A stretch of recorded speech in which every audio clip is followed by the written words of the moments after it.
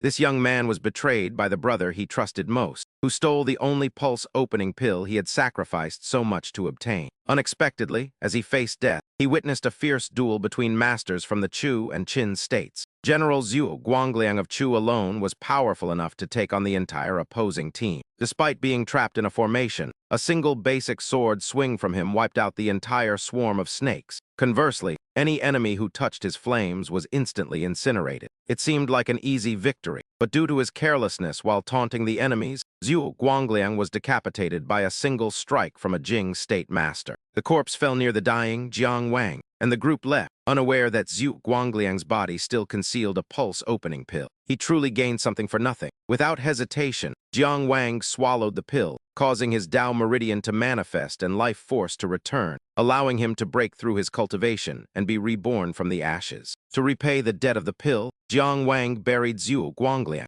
an act of kindness that accidentally triggered the overlord system. Jiang Wang can now enter the Taixu illusionary realm to train at an incredible speed. Everything there is real except that it causes no physical harm to the host. By paying points to the system, he can manifest every cultivation method and Tao art in existence, though he soon realizes the system isn't so easy to exploit, as he must face a challenge in 30 days or face demotion. Soon, the Taixu illusionary realm vanished, returning Jiang Wang to reality, where he felt a burning rage remembering the betrayal of his trusted brother. The next day, Jiang Wang returned to the Tao Academy to seek revenge, where a tall, dark, and sturdy young man greeted him with a warm embrace. This man was Du Yehu, Jiang Wang's second sworn brother, who was overjoyed to see him return after being missing for so long. Soon after, the eldest brother Ling He and the fifth brother Zhao Rucheng also came out to welcome him. Yet Jiang Wang's gaze remained fixed in one direction, filled with murderous intent. From the crowd, a young man slowly approached. This was the fourth brother, Fang Pengju, the traitor who had stolen Jiang Wang's pulse-opening pill, and he spoke with a look of feigned concern. He asked why his third brother had left without a word for so long, claiming they were all worried, while Jiang Wang kept his head lowered. In a cold, deep voice, he replied that it had been 57 days, during which he thought of him every day, then asked if he truly wanted to see him return. Fang Pengju hesitated for a moment but maintained his composure, asking if there was a misunderstanding and claiming he had been desperately searching for him since the incident. Feeling ignored, Du Yehu chimed in, jokingly complaining that Jiang Wang only seemed to care about Fang Pengju and didn't even think of his second brother. However, Jiang Wang ignored him and continued to press Fang Pengju as if conducting an interrogation, stating that the man couldn't truly be at peace until his corpse was found. The sharp-witted Zhao Rucheng immediately sensed the tension and warned the other disciples to stay out of it as they moved aside, while the crowd in the martial arts hall listened to the strange exchange. The crowd began to murmur in confusion. Wait, is brother Jiang Wang implying something? Don't talk nonsense. Senior brother Fang Bangju has always been a man of great integrity. Ling He, known for his gentle nature, quickly stepped forward to diffuse the tense atmosphere. Third brother, you must have endured a great deal during this time. Let us sit down and discuss this calmly. If you have been wronged or seek vengeance, your brothers will stand by you. We would even appeal to the county or national Tao academies, but we must clarify the facts first. Do not be reckless. What if a villain is sowing discord? Jiang Wang silently approached the wooden chest resting on the floor. No matter how Ling He pleaded, his resolve remained unshaken. He spoke calmly, Big brother, I understand your concerns. I truly cherish the bond of our sworn brotherhood. Unfortunately, someone has betrayed their own brother for the sake of personal gain. Fang Bangju's gaze remained steady as he retorted sharply. Without any evidence, brother Jiang Wang, you should be careful not to make such baseless accusations. Jiang Wang had anticipated that the man would deny everything. Without another word, he delivered a powerful kick to the wooden chest, causing it to shatter instantly. As wooden splinters flew in all directions, Jiang Wang pointed at the object revealed inside and shouted, "This is the proof." The other three brothers looked on, their faces filled with absolute horror. Zhahu spoke hesitantly, breaking the heavy silence. Wait, this is... Fang Bangju's brow furrowed for a moment, but he quickly regained his usual composure. Lying on the cold floor was an old man, bound tightly with his mouth gagged by a rag, capable only of emitting weak, desperate, muffled groans. This man was none other than Fang Deke, a trusted steward of the Fang family. Trembling with fear and drenched in tears, he cowered as Jiang Wang coldly recounted the events. On that day, this servant delivered an invitation, claiming you invited me to Wanju Pavilion to celebrate the defeat of the West Mountain Bandits and the reward of a meridian opening pill. He then enticed me to drink several cups, telling me it was a rare vintage you had personally brought. Little did I know the wine was poison. Before he could finish his sentence, a brilliant flash of cold light suddenly gleamed. With lightning speed, Fang Bangju drew his sword and ended Fang Dekai's life in a single strike. He roared in fury, "You beast! The Fang family never mistreated you. How dare you conspire with bandits and forge letters to harm my third brother? Third brother, this wretched servant surely fabricated lies to drive a wedge between us just to save his own skin. You must not believe a word he said." As they stood back to back, Jiang Wang remained unmoved. "I knew you would kill him to silence the witness. However, it matters not. Before he died, he wrote a full confession of your crimes and signed it with his thumbprint. Would you like to see it?" Fang Bangju put on an expression of extreme grievance. "Third brother, that is all fabricated. What must I do to earn your trust?" Jiang Wang replied with cold certainty. "This hatred cannot be quelled. Only death can settle this debt." Fang Bangju's entire body began to tremble violently as he performed a heart-wrenching act that seemed entirely genuine. "Third brother, must it truly come to this between us?" With trembling hands, he raised his blood-stained sword and offered it to Jiang Wang, tears streaming down his face. "Even though it was that wretched servant Fang Dekai who harmed you, but as the head of the family, I cannot evade my responsibility. If third brother's hatred remains, please take this sword and kill me. I will go to the underworld without a single word of resentment. I am so sorry, brother." Seeing Fang Pengju humble himself and beg for death, the onlookers immediately felt indignant, shouting for senior brother Fang to stop, as a great man should not die so easily. They all believed in his character, but after a moment, Jiang Wang spoke coldly, stating that it was no longer necessary while Yihu watched. Ru Cheng and Ling, he breathed a sigh of relief upon hearing this, and Yihu quickly agreed, suggesting that third and fourth brother should just let the matter rest. However, Jiang Wang did not intend to forgive. He drew the longsword at his waist and hissed that Fang Pengju's sword was too filthy, so he would use his own to kill him, causing the man's golden pupils to contract sharply. He could not believe his ears. While Yihu, Ru Cheng, and Ling he also stared in horror, never dreaming that Jiang Wang could be this heartless. As the ruthless blade of judgment descended, Fang Pengju instinctively dodged with lightning-fast reflexes, causing the sword in his hand to fall onto the tiles with a dry metallic clang.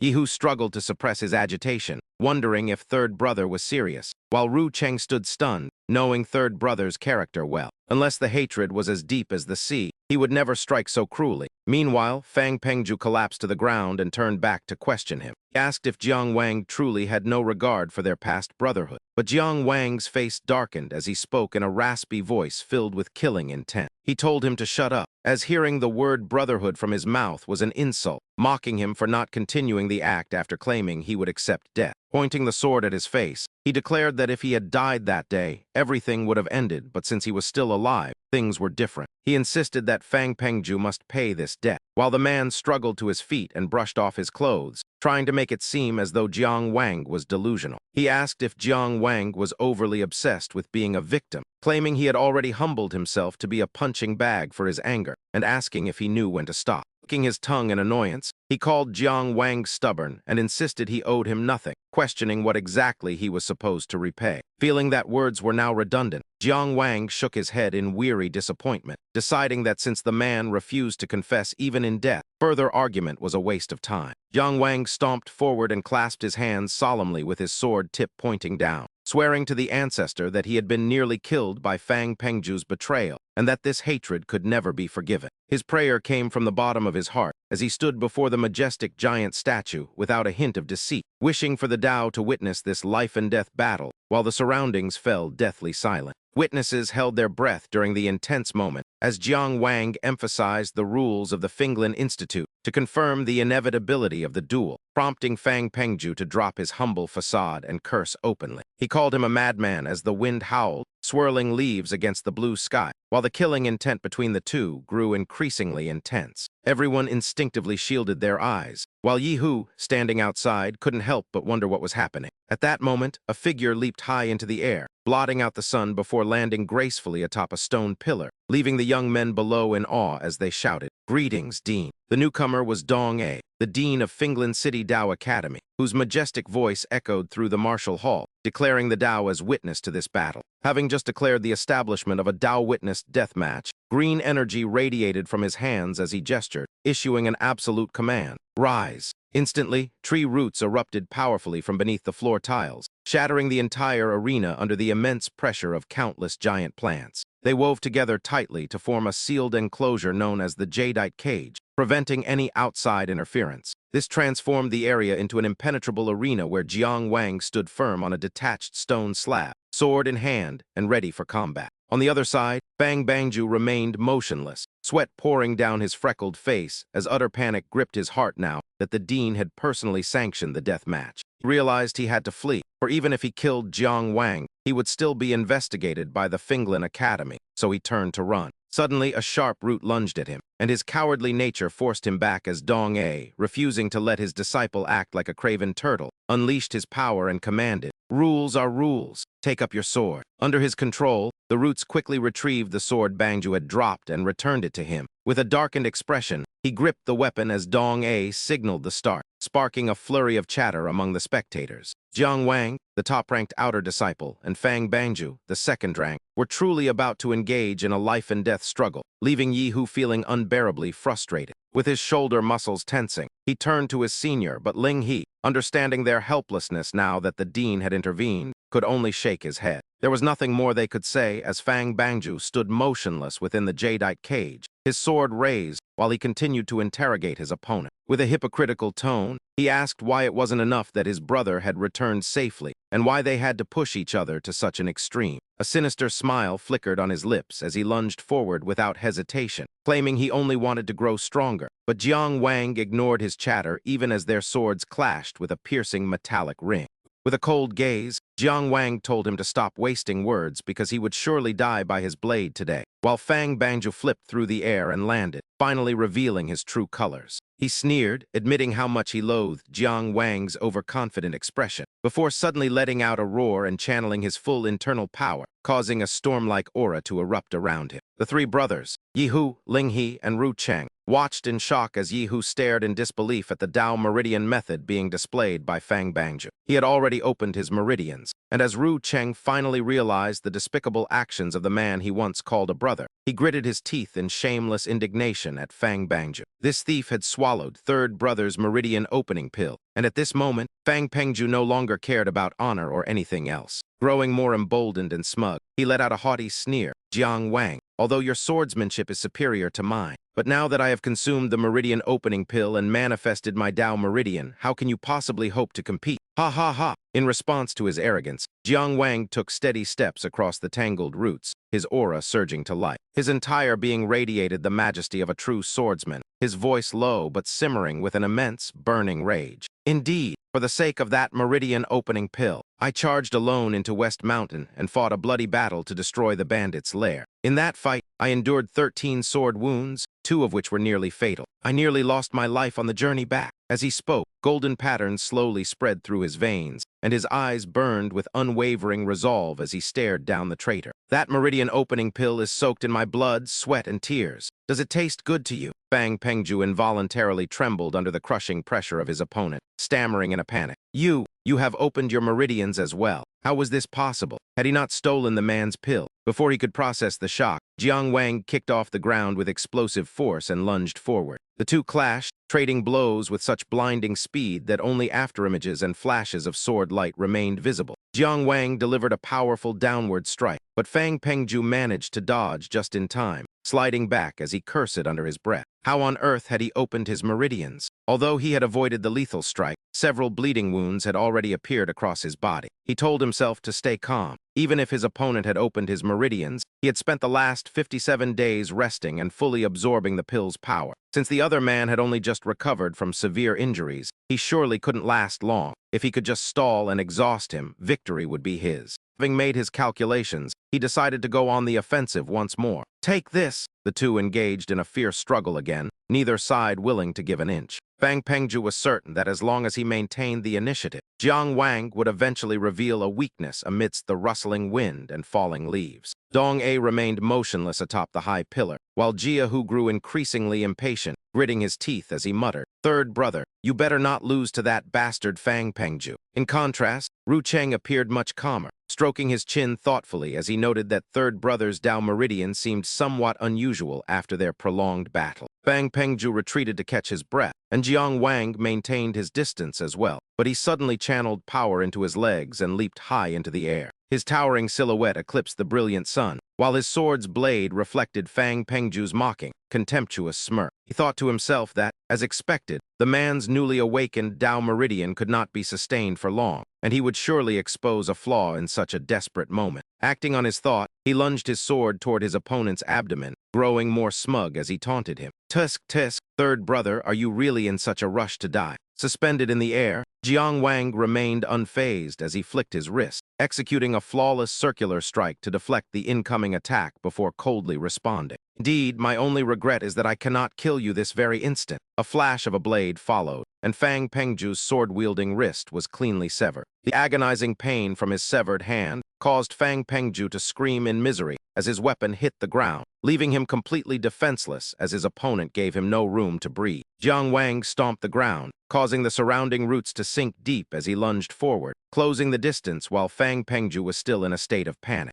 Instead of using his sword, Jiang Wang delivered a thunderous elbow strike directly into the man's ribs, followed by the dry, sickening sound of shattering bones. The blow forced Fang Pengju to cough up a mouthful of fresh blood as his ribcage collapsed, sending his body flying back like a kite with a severed string. The roots that had remained still until now suddenly lashed out to bind Fang Pengju's legs, sparing his life only to violently hurl him back inside the jade cage. The battlefield fell silent as Jiang Wang paused, his hand gripping the hilt of the broken sword buried in his waist, a wound from 57 days of hovering between life and death. "I never stopped imagining this moment," he said, pulling the blade from his flesh. This physical agony was nothing compared to what he had endured, and only now did the man realize his opponent's true intent. Unable to restrain himself, the man cursed inwardly. "Damn it, he intentionally showed a weakness to lure me in," as Jiang Wang tossed the bloodied sword aside. "Finally, I can have my revenge." Fang Pengju's voice was now incredibly faint, possessing almost no strength left to resist as he stammered. third brother, please spare me. Forgive me just this once." He subconsciously backed away slowly until his heels struck the barrier of the jade cage. Looking down from this height while severely injured, he knew a fall would be fatal. Consumed by the terror of death, he screamed out, using his family's status as a final desperate lifeline.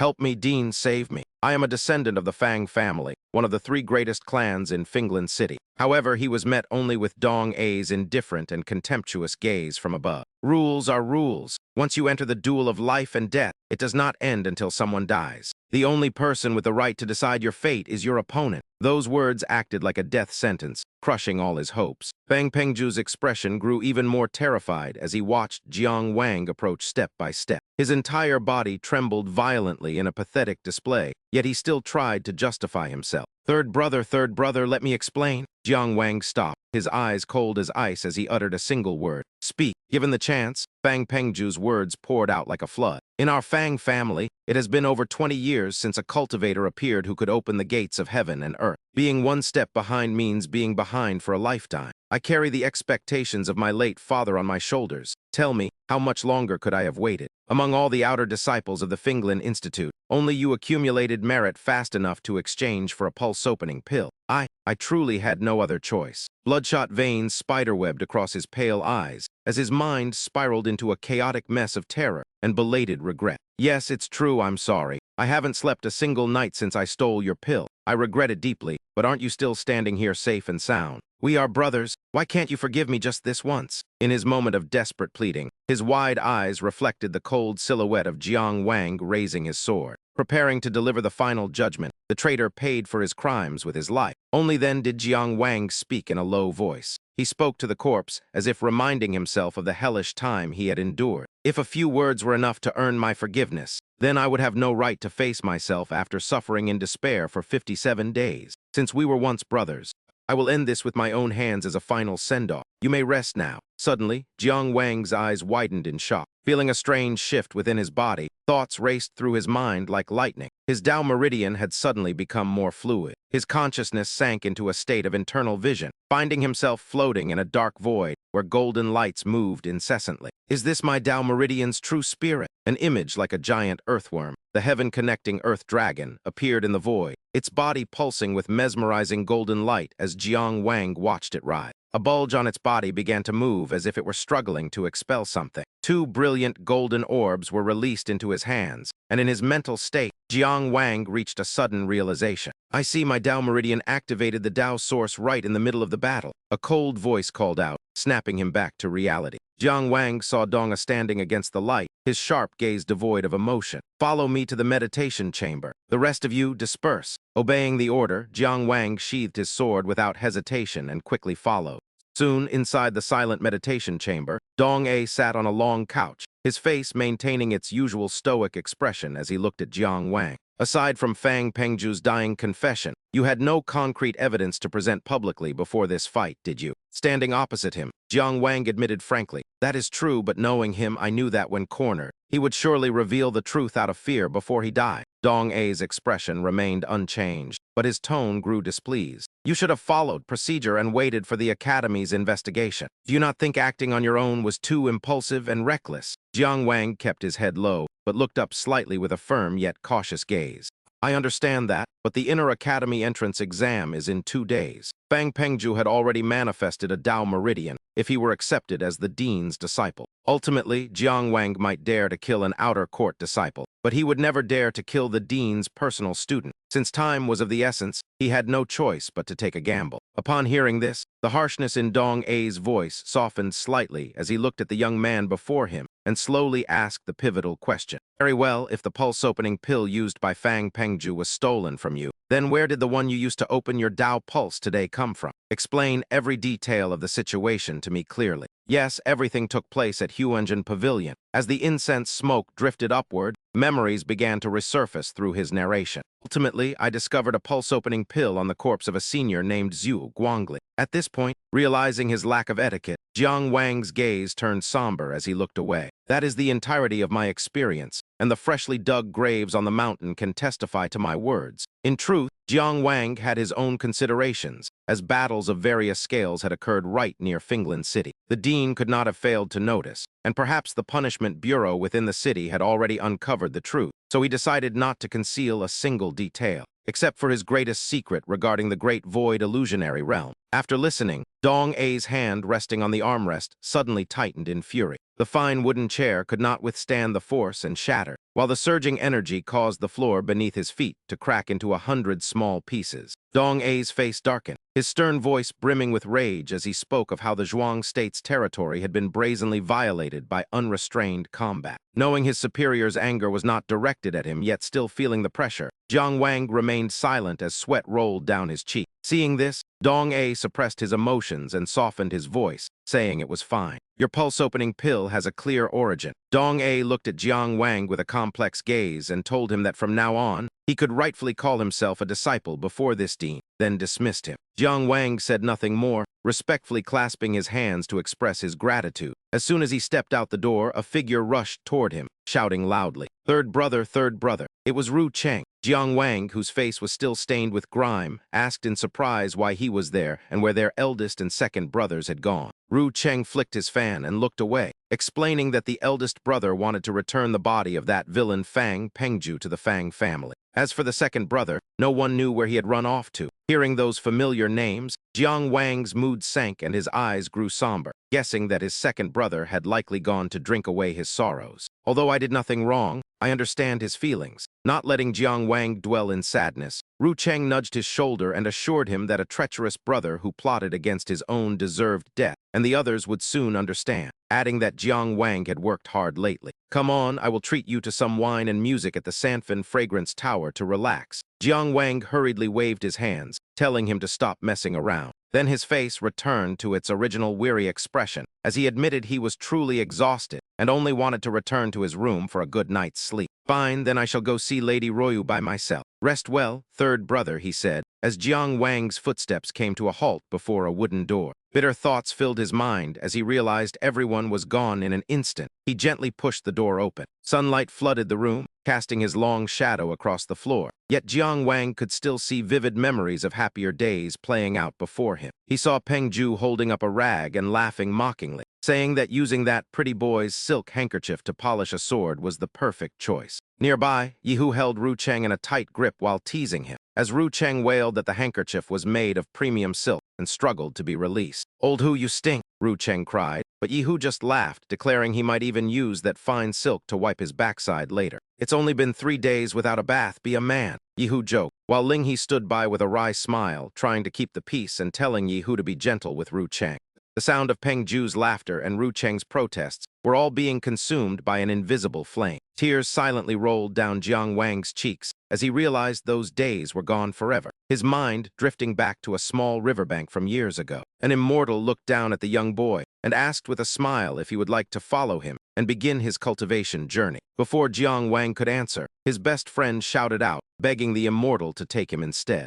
Naively, Jiang Wang suggested that since they were best friends, perhaps the immortal could take them both so they could cultivate together. The immortal coldly refused, stating he would only take one disciple, and while Jiang Wang was trying to find a solution, his friend suddenly struck. He violently shoved Jiang Wang aside and screamed with malice that this opportunity belonged to him alone, telling Jiang Wang to go die. Jiang Wang vividly remembered the terror of that betrayal as he lost his balance and plunged into the freezing river, unable to fight back despite his struggles. His body grew heavy, and his chest tightened as he sank into the darkness. The immortal's cold and distant expression etched forever into his young mind. "Though his nature is not as good as yours, his heart is far more ruthless. Remember, the path of cultivation is one of constant struggle." Those chilling final words jolted Jiang Wang awake from his nightmare, and he sighed wearily as he realized he had been dreaming of that day again. The moon was already high in the sky, and he wondered why his brothers hadn't returned yet as he sat in the cold, oppressive silence. Jiang Wang politely asked a figure ahead if they had seen senior brother Ling He, but the man only shook his head and muttered that he hadn't, his movements growing more erratic.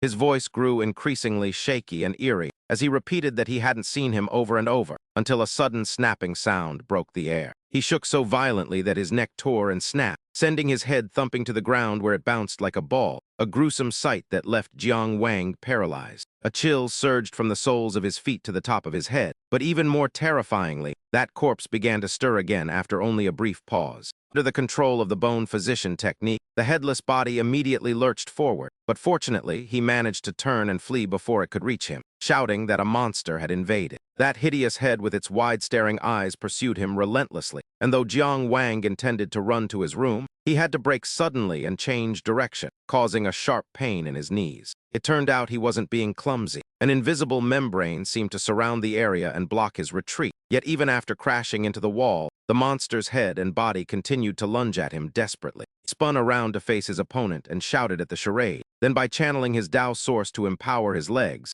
Jiang Wang unleashed a lethal spinning kick. The precise strike sent the head flying back to collide heavily with the charging torso, and only after completing this perfect strike did Jiang Wang look down in surprise. The top of his foot had been torn open by the bone physician at some unknown moment, and the wound now glowed with an eerie green light that filled him with deep concern. However, the urgency of the situation allowed no room for distraction, so he quickly took a defensive stance to observe his foe, only to be met with a surprise. After retrieving the head that had been kicked away, the monster threw open the back of his robe to reveal a withered skull that was laughing mockingly. My, your leg strength is quite impressive, brat. Since when did outer court disciples start opening their meridians?" he remarked, not waiting for Jiang Wang to respond or speculate. The bone physician hurriedly reattached the head to the neck and smacked his lips in praise, gloating that the flesh of a cultivator who had opened their meridians was truly delicious. While the man was busy twisting his body parts back into place, Jiang Wang quickly analyzed the situation,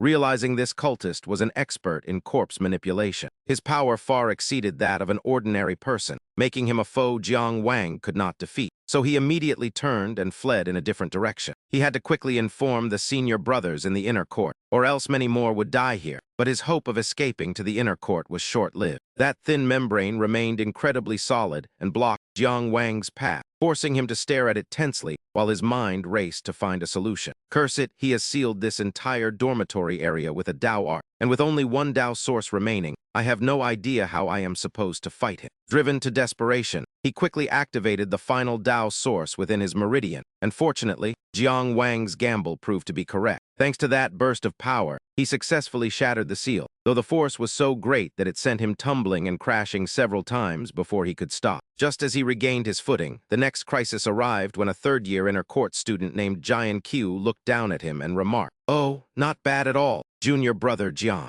I did not expect you to know how to harness the power of the Tao source to shatter the seal." At the same time, Jian Qiu noticed the injury on his leg and spoke up. "Leave this place to me. You should quickly head to the academy to find a physician for your wound." However, as soon as he finished speaking, Dong A's familiar, stern voice suddenly interrupted. "There is no need. I, the dean, will handle this matter personally." Seeing the leader appear, Jiang Wang immediately gave a concise report. "Dean, that heretic is an expert in corpse manipulation, and an outer academy disciple has already been killed." Suddenly, the wound from the monster's bite throbbed intensely, forcing a cry of pain from his lips. Since the boy was a disciple under his jurisdiction, Dong A spoke in a measured tone. "I am aware." Soft leaves began to swirl around him, twisting together as they flew to form a tube-like shape. It plunged directly into the wound on the back of Jiang Wang's foot. The sensation of something probing the burning area was truly an indescribable agony. Jiang Wang could only bite his lip and endure the pain. Because the corpse energy left by Guya was so potent, the leaf-based poison-extracting thorn rapidly turned a murky gray until the toxins were fully purged and it was withdrawn from his foot. It had become as bloated as a ball filled with toxic gas. The ordeal left Jiang Wang in such agony that he had to gasp for breath in heavy bursts.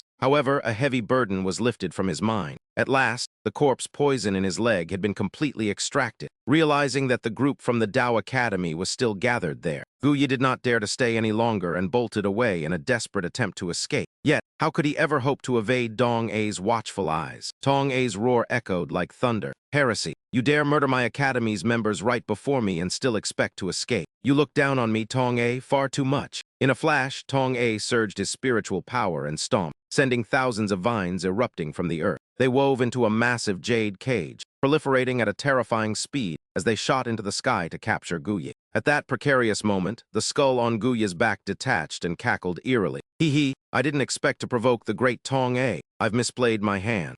The panicked head asked the body for a plan, and the body immediately hurled the head away, shouting for them to split up and run. Launched by that force, the skull streaked through the air toward a nearby root, looking back to see the body already pinned fast by the vines. Knowing there was no hope of defeating Tong A, he decided fleeing was the only choice, inwardly praising his own cleverness.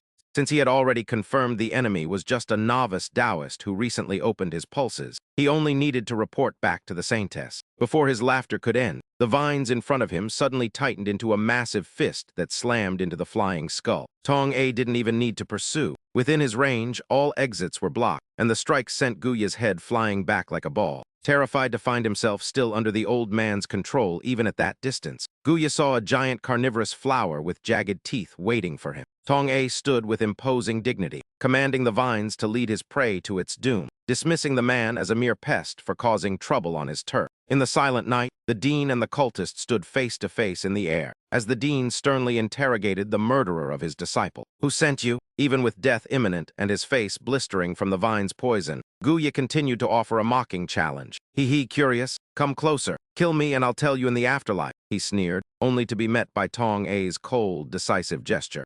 The spirit-fed flower swallowed the prey instantly, and as it digested the cultist, Tong A coldly stated that the murder of a Zhuang state cultivator would not go unpunished. He ordered his disciples that he would head to the city lord's mansion for an explanation, leaving Jian Qiu to handle the remaining matters. Jian Qiu bowed as Tong A took flight and vanished into the wind, while Jiang Wang watched with such admiration that he forgot the pain in his back. Wondering if he could ever attain the power of a fifth-grade expert, he was deep in thought when a sudden tap on his shoulder made him jump. "Third brother," Jiang Wang turned back, his voice filled with both annoyance and shock as he asked why the other had returned.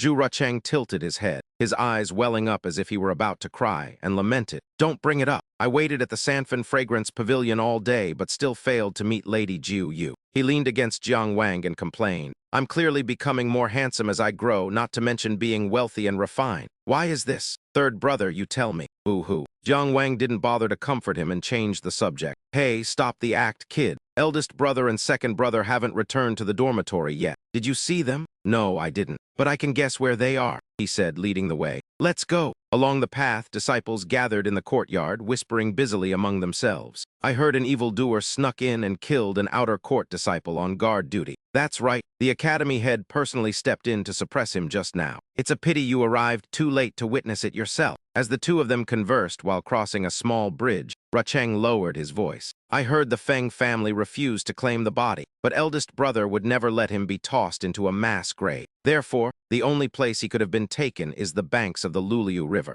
As expected, the sight of their two senior brothers standing silently before a freshly mounded earthen grave appeared before them. Just as I thought, look over there. Hearing footsteps, Linghe turned his head. The corners of his eyes were still red, and tear tracks hadn't fully dried on his cheeks. Rucheng, Jiangwang, you've arrived. Holding a name tablet in his hand, Linghe sighed with deep emotion. The only thing in this world that never changes is the fact that everything is constantly changing. When we first met, we brothers often came here to practice our swordplay. Who could have imagined it would end up like this? Jiang Wang stepped closer. He looked at the stone tablet inscribed with grave of Fang Pengju, erected by his elder brother Linghe, with a broken sword thrust into the ground beside it. Linghe bared his heart, looking at Jiang Wang with a hesitant gaze. After all, Pengju once helped us during difficult times. I couldn't bear to leave his body exposed in the cold wilderness. Jiang Wang, you won't blame me, will you? Of course not. They held a simple funeral service, burning some joss paper for the deceased. None of us are children anymore. I won't let this matter affect our brotherhood. Don't worry about it, because the grievances between him and me have already come to an end. Linghe sighed softly, his contemplative gaze accepting of fate as if he had grasped a profound truth. He spoke slowly. As Rucheng said, the future holds countless variables, but change usually only brings fear to people. The somber atmosphere was suddenly shattered by Zhu Rucheng's playfulness. He flicked his fan open and began teasing Du Yehu. Oh, let me see. I wonder if those droplets on second brother's face right now are tears of weakness or just some fine wine. The youth giggled behind his hand, feigning surprise. Hey, Du Yehu, are you actually crying? Ha ha ha. Du Yehu's face turned beet red as he gnashed his teeth and roared in fury. Chu Rucheng, you little brat. With that, he swung his leg to kick the teaser's backside, shouting that he would kick him to death. Chu Rucheng bolted away instantly, laughing while loudly pleading for mercy. Big brother, third brother, save me. I was wrong, brother who, please spare my life. Leaving the boisterous laughter behind, Linghe stepped lightly toward the center of the stream and turned back to speak words from the bottom of his heart. If he wants to change, then let him, Linghe said, glancing at Jiang Wang who stood behind him with a resolute gaze. As long as our hearts remain steadfast, no matter what the future holds, we brothers will face it together, right, third brother? Jiang Wang's eyes showed a hint of sadness as he looked down at the babbling water. He then looked up, his eyes filled with an unyielding determination. As long as our hearts are firm. Under the brilliant moonlight, the four brothers played together just like old times. Jiang Wang even joined Du Yehu in teasing Chu Rucheng, saying, second brother, let me hold him tight. You strip off his pants and then flick him for me. He. Chu Rucheng clutched his head and lamented to Jiang Wang, why are you treating me like this? Big brother, save me. For a brief moment, it felt as though the phantom of Fang Pengju from the past was also standing there laughing. Linghe smiled and stepped in to stop them. All right, that's enough, you guys. But try to preserve our fifth brother's handsome face a little. In the dead of night, a chilly wind blew softly under that same gentle moon, yet its light cast a sinister glow upon Huenjin Temple. This temple had been deserted for a long time, with cobwebs in the corners and dust everywhere. A slender, pale hand was placed near an incense burner. It was Miao Yu. He sat there waiting. From outside the door, a dark figure approached and spoke. Gu Yi entered with a look of disgust, covering his skeletal nose with a cloth as he coughed and surveyed the area. Cough, cough, it really is filthy.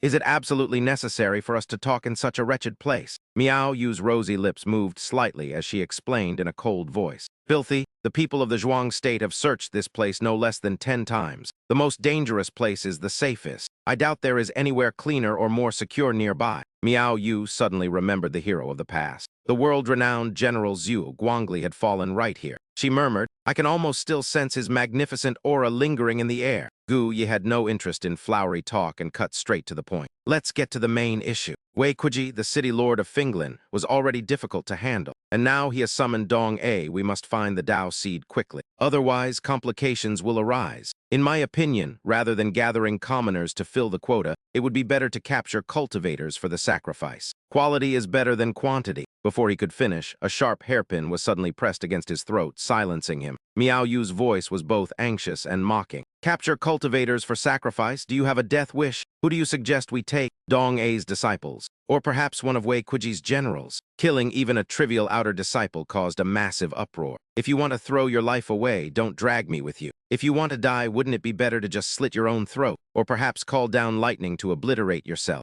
Either way, it would be much cleaner than falling into the hands of those two terrifying men. Having said that, she lightly grazed Guya's neck with the pin as a warning before pulling it back. You should learn humility before the day Ozzy arrives, as a single mistake could ruin the white bone sect's grand design, a burden neither of us can carry. Guya broke into a cold sweat, wiped his chin, and asked how the sacrifice should proceed. The beggars used as sacrifices in this place have all been exhausted. Miao Yu rose listlessly and descended the steps, noting that the beggars were merely a facade to deceive the public. If they are gone, then so be it, for the elder has already arranged the true plan, which is what I intended to inform you of tonight. After walking a short distance, her slender frame came to a sudden halt. Furthermore, are you aware that not all the beggars in this ruined temple have perished? I detect a familiar scent emanating from the Finglin City Dao Academy. I have no interest in the life or death of a mere beggar. Having spoken, his silhouette gradually turned black and dissolved into the barrier. He left behind only biting words to sow seeds of unease, advising her not to be arrogant simply because she was nominally the Dayazi's woman. Whether the Dayazi will even accept her once he appears remains to be seen. With those words, he transformed into a drop of black ink and vanished after Guya departed.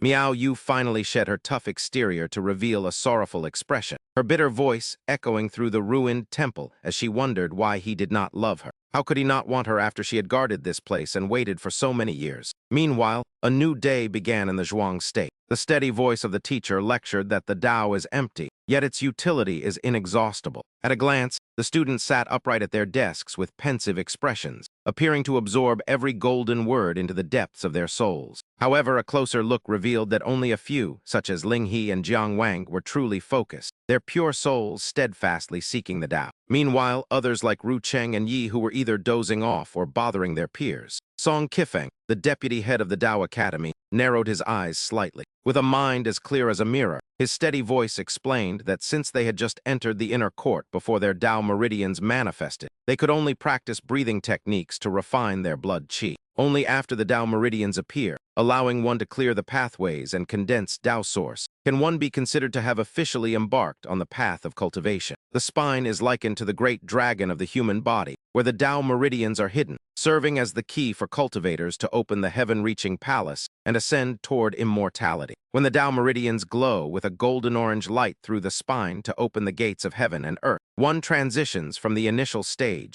to the middle stage. And asked if any disciple could explain the classification of cultivation realms. Seeing Ling He raise his hand, Song Qifeng nodded for him to proceed. Ling He stood and calmly replied that there are 9 ranks of cultivation, ascending from the 9th rank Wandering Meridian Realm to the 8th rank Zhou Tian Realm, and the 7th rank Heaven-Reaching Realm. These are followed by the 6th rank Soaring Dragon, 5th rank Inner Palace, 4th rank Outer Tower, 3rd rank Divine Forest, 2nd rank Truth Cave, and the 1st rank Tao Manifestation Realm. Perfect answer drew an involuntary compliment from him, noting that transcendence begins after entering the 9th realm. The hallmark of reaching the 9th realm is establishing a Tao whirlpool to circulate Tao water within the Palace of Heaven, which requires the Giyuan formation the Academy is about to teach. As he delved deeper into the cultivation method, he explained that after accumulating enough Tao essence, they must arrange it across the 81 points of the Giyuan formation. Once the formation is set, the Tao whirlpool is born. While the teacher lectured passionately, Jia Hu was sneakily poking Ru Cheng's nose to tease him. This caused the nearby Jiang Wang to frown in annoyance, while only the distant Ling He remained focused as Song Qifeng observed everything despite his half-closed eyes. He explained that during the early meridian opening stage, ordinary people can only pulse their meridians twice a day to gain 2 Tao essence, before silently flicking his sleeve. An invisible force struck the 2 lazy students, sending them tumbling as they scrambled up to listen to his meaningful lecture on the necessity of diligence. He continued, stating that with the Giyuan formation, it takes at least 41 days to form 1 Tao whirlpool, while the 8th realm requires 3 for a small Zhou Tian cycle. 3 small Zhou Tians form a great Zhou Tian, at which point the great dragon Tao meridian awakens to reveal the gate of heaven and earth, marking the 7th realm. Jiang Wang memorized the requirements: 1 Tao whirlpool for the 9th realm, 3 for the 8th, and 9 for the 7th, as he began calculating on his fingers. With 81 Tao essence per whirlpool and 9 whirlpools needed, he struggled with the math of how long it would take at a rate of 2 Tao essence per day. Ling He smiled and helped him out, noting it would take 365 days, though in reality, it depends heavily on an individual's talent and serendipity. Furthermore, once a Tao whirlpool forms, it generates its own Tao essence to accelerate cultivation, prompting Jiang Wang to scratch his head and thank his elder brother. However, Jiang Wang remained pensive, recalling that Master Dong was considered a genius in the Zhuang state for reaching the 5th realm before 60, unlike the monstrously talented Zhu Guangli. He wondered if he could ever catch up to people like Li Yi, while Song Qifeng, amidst the rising incense smoke, instructed them to preview the basics of Tao arts.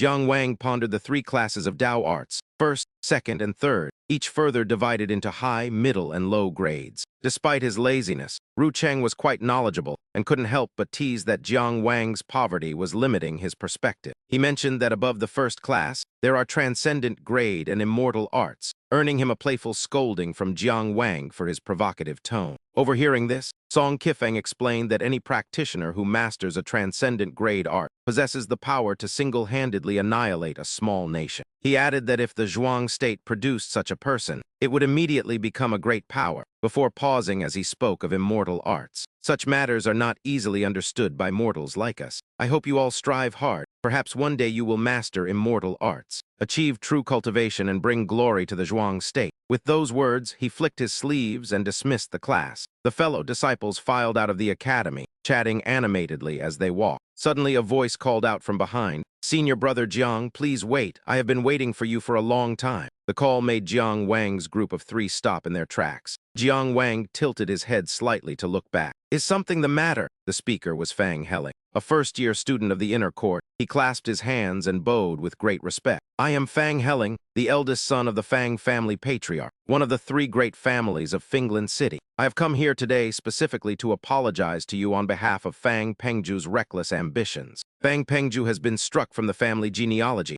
Our Fang family will never harbor such heartless and unrighteous people." Jiang Wang and his 2 friends listened only that far before turning to walk away. "It is all in the past. No need to worry about it." This indifferent reaction startled Helling, and not wanting to miss his chance, he quickly darted forward to block Jiang Wang's path with his arms spread wide. Wait a moment, senior brother Jiang, I haven't finished yet." Jiang Wang was starting to lose his patience. "What exactly do you want?" Helling began to ramble on again. "What I wanted to say is that yesterday I finished the meridian opening pill that my father spent a fortune to purchase. Tao meridians have now manifested." As he spoke, he tried to maintain a friendly expression. "Among the inner court disciples this term, only you and I have manifested Tao meridians. Shouldn't we be closer?" Without letting him finish, Jiang Wang silently walked straight ahead, his shoulder accidentally colliding hard with Helling and sending him staggering to the side. He didn't even bother to look back, uttering a dull, weary remark before walking away. Being completely ignored, Fang Helling trembled with rage, his fists clenched so tightly that his veins bulged. Gritting his teeth, he hissed, "You're good, Jiang Wang." Night fell and silver moonlight bathed the dormitory area.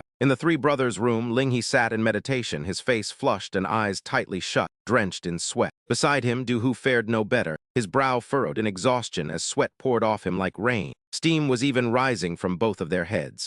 Seeing this, Jiang Wang thought to himself, "Eldest brother and second brother are working hard on their breathing techniques. I cannot be slack, or I will soon be overtaken." Suddenly, he opened his eyes wide and stared into the void, his body stiffening slightly. Today was the 15th, the appointed time for the challenge in the Tehu illusionary realm. He opened his left palm, revealing the faint glow of a crescent moon mark. Jiang Wang closed his eyes and focused his mind. He had to complete the mission there first. Instantly, his consciousness was transported to an illusory space suspended between heaven and earth. A magical formation appeared beneath his feet as a majestic voice echoed in his ears. "Welcome, master of the Dongzhen blessed land." As if unwilling to waste time, the mechanical voice continued. The challenge countdown began. Jiang Wang looked up at the Tao Evolution platform above, drawing his sword and taking a combat stance. The countdown echoed steadily through the space. 19, 18. A hint of anxiety touched his heart, wondering what kind of opponent today's challenger would be. 12, 11. His brows furrowed as his gaze fixed on the void ahead. He calculated quickly in his mind. Over the past 30 days, I have completely absorbed the meridian opening pill. Furthermore, with a few Dao Source stones left after opening his meridians, Jiang Wang reassured himself that although victory wasn't certain, he should at least be able to trade a few blows with his opponent. 3, 2, 1. Time was up, yet nothing happened as a line of text appeared in midair. The challenger has forfeited.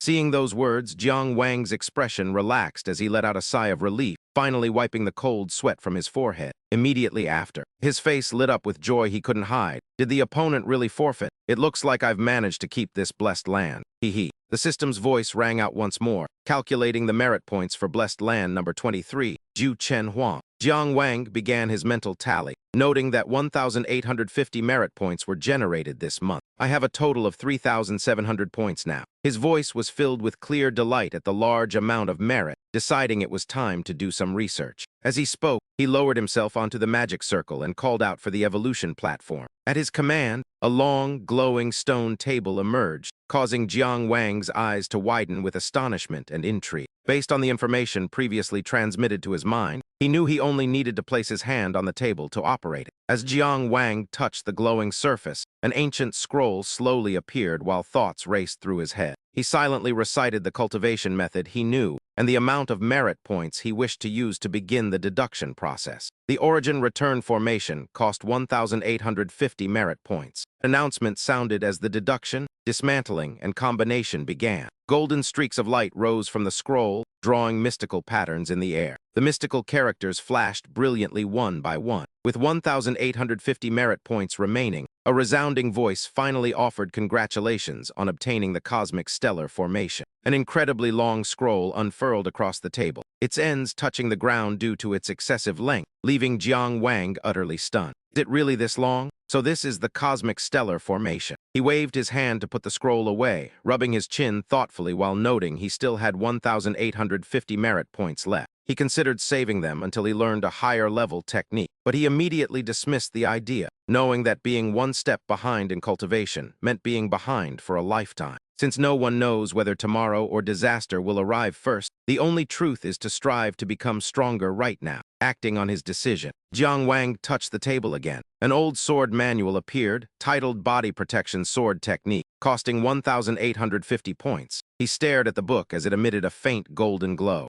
A hint of doubt crossed his mind, wondering if a sword manual bought from a street stall could actually evolve into any decent techniques. The system's emotionless voice announced the start of the deduction, dismantling, and combination. Golden characters soared into the air, transforming into figures performing exquisite sword movements as the light illuminated his handsome face. Jiang Wang couldn't help but exclaim in admiration at the incredible technique. Soon after, a surge of light completely enveloped him. The sword in Ru Cheng's hand was sent flying, leaving only the lingering afterimage of a straight black sword strike in the sky. The young man clutched his hand, which was still trembling from the aftershock. With a face full of resentment, he questioned, "Damn it, I can usually win at least 3 out of 10 matches. How did I end up losing 20 in a row today? Third brother, what on earth is this new swordsmanship of yours?" Jiang Wang calmly sheathed his sword and gave a gentle smile. "I acquired this new swordsmanship by chance. It consists of 9 training forms and 5 killing forms. Though I've only mastered half so far, my understanding of the sword has far surpassed what it once was." Jiang Wang stood with his arms crossed, watching his junior approach, and said humbly, "However, this swordsmanship doesn't have an official name yet. Ru Cheng, you have a talent for literature, so why don't you name it for me?" Ru Cheng shook his wrist to ease the numbness. While thinking seriously, he said,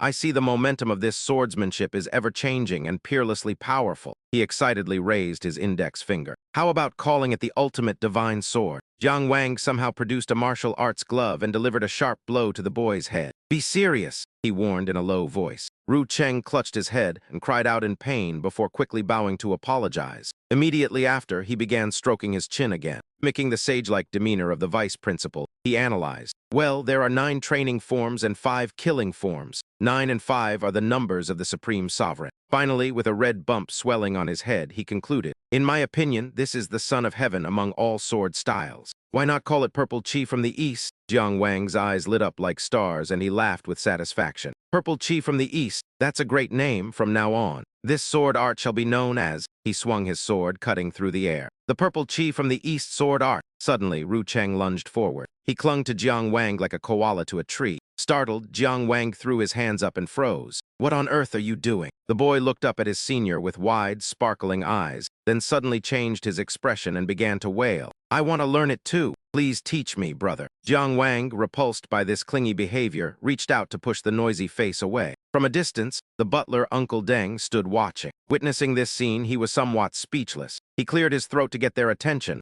"Ahem." Uncle Deng bowed slightly, holding a sword with both hands as he respectfully announced. "Young hero Li Jiankyu from the Dao Academy is here to see young master, Jiang Wang." The man behind him also cupped his hands in a respectful salute. The sky was clear without a single cloud as the two walked through the moon gate together. Jiang Wang followed behind Li Jiankyu and spoke in a polite tone. "I'm sorry to trouble senior brother Li to come here in person to notify me. I wonder what instructions Master Dong has for me." Li Jiankyu maintained an expressionless face as he looked straight ahead and replied, "It's just a simple notification. I'm not some descendant of a prestigious family. Junior brother Jiang, there's no need for such formalities. As for why Master Dong summoned you, I'm not entirely sure, but I suspect it's related to the recent demon attack on the Outer Academy." Jiang Wang's heart raced as he began to speculate anxiously. Could Master Dong have uncovered some vital lead at the City Lord's manor? Upon arrival, Li Jiankyu gestured toward two figures waiting by the threshold. Without turning around, he announced that everyone had arrived, leaving Jiang Wang's mind racing with questions about the presence of others. As soon as Fang Helling noticed them, he looked up with a sneer and spoke in a mocking tone. "Oh, so the person senior brother Li went to fetch was Jiang Wang." Standing on the steps, he continued to point and chatter incessantly. "I'm telling you, Jiang Wang, you're really something. Not only did you trouble senior brother Li to find you, but you also kept senior brother Zhang waiting for so long." Jiang Wang and Li Jiankyu ignored the fool's babbling and solemnly cupped their hands to respectfully greet the other person. "Greetings, senior brother Zhang." Zhang Linchuan, a fifth-year inner court student known for his elegance in his refined scholar's robes, slowly turned around with a gentle smile and a soft voice. "Greetings, brothers. Master Dong is meditating inside, so we should wait in silence." After he spoke, the four of them moved to separate corners, keeping to themselves under the quiet eaves. A moment later, the heavy rosewood doors finally creaked open as the sound of footsteps echoed from within, drawing closer until they stopped at the threshold. The four of them simultaneously cupped their hands and bowed, shouting in unison, "Greetings, Master Dong," as Dong A stepped out with a stern expression. His gaze was as sharp as a blade, flickering with a murderous aura as he got straight to the point regarding the demon's attack and the slaughter of an outer disciple. "You are likely all aware of this. Although the City Lord promised our academy a thorough investigation, the Punishment Bureau has yet to produce any results." With his hands behind his back, he scanned the four disciples and spoke firmly. "Our academy's affairs do not require outsiders. Therefore, the academy is sending you to investigate this matter. Merit will be awarded based on the standards of an 8th grade mission." Dong A then turned to Li Jiankyu, noting that Jiang Wang and Fang Helling were the only disciples whose Dao meridians had manifested this term. "As senior brothers, you must guide them diligently and help refine their skills." Upon hearing his name, Fang Helling's face flushed with excitement, his expression radiating smugness. Dong A continued his instructions to Zhang Linchuan. "Linchuan and Jiankyu, you two will split up, each leading one junior to investigate. The mission rewards will be split in a 1-to-9 ratio." Zhang Linchuan and Li Jiankyu bowed to accept the order without a change in expression. Finally, Dong A concluded, "Whichever side finds a lead first will receive 90% of the merit. My arrangements are final." The disciples immediately cupped their hands and replied, "We obey your command, master." Dong A flicked his sleeves and turned away, leaving them with his cold, haughty silhouette. He waved his hand to dismiss them. In the lotus pond, colorful koi swam leisurely among the lush green leaves. Zhang Linchuan, as the eldest senior brother, spoke first to break the silence. "I have an acquaintance at the Punishment Bureau, and there are a few useful leads regarding this demon attack." He looked at the other three, maintaining a gentle smile as he politely sought their opinions. "First, before the attack, that demon stayed at the Fulai Inn for 3 days and surely left traces. Second, a family in Tangsha town was brutally massacred, and the scene is thick with the stench of death and decay. Do you junior brothers have any suggestions regarding the investigation or the team assignments?" Fang Helling quickly raised his hand to speak first. "Although I really want to follow senior brother Li, our Fang and Zhang families have been close for generations, so it's a pity, but I request to go with senior brother Zhang." Li Jiankyu stood as still as a wooden statue, his expression cold as he spoke. This intelligence was gathered by senior brother Zhang, so naturally everything should follow his coordination. Jiang Wang also nodded in agreement. not wanting to stand out from the group. I will also follow senior brother Zhang's arrangements. Zhang Linchuan lightly raised a handkerchief to cover a soft cough, but just as he was about to speak, Fang Helling interrupted him. Crossing his arms, he condescendingly questioned Jiang Wang. Hey, senior brother Zhang asked for our suggestions, yet you only know how to parrot senior brother Li without any thoughts of your own. The other three seemed to share a silent understanding. They collectively ignored the brainless fool as if he were thin air. Zhang Linchuan cupped his hands and turned to leave, issuing his final command. Then we depart tomorrow. Junior brother Jiangqiu, take junior brother Fang to investigate the Fulai Inn. I will take junior brother Jiang to Tangjia town. Seizing the moment, Jiang Wang bowed quickly and replied, As you command, senior brother Zhang. Horses galloped past with thundering hooves, kicking up clouds of dust that startled a flock of crows scavenging by the roadside into a frantic, mournful flight. An old woman in tattered, patched clothes clutched a bamboo basket and bowed her head, stepping aside to make way. Jiang Wang and Zhang Linchuan rode one after the other, pulling back on their reins to slow their horses to a leisurely pace along the narrow trail. Jiang Wang scanned the surroundings and remarked, The people of Tangjia town mostly live by hunting. They usually only gather for trade on the 1st and 15th of the month. Since it's not a market day, the streets are deserted with very few passers-by. Zhang Linchuan nodded in understanding. So that's how it is. Sitting upright in his saddle, he offered a gentle smile and did not hold back his praise for his junior brother. It's clear that junior brother Jiang has put a lot of effort into researching this before starting the mission. Jiang Wang felt a bit overwhelmed by the unexpected compliment. However, he silently steeled his resolve. Senior brother Zhang was an elite fifth-year student with a prestigious reputation on the Dao Academy rankings.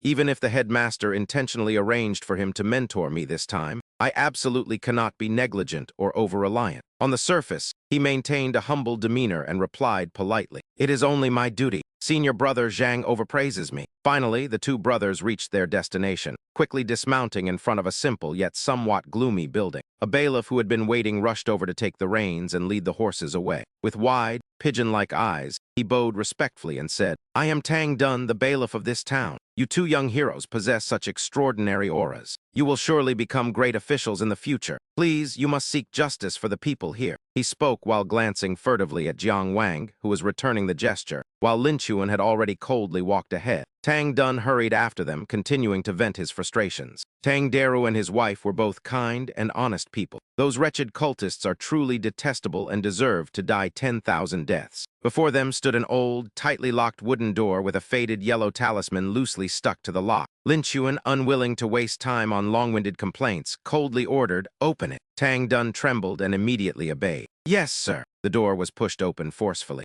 As it swung wide, a pungent, foul stench wafted out, causing Lin Chuan to instinctively cover his nose and mouth with a handkerchief. His brows furrowed in disgust. The two brothers quickly entered the dilapidated house, where the aura of death lingered as thick as a heavy fog. The ground was strewn with a chaotic mix of human and animal remains. Jiang Wang led the way, his hand tightly gripping the hilt of the sword behind his back, full of alertness. The cowardly Tang Dun only dared to peek from outside the door, calling out his encouragement. Be careful, young heroes. The evil energy in here is very heavy. Entering the main hall, the crime scene appeared vivid and horrifying. A withered white skeleton, still wearing its clothes, was slumped over the dining table. In front of it was a half-eaten meal with bowls and chopsticks. The chair behind had been knocked over, and Jiang Wang carefully observed the bowl of food. He was surprised to find the colors were still quite fresh, with no signs of rot or maggots. Doubt rose in his heart. The food had not spoiled, yet the corpse had already become white bone. Could it be an evil art like stealing the sky and changing the sun, or a demon's corpse refining? He maintained his defensive posture. Without turning his head, he asked for Lin Chuan's opinion. Senior brother Lin, do you want to come inside and investigate? Lin Chuan covered his nose with a cloth and flatly refused, assigning tasks instead. No need. We should split up to investigate. Report any issues immediately. With that, Lin Chuan bypassed the corpse in the main hall and headed for the room on the right, while Jiang Wang pushed aside a tattered curtain to enter the opposite chamber. This appeared to be the family's bedroom. While the bedding atop the cupboard remained neatly folded, the rest of the room was in shambles, as if a violent storm had swept through.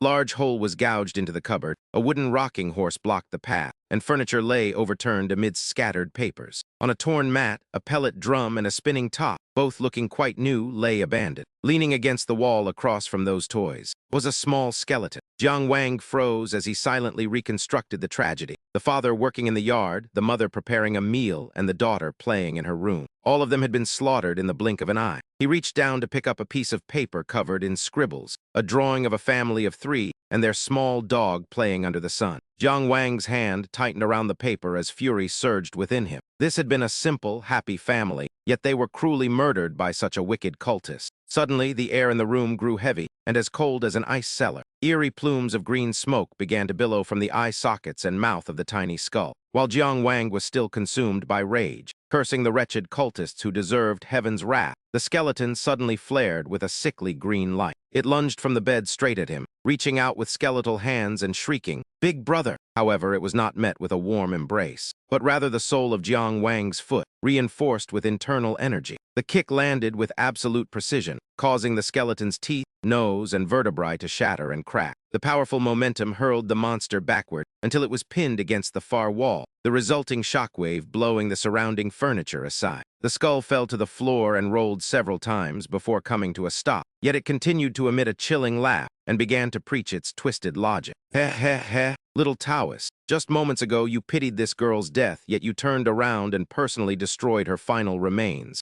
How hypocritical. Jiang Wang gripped his sword with both hands, taking a defensive stance as he replied coldly, "You are the one who killed her and turned her corpse into a monster. You filthy cultist, don't think your deceptive words can sway my resolve." He quickly analyzed the situation, realizing the room must have been placed under a soundproofing spell. Otherwise, senior brother Zhang would have surely rushed in to assist after such a loud commotion. The skull continued its provocation. "A stubborn little Taoist indeed, but no matter. Since no one can enter or leave, you can slowly wait for death."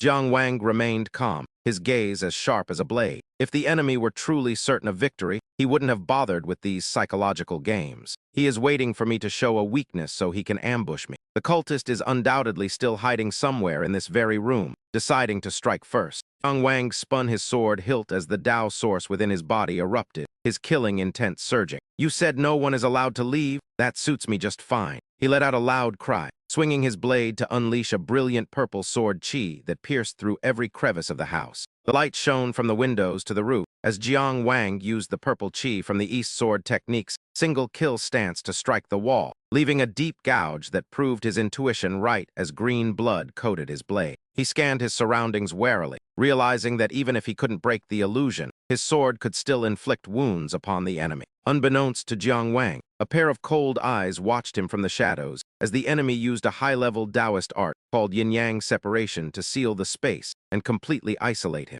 Despite holding the upper hand, the bone messenger was startled by Jiang Wang's desperation, never expecting someone without a cultivation foundation to shake the white bone Tao's sealing technique with a mere mortal sword. This young Taoist's swordsmanship was extraordinary, and his strength could not be underestimated, prompting Jiang Wang to wonder if the hidden enemy intended to keep hiding. He decided to unleash another strike, which appeared to be a mere probe, but instead forcefully blew away the bamboo curtain and allowed him to escape the spatial confinement. Jiang Wang gritted his teeth in regret as the enemy escaped, prompting a confused Lin Chuan to ask what had happened during the crisis. Jiang Wang gave a brief summary, explaining that an evil practitioner had trapped him with a Taoist art and asking senior brother Zhang if he had seen the man outside. Before Lin Chuan could respond, Jiang Wang noticed something strange as the skulls on the platform and the severed head by the door suddenly turned into gray smoke and vanished into thin air. Observing his junior brother's expression, Lin Chuan seemed to understand and mentioned that he had already incinerated the 2 corpses that had reanimated outside. When asked if he had fought the evil practitioner, Jiang Wang nodded and expressed his regret that he couldn't land a fatal blow before the man escaped. Lin Chuan reassured him that it was enough, then immediately reached out to catch the green liquid dripping from the tip of Jiang Wang's sword. He explained seriously that the vice dean was an expert in 6 lines divination, and that giving him this blood would surely allow them to track the evil practitioner's whereabouts. After clearing the scene, Lin Chuan urged them to return, noting that they now had a satisfactory explanation for Master Dong regarding this trip. However, on the way back, Lin Chuan suddenly changed the subject, glancing at Jiang Wang with a faint, knowing smile. He asked if he was mistaken about junior brother Jiang's intense anger earlier, causing Jiang Wang's expression to darken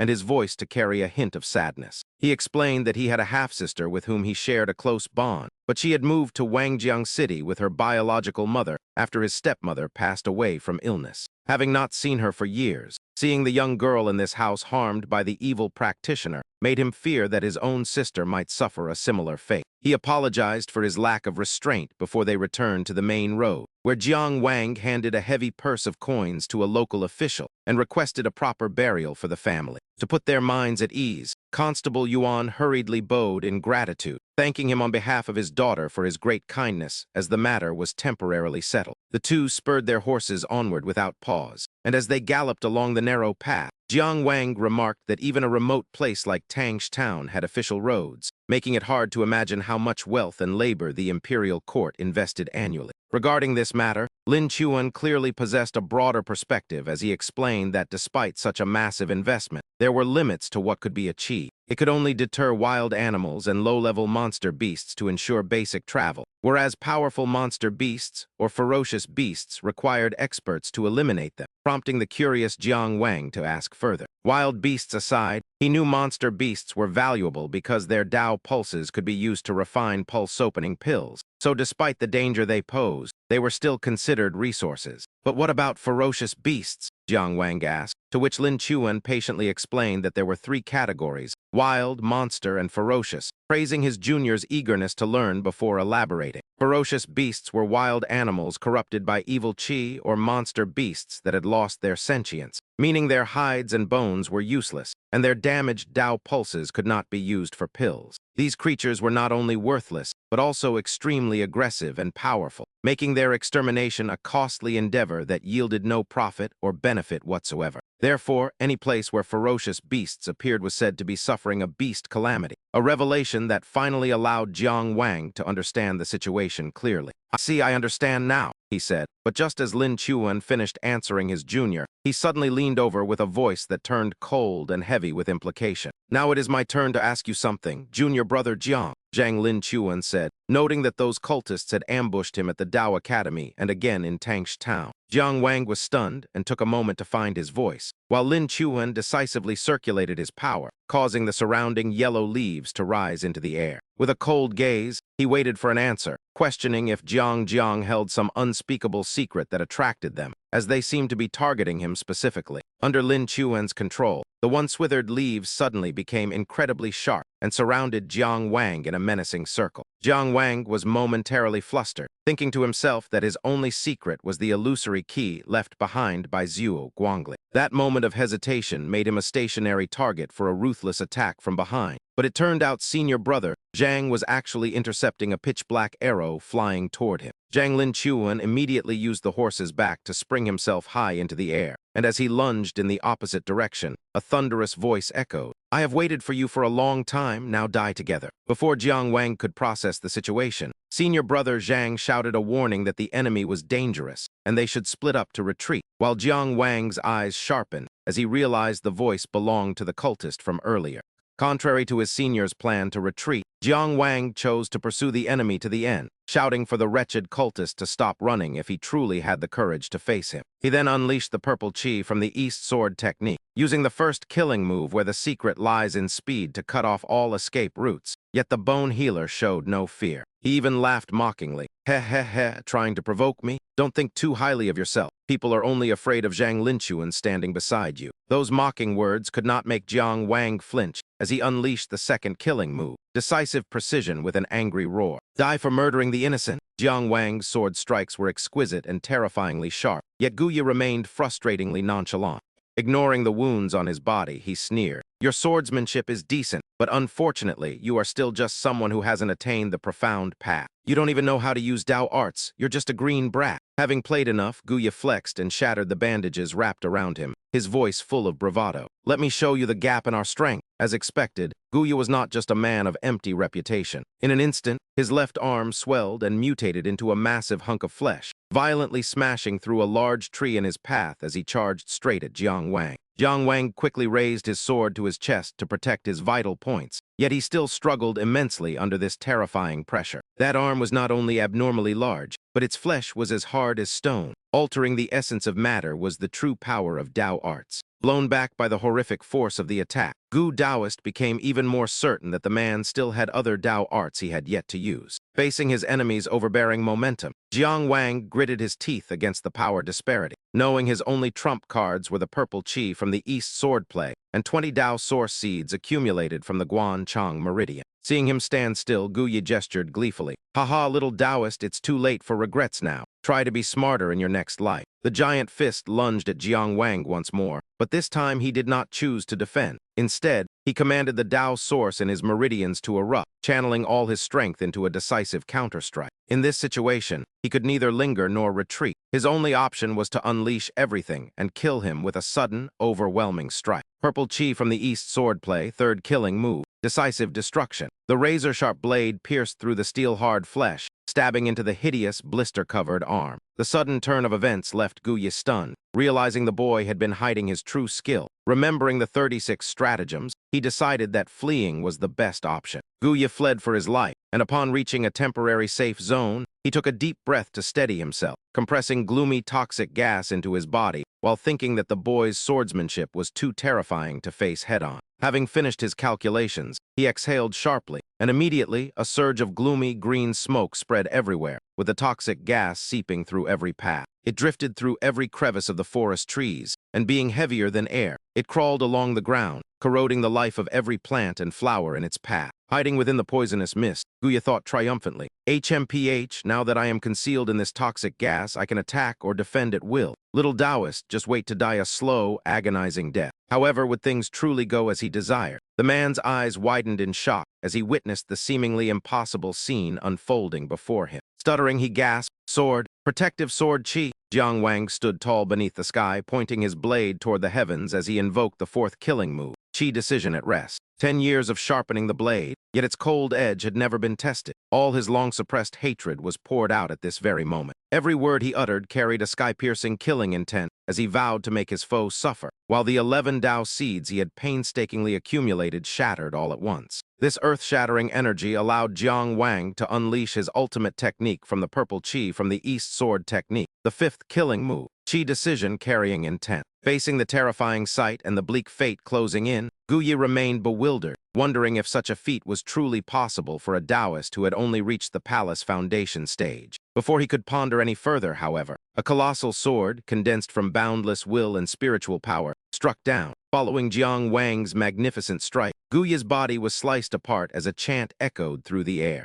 "Who harbors a grievance?" At that moment, the mundane sword in Jiang Wang's hand, unable to withstand the overwhelming surge of energy, suddenly shattered into tiny fragments that drifted to the ground. Exhausted, Jiang Wang collapsed to his knees, seizing every precious second to steady his breathing while reflecting that with his current level of cultivation, he forcibly consumed all his Dao seeds to execute 5 consecutive killing moves. His body truly would not be able to endure the strain. Suddenly, a familiar pair of boots entered his field of vision, and he realized it was senior brother Zhang. Zhang Linchuan spoke with a composed and elegant air. "Just as I anticipated, you wounded that heretic and made him bleed. Fearing their tracks would be exposed, they were forced to return to destroy the evidence. Otherwise, their only option would have been to flee the Zhuang state." He offered a commendatory smile, his eyes gleaming with surprise that his junior brother, despite his modest cultivation base, actually possessed the skill to single-handedly slay a rankate heretic, which was truly impressive. Having said that, he then voiced a note of regret. "I had originally intended to capture one alive for interrogation to extract more information, but since he is dead, there is nothing more to be done." After finishing, Lin Chuan slowly pulled out a white silk handkerchief and meticulously wiped his fingers. Meanwhile, Jiang Wang struggled to stand with the help of Du Ziying and Qing Jian, saying bashfully, "It was only because those heretics feared your great reputation, senior brother Zhang, that they fled in such a panic. I was merely fortunate enough to find an opening to claim victory." He bowed his head in apology, explaining that during the life-and-death struggle, he had been forced to strike with his full strength. "I could not keep him alive, which unfortunately disrupted your plans, senior brother.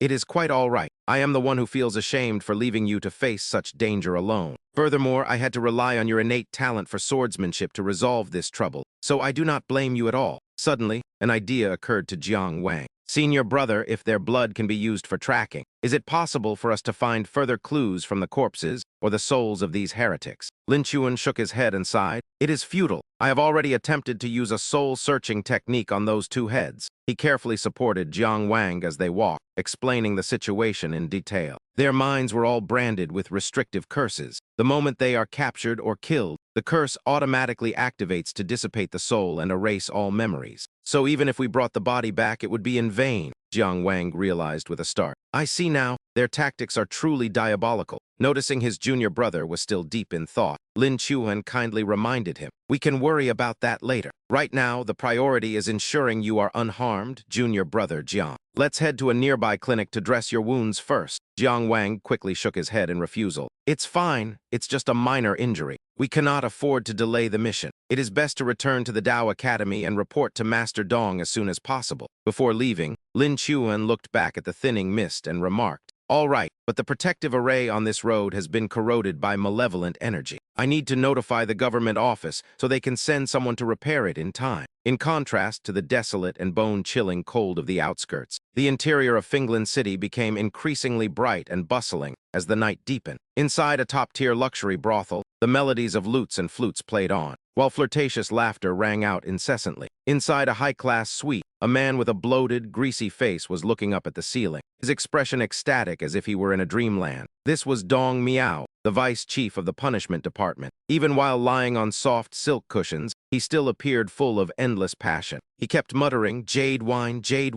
I will give you whatever you desire." Not far away, behind a folding screen, a man dressed in black night traveler attire knelt, trying to report the news without ruining the high official's mood. Reporting to the Saintess, "The situation at Tangsha town has been exposed. Do we need to send more men for an ambush?" It turned out that the beauty named Miao Yu, whom Dong Miao was calling for in his stupor, was actually present in the room. She was lazily bathing in the moonlight by the window, her enchanting beauty radiating a sense of boredom. She let out a soft yawn and spoke in a languid voice. "There is no need." However, her sharp eyes flashed with curiosity when she mentioned a certain name. "But I am quite interested in this little Taoist, Jiang Wang. To kill my expert using only swordsmanship. What kind of technique is that, and who taught him?" The subordinate bowed his head in apology, his voice trembling. "Your subordinate is incompetent. I truly could not uncover the origin of his sword style. I only know it is a technique that has never appeared in Finland City before." Miao Yu fell into deep thought and gently waved her hand. "Fine, you may leave." Without hesitation, the subordinate formed a hand seal and began chanting under his breath. "At the bottom of the forgotten river, the source of the yellow springs, may the honored deity shine upon the mortal world." His entire body quickly dissolved, vanishing into the void like a drop of water soaking into the floorboards. Once the henchman had left, she continued to lean against the railing and whispered to herself, "A sword technique never seen in Finland City. If he isn't the scion of some hidden noble family, then it must be related to that person." The scene shifted to the Dao Academy. In a silent room, only the sound of gurgling water and the sight of a goldfish flicking its tail in a tank remained. A man slumped to the floor, his eyes rolled back and foam at his mouth. This was the consequence of a powerful soul pursuit technique that had just struck his head with immense force. Fang Helling stood nearby and asked anxiously,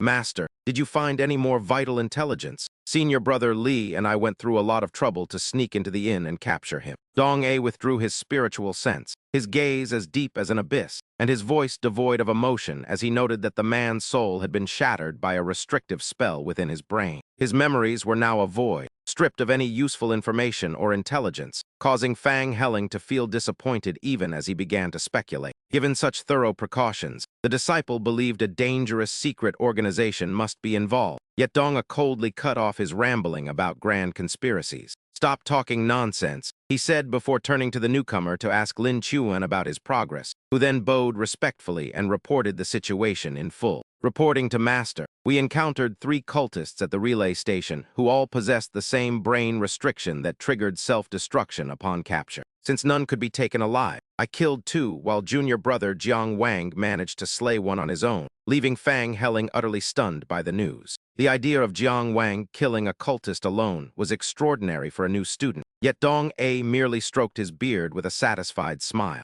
Jiang Wang did excellent work, and sensing Helling's resentful gaze, He humbly cupped his hands and credited his victory to the intimidating reputation of senior brother Zhang. Dong-A was quite pleased with this clever response and sternly declared that it was good he understood his own standing. This mission is now concluded with each of you receiving 5 merit points, so you may all withdraw, to which the 3 disciples responded in unison. While Heling remained standing there in a daze of confusion, Li Jiankyu turned to Jiang Wang once the others had departed to ask about his plans. Jiang Wang politely replied that he intended to visit the merit hall to broaden his horizons and see how things were. Meanwhile, Heling's bewildered grumbling about why an 8th grade mission only yielded 5 measly points could still be heard echoing from behind. The harsh reality was that missions were only judged by their final results, making those 5 points a stroke of good fortune. Eventually, Jiang Wang stepped into the merit hall and momentarily paused at the threshold, though the presence of others did not concern him. He slowly raised his head and silently opened the merit board within his mind, marveling at the mystical sight that unfolded before him. The display shifted according to his thoughts, proving that the Zhuang state must have expended a massive amount of resources to construct such a hall.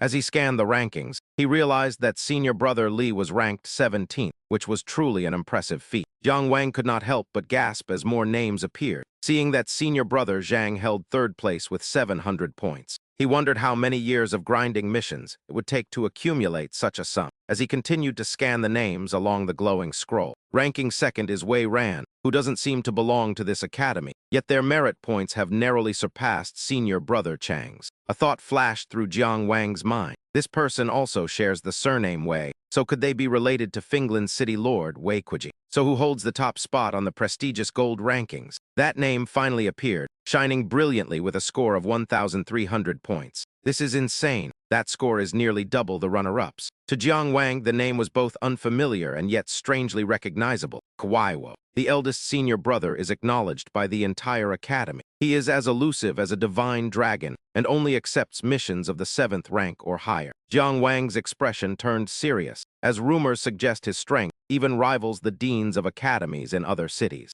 Having seen enough, Jiang Wang gave a mental command to the merit board to find the cheapest standard Dharma sword available for exchange. A response immediately came from the merit hall as a sword appeared floating in the air. A standard Dharma sword crafted from refined steel by the state of Zhuang's finest smith. The blade is etched with Taoist runes, capable of storing and instantly triggering a single Taoist art. Exchange price, 300 merit points. Jiang Wang curiously touched the sword's phantom image, realizing that if he combined its instant spellcasting with his swordsmanship, he could unleash unpredictable techniques. At only 300 merit points, it was worth considering, but then a large face suddenly appeared backlit before him, asking if he was a new junior. Startled, Jiang Wang nearly dropped the phantom sword in his hand, but his ingrained manners helped him quickly regain his composure. He bowed in greeting, apologizing for his rudeness and introducing himself as Jiang Wang, a recent addition to the inner court.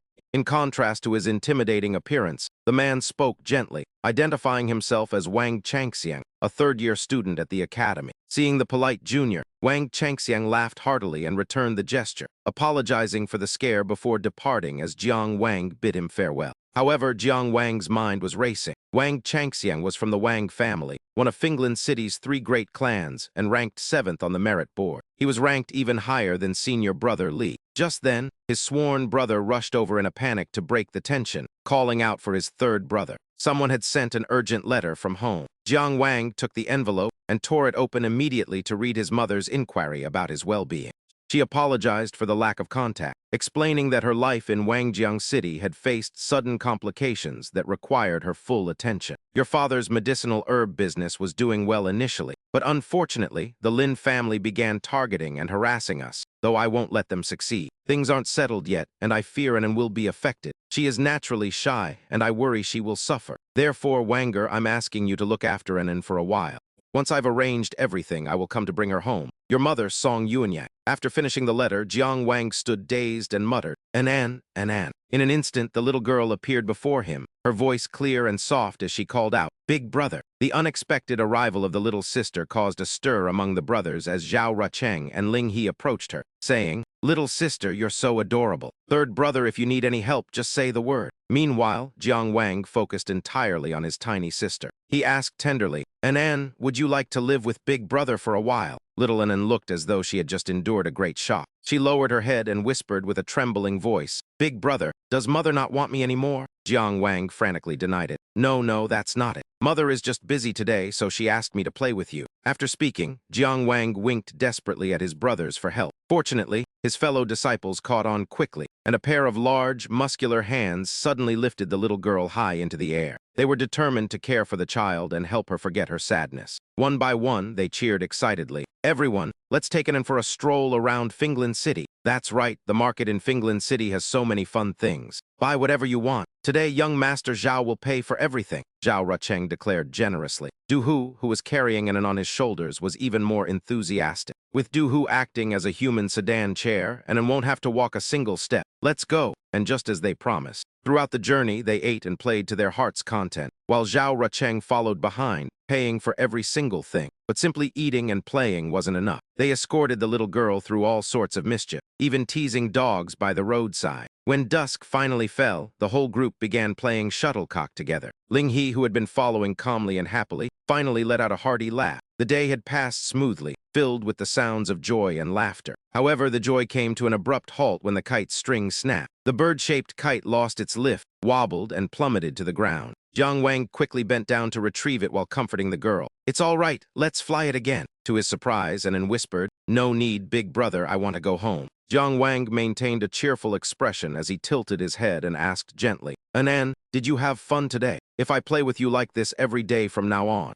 would you like to stay and live with me?" The little girl quickly replied in her sweet, childish voice, "I had fun, and wants to stay." However, the grievances she had been suppressing suddenly burst forth in a flood of tears. It's just, hic." Zhao Rucheng and Ling He watched in surprise. Even Du Hu, who had been the most enthusiastic earlier, could only sigh in silence. There was no helping it. This couldn't be hidden for long. The moment she let her emotions go, it was like opening a floodgate, and her sorrow poured out uncontrollably. "Big brother, Anan wants to go home. I want to find mother." "Wah, big brother, does mother really not want Anan anymore?" As her heartbreaking cries rang out, Jiang Wang could do nothing but grit his teeth and struggle to remain calm. "That's not true. Mother will come for you soon," he said, flustered as he lifted Anan from Yi Hu's shoulders and held her close to comfort her. "Don't be afraid, Anan. Until mother arrives, I will always be here to protect you," he whispered as her sobs mingled with the melancholic evening breeze. Ling He was the first to rush over, wrapping his arms around the siblings and whispering softly that he would also protect her. Not wanting to be left out, Ru Cheng excitedly joined in to lighten the mood, reminding her that her brother Ru Cheng was there too. Surprisingly, the burly Yi Hu was the one crying the loudest, wailing that the scene made him miss his own deceased parents. He pulled everyone into a massive embrace, sobbing about wanting a hug, as the heavy crimson sunset turned unexpectedly peaceful over the swaying reeds. Suddenly, little Anan burst with strength and pushed the large men away, teasing them through her tears about being such crybabies. After the emotional moment, Jiang Wang returned to reality with a sigh, noting that it wouldn't be convenient for Anan to stay in the academy dorms. He wanted to rent a place outside, but his recent expenses and broken weapon left him short, prompting Ling He to shyly offer his savings. "Take this for now, third brother," Ling He said, while Yi Hu offered his own liquor money to help out, leaving only Ru Cheng. As the wealthiest of the group, Ru Cheng dismissed their small change and promised to have Uncle Deng arrange a place for his third brother. As the sun dipped behind the mountains and their shadows merged on the ground, they continued to play and joke together like family. "Do you think money lets you do whatever you want?" "Exactly, wealth means total freedom. Now let me go," they laughed, drawing everyone's attention. "From now on, Anan is a sister to us all, so we must set a good example," they declared as a grand map of the empire unfolded in his mind. One who does not plan for the future cannot master the present, and one who ignores the big picture cannot manage a region. Cultivation is like gazing at the stars. If one only looks at their feet, they are like a frog in a well, never seeing the vastness of heaven. As Song Kifeng's advice echoed in his mind, he emphasized the importance of a broad perspective, noting that cultivators must not only meditate in isolation, but also understand the world's shifting tides. "You must know that the world is currently divided among 6 hegemonic nations: Jing, Qi, Chu, Qin, Mu, and Jing." He slowly analyzed each power. The Jing Empire rules the central region and guards the myriad demon gate, while the Qi Empire dominates the east and suppresses the Sea race. The Chu Empire holds the south, guarding the wild, immortal forest, while the Qin Empire reigns as the hegemon of the fertile southwest in the western region, suppressing the Shura clan at the bottom of the abyss, while the Mu and Jing kingdoms share power in the northern region, forming an alliance to establish the first line of defense against the demon race. Song Qifeng's gaze swept over the attentive disciples as his voice lowered, remarking that their Zhuang kingdom was only a small nation, sandwiched between the borders of Cheng, Mai, and Yang, and indirectly bordering Yun and Luo. It survives within the narrow gaps between these great powers. Small countries like ours must both cooperate and compete fiercely, making the art of power balancing exceptionally important. Mastering this art not only keeps one undefeated, but also allows for using an opponent's strength, luring the tiger from the mountain, and winning big with small. Meanwhile, in a corner of the room, Li Jiankyu and Yi Hu were whispering, with Yi Hu asking if his third brother had grown used to living outside yet. He offered to help care for an if needed, and Jiankyu nodded, noting that with the academy so busy lately, one couldn't feel at ease leaving an home alone. Ru Cheng and Jiang Wang were also drawn into the conversation, and Jiang Wang smiled to reassure his brothers that Ru Cheng had already asked Uncle Deng to make arrangements for Annette. She was now enrolled in a private school, and he mentioned that with proper cultivation management, he could pick her up on time, while Ru Cheng boasted that any problem solvable with money was no problem at all. Suddenly, the rapid thumping of drums echoed loudly from outside, capturing the attention of every inner disciple as they wondered what was happening. The main doors were thrown open as a clear voice projected inward, announcing an emergency assembly and ordering all inner disciples to gather at the lecture hall immediately. Ryuan Ran walked into the classroom with an air of absolute authority and addressed the podium, telling Principal Song that he was sorry for the interruption, claiming the situation was urgent and he needed to borrow the room. Even Song Qifeng bowed respectfully and told General Ryuan to proceed as he pleased. Ryuan Ran's arrogant entrance sparked resentment among the inner disciples, who whispered among themselves about who this man was and how he dared to be so disrespectful to the vice principal. Hushing the others, someone explained that this was Ryuan Ran,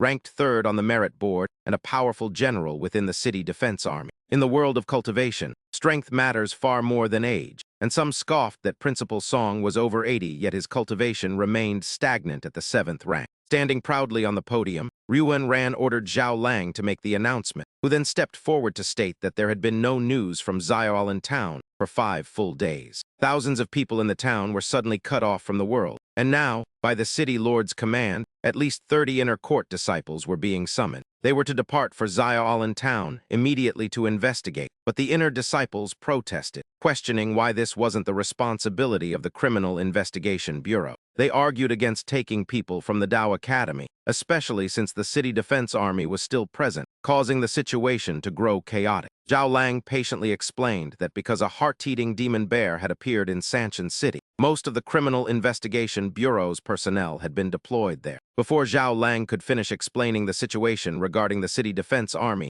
Ryuan Ran interrupted him, his icy tone cutting through all the questions. He stated the city defense army had more vital duties, but noted that merit rewards for this mission would be tripled, and he would personally lead the team. The crowd of disciples became increasingly agitated as conflicting views emerged, with some suspecting this forced summons was only possible because Master Dong was away from Finglin City. However, the prospect of triple merit points was a rare opportunity, and having Ryuan Ran lead the mission made it an option worth considering. Standing in the vice principal's place, Ryuan Ran firmly declared that the mission was based on voluntary participation in principle. However, if the number of volunteers fell short of 30, he would use the city lord's command to enforce a mandatory draft. As Jiang Wang's group looked on, the group began to deliberate, and Jiang Wang turned to ask his eldest brother for his opinion. But Ru Cheng merely yawned and lazily suggested they stay out of it so he could go back to sleep. In contrast to Ru Cheng's lethargy, the eldest disciple Ling He calmly replied that this was a rare opportunity for him to accumulate military merit. Yihu also nodded in agreement, stating he needed to earn more merit to quickly exchange for a pulse-opening pill, while the rest of the crowd continued to hesitate. Suddenly, someone stepped forward to lead as Du Yihu beat his chest and shouted loudly that their 4 brothers would be the first to register. His impulsive action left Zhao Ru Cheng speechless and wide-eyed with shock, wondering why his brother had taken it upon himself to decide for him. Seeing someone take the initiative, Ryuan Ran scrutinized the group of 4 and frowned with a skeptical tone in his voice. He questioned if there were only 4 of them and all freshmen, fearing their strength was far too immature. yet he knew that speed was of the essence. With no time to be selective, Ryuan Ran ordered the scribe to record their names, noting they still needed 26 more volunteers to fill the roster. At that moment, a man with a steady aura emerged from the crowd and declared that cultivators nurtured by the state must contribute to the country and its people. He bowed respectfully to Ryuan Ran and announced in a resounding voice that Lee Jiankyu, a third-year inner court student, wished to sign up. Immediately after, another hand was raised high accompanied by hearty laughter, stating that he could not simply stand by and watch either. This person stepped forward with a relaxed demeanor and identified himself as Wang Changxiang, a third-year student, while Ryuan Ran maintained a cold expression. Ryuan Ran noted that 24 spots remained, and though he appeared indifferent, he was secretly satisfied with the quality of the volunteers. With elite talents like Li Jiankyu and Wang Changxiang joining the mission, he felt much more confident about the success of the upcoming journey. Witnessing the strongest seniors of the inner court join, the younger students gained courage and began competing to register their names. Seeing the two seniors volunteer, others followed suit, unwilling to miss the chance to follow such powerful figures into action. Under the blazing sun, the academy grounds surged with energy as voices shouted that only 13 spots were left after more students signed up. The count quickly dropped to 5 remaining spots before the final group joined, completing the roster of 30 men ready for departure. Ryuan Ran finally stepped out from his tent and nodded with satisfaction, praising the students for not wasting their years of study.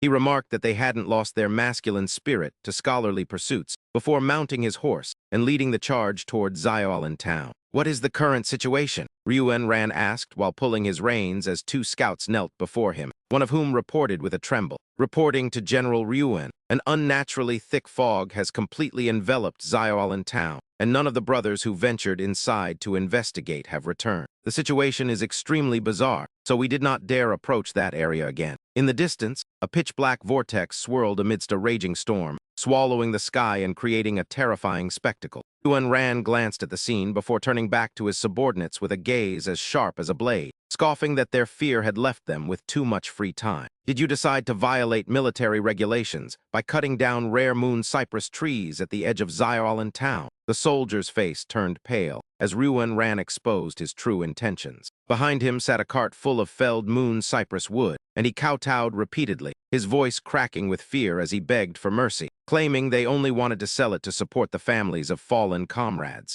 "I admit my fault and beg for punishment," the soldier cried. But Ryuan Ran coldly turned his horse away and delivered a ruthless judgment to confiscate all the illicit moon cypress wood. Return it to the garrison to be added to the public funds. Furthermore, all involved will have 6 months of pay docked, and the leader is dismissed immediately for investigation under military law, he concluded before ordering the group forward. "The rest of you follow me," he commanded, and witnessing Ryuan Ran's decisive actions, Jiang Wang's group could not help but feel a sense of silent admiration. Ryuan Ran's powers of observation were incredibly sharp as nothing escaped his notice, yet his methods were excessively cold and harsh, devoid of any mercy or compassion. Ling He reminded them in a low voice that the military was different from the Dao Academy, as orders were absolute and discipline was strict, making it inappropriate for outsiders like them to comment. Yehu nodded in agreement, stating that he saw nothing wrong with the approach since clear rewards and punishments were necessary to lead an army, as the sound of galloping hooves shattered the silence of the dark forest. Soon the group arrived at the entrance of Xiaolin town, which was completely isolated by a strange fog, when Ryuan Ran's warhorse suddenly neighed in panic and reared up, refusing to move forward as the other horses also stopped, trembling with restless fear. Jiang Wang frowned, struggling to control his thrashing horse, and wondered aloud what was happening and why the animals refused to advance. As the confused group gathered at the town gate, the knowledgeable Wang Changxiang spoke up to explain that this was simply the survival instinct of animals. "They must sense something extremely dangerous within that fog that directly threatens their lives," he said, and just as he finished, a cold light flashed as Ryuan Ran drew his sword and killed his own horse before sheathing the blade. He looked coldly at the carcass of the animal he had just slain and spoke cruelly, asking what use there was in keeping a beast that felt such terror before even entering the fray. His decisive and brutal action sent a chill through everyone, except for Du Yehu, who let out a long, hearty laugh and waved his hand in support, shouting that it was well said. He quickly followed suit, excitedly throwing a powerful bare-handed punch into his horse's head, while declaring that those afraid of death should never join the military. "My blood is boiling right now. Hey, you there, Ryuan," Now that the horses are dead, how are we supposed to charge in? Ryuan Ran signaled with his hand, decisively dismounting to form a battle array and prepare for combat, positioning himself as the spearhead for the entire army to pierce through Xiaolan town. As they halted before the town gate, a scene from the underworld unfolded before them, with thick swirls of yin energy creating a gloomy and frigid atmosphere. Ryuan Ran gripped his sword hilt as the formation set, and everyone drew their blades simultaneously, while Zhao Lang immediately performed hand seals to cast a C-rank metal element Dao art, sharpness. A metallic luster enveloped the team's weapons, and Jiang Wang marveled at the cold light flickering on his blade, noting how the Dao art significantly boosted the power of their armaments. Zhao Lang continued to shift his hand seals, invoking the C-rank fire element Dao art, blazing fire, which instantly caused every blade to erupt in flames like living torches in the night. Finally, Zhao Lang clenched his fist and shouted, activating the C-rank earth element Dao art, solidify, to enhance their overall durability and defense. Yihu's fighting spirit blazed as he roared, eager to charge inside, shouting that this suited him perfectly and demanding any demons or ghosts show themselves so he could fight them. Ling He hurriedly spoke up to calm him, urging his second brother to stay composed as the group cut through the darkness and ventured deeper into the town. As they advanced, Ryuan Ran reminded everyone to maintain their formation and distance, ordering immediate reports of any changes, while an inner court disciple looked around in fear at the thick, cotton-like fog that severely limited their vision. The fog was so dense that visibility vanished after only 3 steps, until someone suddenly cried out in alarm, pointing toward several figures emerging in the distance. That scream shattered the deathly silence as the disciples grew restless, spotting numerous figures and believing they had finally located the residents of Xiaolan town. Yihu looked around in confusion, wondering if things were going too smoothly, while Ryuan Ran frowned and shouted to stabilize the ranks, ordering them to stay put and wait for his command before letting out a long cry. He swung his sword in a brilliant arc of light that tore through the mist, causing the thin veil to dissipate and reveal countless cold, motionless figures stretching into the distance. As the figures stood frozen as far as the eye could see, Zhao Lang hesitated, his voice trembling as he realized that all the townspeople were in this state. Yuan Ran's face contorted with rage as he hissed through gritted teeth, while Wang Changxiang opened his eyes wide, lamenting that they were facing a major catastrophe. Ru Cheng could not believe his eyes, but only Jiang Wang voiced the core suspicion that everyone else was too afraid to mention, asking if they were truly what he thought. Are they puppets? Within the swirling mist, the figures were actually withered corpses, revealing that not a single soul in Xiaolan town had survived. Sensing the imminent danger, Ryuan Ran issued an immediate order, and Zhao Lang understood instantly, activating a Dao art to create a ring of fire around the formation to repel the living dead. He warned the group that while the spirits outside the flames would retreat, those trapped within the circle would become frenzied, since they had no way to escape. Urging everyone to be careful, Li Jiankyu and Jiang Wang fearlessly charged to the front lines the moment he finished speaking, their sword chi surging in every direction. Witnessing this magnificent display of spirit, Ryuan Ran nodded in approval and told Zhao Lang that worrying about them now would be an insult to their courage.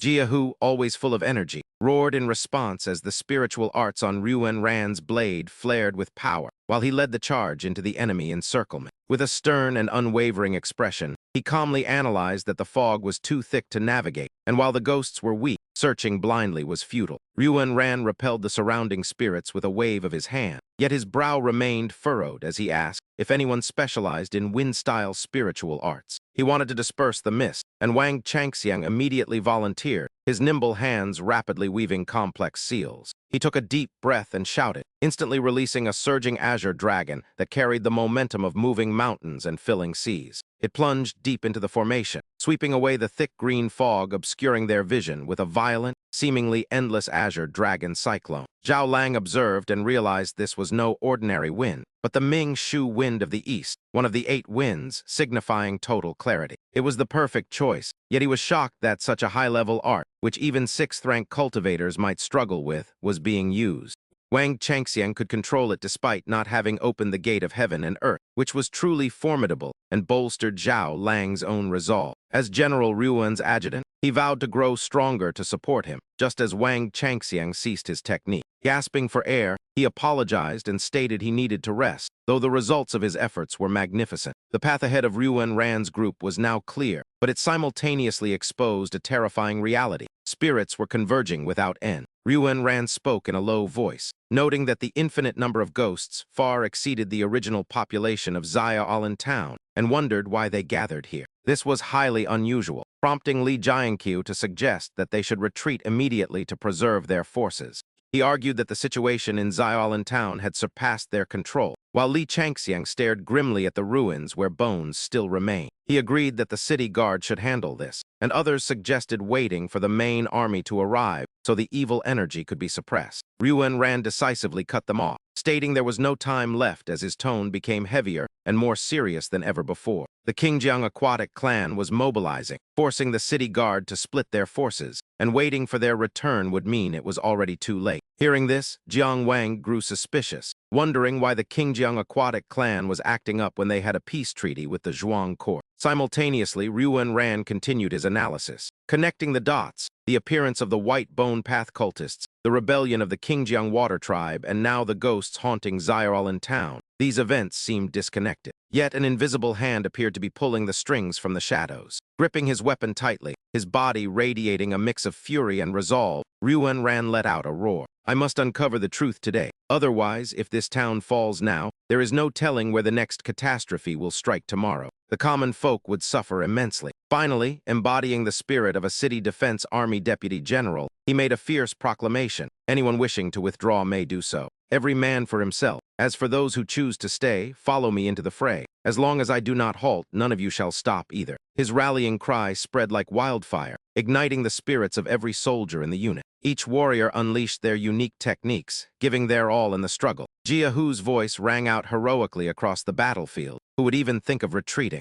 The disciples of our Tao Academy are no cowards. They struck swiftly, clearing the spectral entities from their path as they advanced toward the heart of the town. A bizarre, shapeless entity lurked there. Soon, the entire company halted. Ran spoke sternly, pointing ahead. This is the root of the calamity. Jiang Wang looked up in awe, noting the massive barrier and its resemblance to the spell that had previously imprisoned him. Ran suddenly swung his blade, testing the barrier with a probing strike. However, the moment the edge made contact, his precious saber snapped in two with a jarring crack, causing his expression to darken. His mood turned incredibly grim. The surrounding crowd began to whisper in hushed tones. If I recall correctly, General Ran's blade was a masterpiece worth 5,000 Tao merits. If even he cannot shatter it, then our ordinary weapons stand no chance. Ran placed a hand on the barrier, observing it closely while issuing an order. If anyone has a method to break this, feel free to try. At that moment, a student who was relieving himself nearby suddenly spoke up. Let me handle this, General Ryuan. You won't be able to break this ceiling barrier. Ran glanced over and asked for an explanation. Huang Ajin, a third-year student at the Tao Academy, turned his head and explained nonchalantly. This place is saturated with yin energy.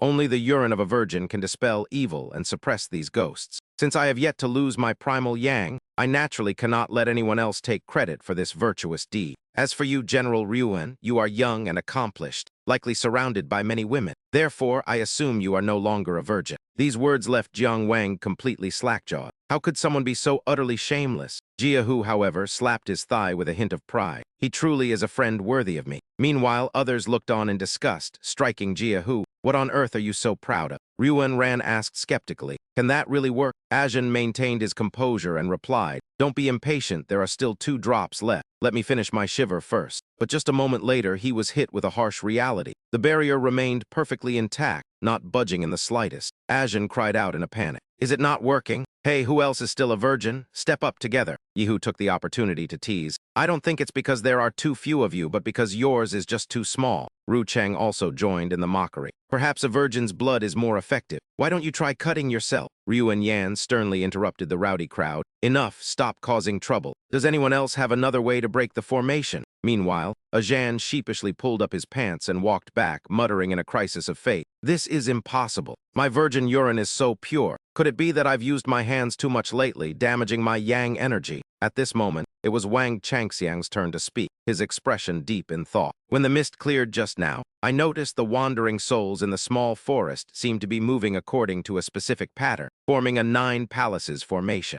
Ryuan Yan immediately asked, How do we break the 9 palaces formation? Changxiang explained clearly. The heavenly numbers are divided. Yang exits while Yin enters. Yang begins at the Zai hour. Yin begins at the Wu hour. This follows the Tei descending to the Nine Palaces method. Changxiang's expression grew serious as he continued his analysis. Breaking the Nine Palaces formation isn't difficult. We just need to eliminate the 8 surrounding formation eyes, and the central palace here will collapse on its own. However, the trouble is that the architect didn't just use mist to hide the eyes. They also used ghosts to set the array. The formation eyes are likely where the ghosts devour each other, transforming into vengeful spirits or perhaps even wraiths. Their strength will be unpredictable. Ryuan Yan shouted his orders. There's no time for such calculations. I will head through the Can Palace. The rest of you divide into 7 groups. Spread out to break the other palaces, then reconvene here. Wang Changxiang, stay here to monitor the situation with 4 men under your command to provide support to any route as needed. Zhao Lang raised his hand to volunteer.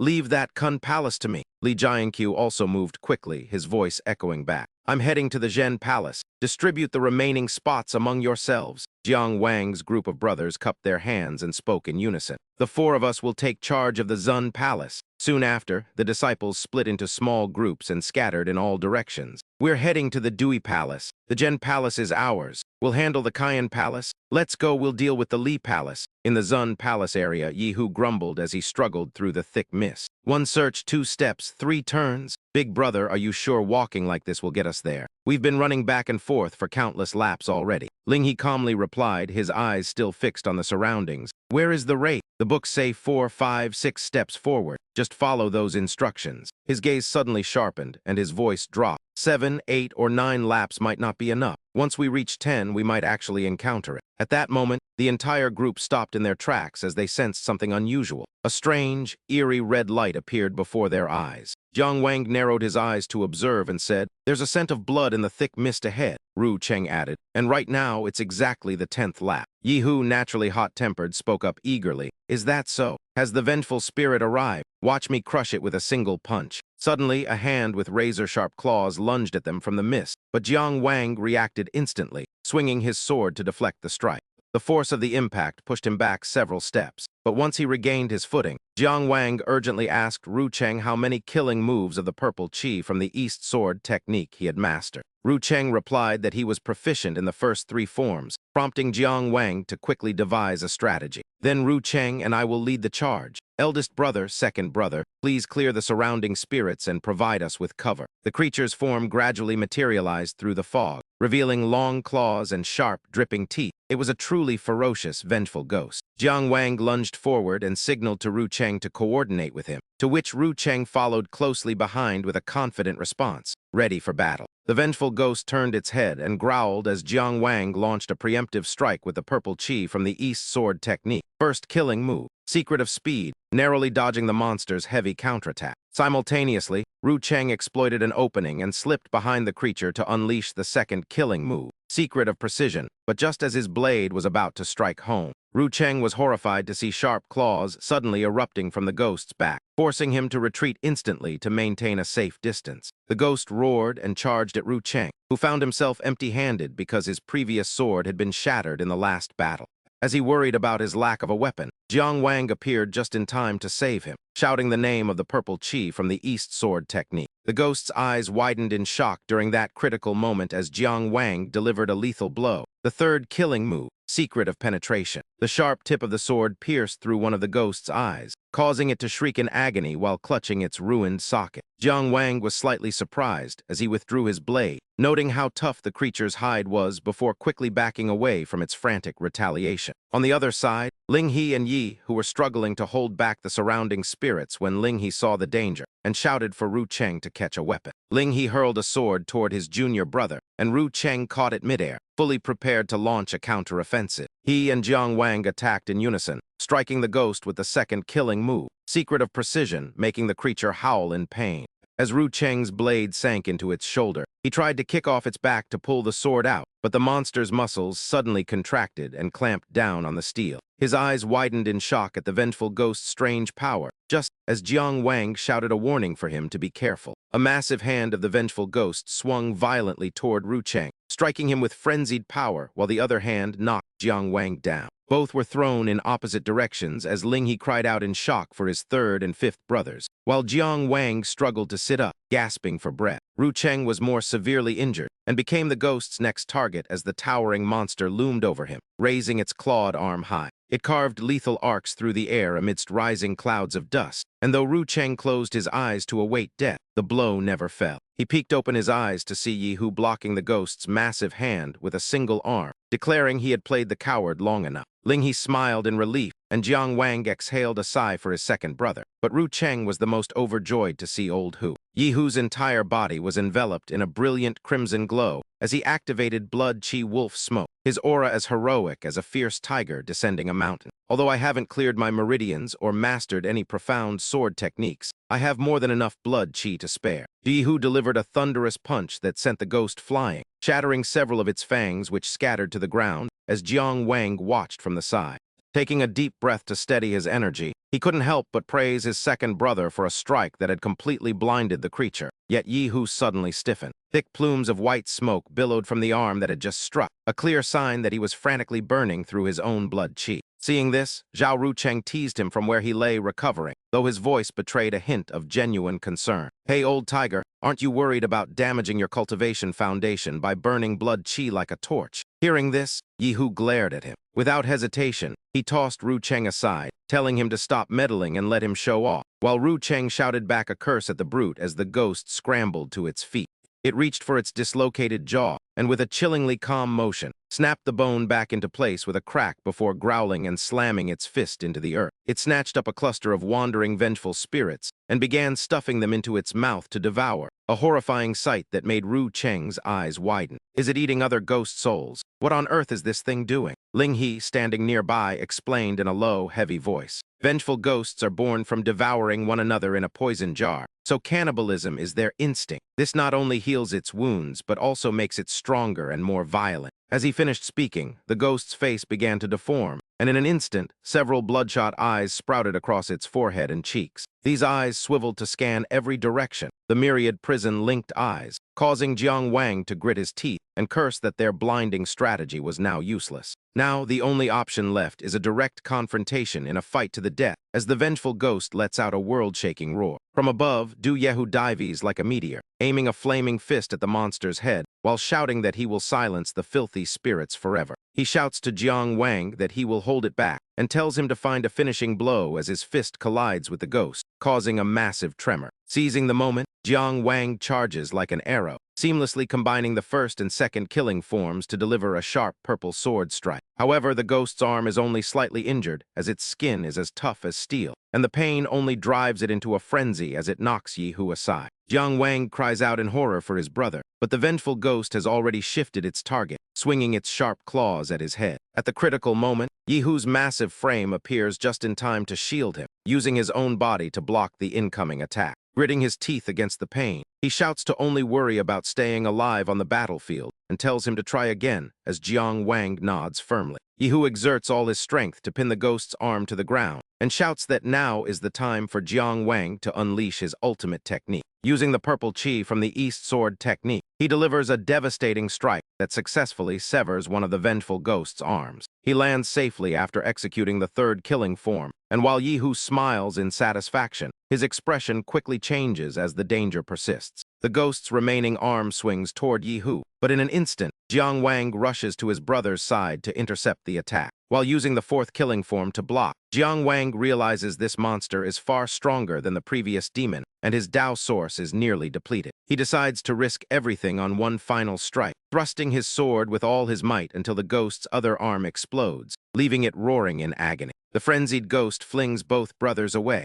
prompting Ling He to tell Zhao Rucheng to go and support them while the monster is blinded by rage. He claims he can hold his ground and mentions that according to the scriptures, such creatures have a weak point, suggesting an attack on the eye on its chest. Rucheng agrees and rushes off immediately, while Jiang Wang looks at Yi Hu with concern, warning him that burning more of his blood essence is dangerous. He warns that it might permanently damage his foundation, but Yi Jiang just wipes the blood from his mouth and vows to fight the ghost to his last breath. As he scans the area for the enemy, Jiang Wang watches tensely, completely unaware of the danger lurking behind him as he wonders where the ghost has gone. It is only when Yi Hu rushes forward to push him aside and grabs the monster's razor-sharp jaws with his bare hands that Jiang Wang realizes the danger. Yi Hu growled in fury, "Don't you dare harm my brothers," before shouting, "Jiang Wang, kill it!" as Jiang Wang stomped his foot and swung his purple-shrouded blade in a perfect arc. The monster's leg tendons were severed, but Jiang Wang's sword snapped from the force, allowing the enraged ghost to hurl him away and knock Yihu back as well.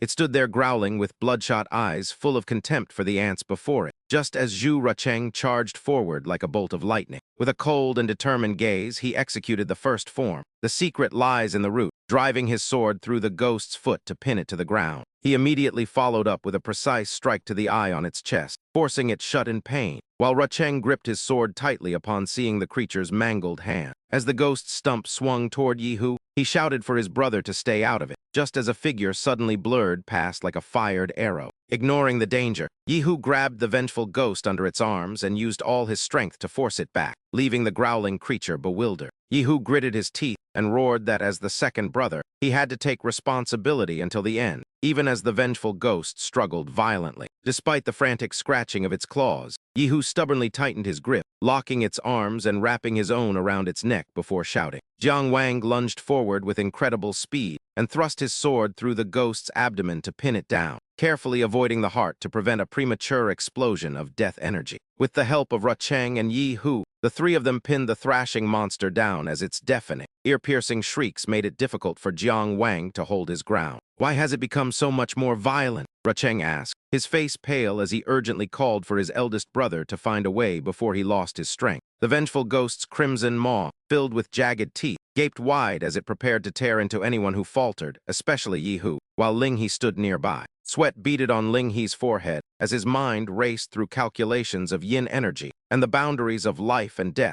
until he finally realized the solution. Ling He's eyes lit up as he ignored the surrounding spirits blocking his path and charged forward, realizing that the ghost's fatal weakness was not the eye on its chest. As he moved, Ling He pulled a hairpin from his hair and announced loudly that the true weak point was the square hole of the coin upon its forehead. Ling He stomped his foot firmly, the force cracking the ground as he propelled himself upward, soaring over the encirclement of ghosts. Jiang Wang, Yihu, and Rucheng shouted in unison to suppress the monster's spirit, and though the vengeful ghost sensed the peril and struggled violently, it was already too late. "It ends now," Ling He declared as he dove from above, plunging the needle into the center of the coin on its forehead, releasing a blinding light that shattered the invisible chains binding its soul. Yihu panted heavily, noting that it worked, while their seamless and fierce coordination was observed by someone lurking in the distance. Uncle Deng watched somberly before vanishing in an instant, thinking his worries were unnecessary, just as Rucheng spoke up when the vengeful ghost suddenly fell silent. "It has gone quiet, but something feels strange,"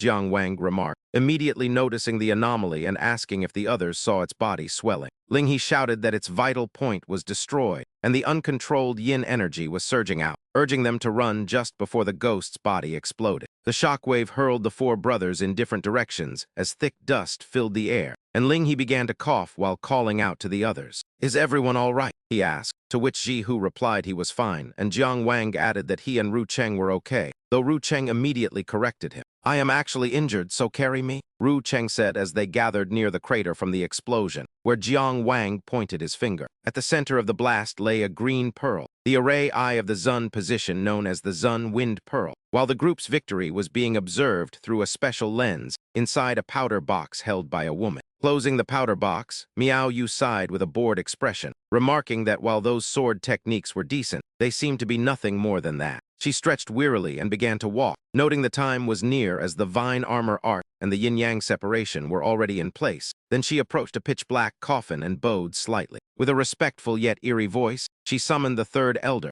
and as the coffin lid burst open, a pair of withered legs slowly stepped out. The skeletal figure of the old man appeared, revealed as Song Kejang, the third elder of the White Bone sect, whose every step was accompanied by eerie incantations echoing through the air about the river of forgetfulness and the yellow springs. "The great god returns to power, illuminating the mortal realm," Song Kejang proclaimed as he reached the cliff's edge, spreading his arms and commanding the sacrifice to be offered. The fanatics standing along the cliff sides, their eyes filled with zeal, simultaneously stabbed themselves with daggers and leaped into the bottomless abyss. Miao Yu softly remarked on the elder's hard work, to which Song Qizheng, trembling with excitement, replied that returning to the god's embrace was his greatest honor. After speaking, he raised a golden needle and stabbed himself without hesitation, then cast himself into the abyss just as the fanatics had done before him. Miao Yu stood silently watching as the area fell into a terrifying stillness, until suddenly, a massive white bone hand surged up from the depths of the abyss with its sharp claws clenching. "Seize the corpses of the third elder and the other sacrifices," a voice boomed like rolling thunder, sounding deeply satisfied as the arm retreated into the earth. Indeed, Yu Yu bowed his head slightly to thank the venerable god as a whirlwind rose, and darkness began to consume the surrounding space. Meanwhile, on the other side, Ryuan Ran's group was collecting the formation I beads when she asked which position was still missing, to which Li Changxiang replied that only the Zun position remained to complete the 8 trigrams formation. Covered in wounds, Zhao Lang worriedly noted that 4 freshmen were in charge of the Zun position, and since only one had opened their meridians, their chances of survival were slim. With a sharp gaze, Ryuan Ran waved her hand and ordered Zhao Lang to follow her to break the Zun position and save them. But Li Sheng suddenly intervened, asking General Ryuan to stop. "You have already broken 3 positions and exhausted much of your strength, so please conserve it. Let me, Li Jiankyu, handle the Zun position this time." Ryuan Ran nodded in immediate agreement, telling him to return quickly, but then the sound of voices drifted out from the thick fog ahead. A loud, mocking voice rang out, mentioning news of someone from the Yun Kingdom with the surname Zhao who had purchased an origin consolidation pill for an astronomical price. "Brother, who isn't that a coincidence? Does he just brag about that pill all day?" Ryuan Ran and senior brother Li watched in shock as Jiang Wang's group of 4 emerged from the mist with confident smiles.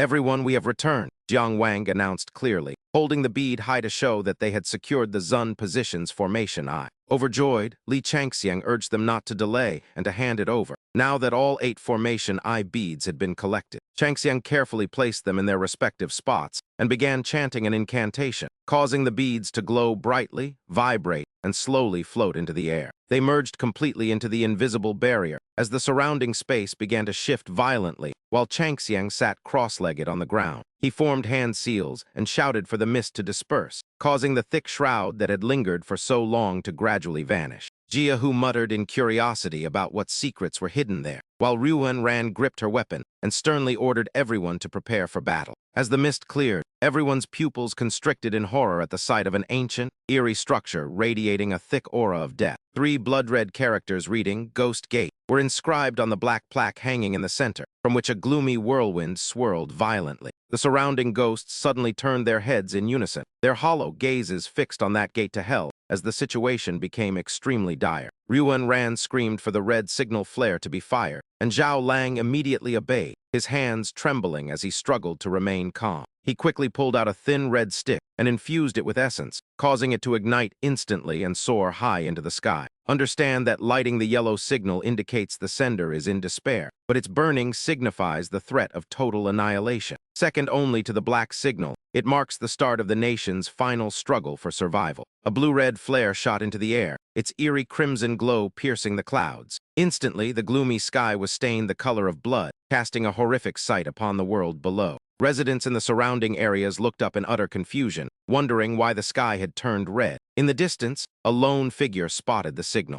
"So it's the red signal, is it? Is it time to go back?" With those words, the man kicked off the ground, propelling himself forward like a released arrow. Elsewhere, another prominent figure muttered, "Forget it, those 2 are still there to hold the line." Back at the front, Jiang Wang watched the endless stream of spirits drifting past them. They all bypassed the defensive ring of fire, heading straight in one direction. Millions of ghosts, resembling glowing green embers, emerged from every corner of Zio Lin and even further away. All were being drawn toward the phantom image of the Ghost Gate. Ryuan Yan observed with a grim expression that every spirit was converging on that single point. Jiang Wang turned to senior brother Li and asked what the Ghost Gate actually was. Li Jiankyu shook his head, admitting honestly that he did not know. Suddenly, several overbearing auras manifested, slicing through the flow of spirits. Jiang Wang immediately recognized the technique as several ghosts vanished into faint blue light. It was the 9 heavens astral wind. In an instant, the invisible whirlwind swept away all the spirits surrounding Ryuan Yan's troops. A figure descended from above with immense force, causing a violent tremor that sent clouds of dust billowing. Ryuan Yan shielded his eyes, his gaze fixed ahead as he whispered, "He has arrived." Chang Xiang also spoke up in admiration, noting that the nine heavens' astral wind was truly peerless and domineering amidst the sunless gloom. Dark clouds swirled above. A massive vortex formed as cursing echoed from within the thick dust. "That bastard!" Jiahu gritted his teeth and asked warily who was there. As the dust settled, two imposing figures were revealed. The first was Wei Kuji, the city lord of Fengjia, who spoke in a deep voice filled with rage, using the living souls of Xiao Lin as a sacrifice, and then offering up the restless spirits of Feng Lin's ancestors to manifest the Ghost Gate's phantom with a single move, and then calmly escape right before my eyes. Truly a masterstroke. The second individual was the city guard general, Jiang the Bearded. He cursed loudly, frustrated that he hadn't even gotten a taste of the action.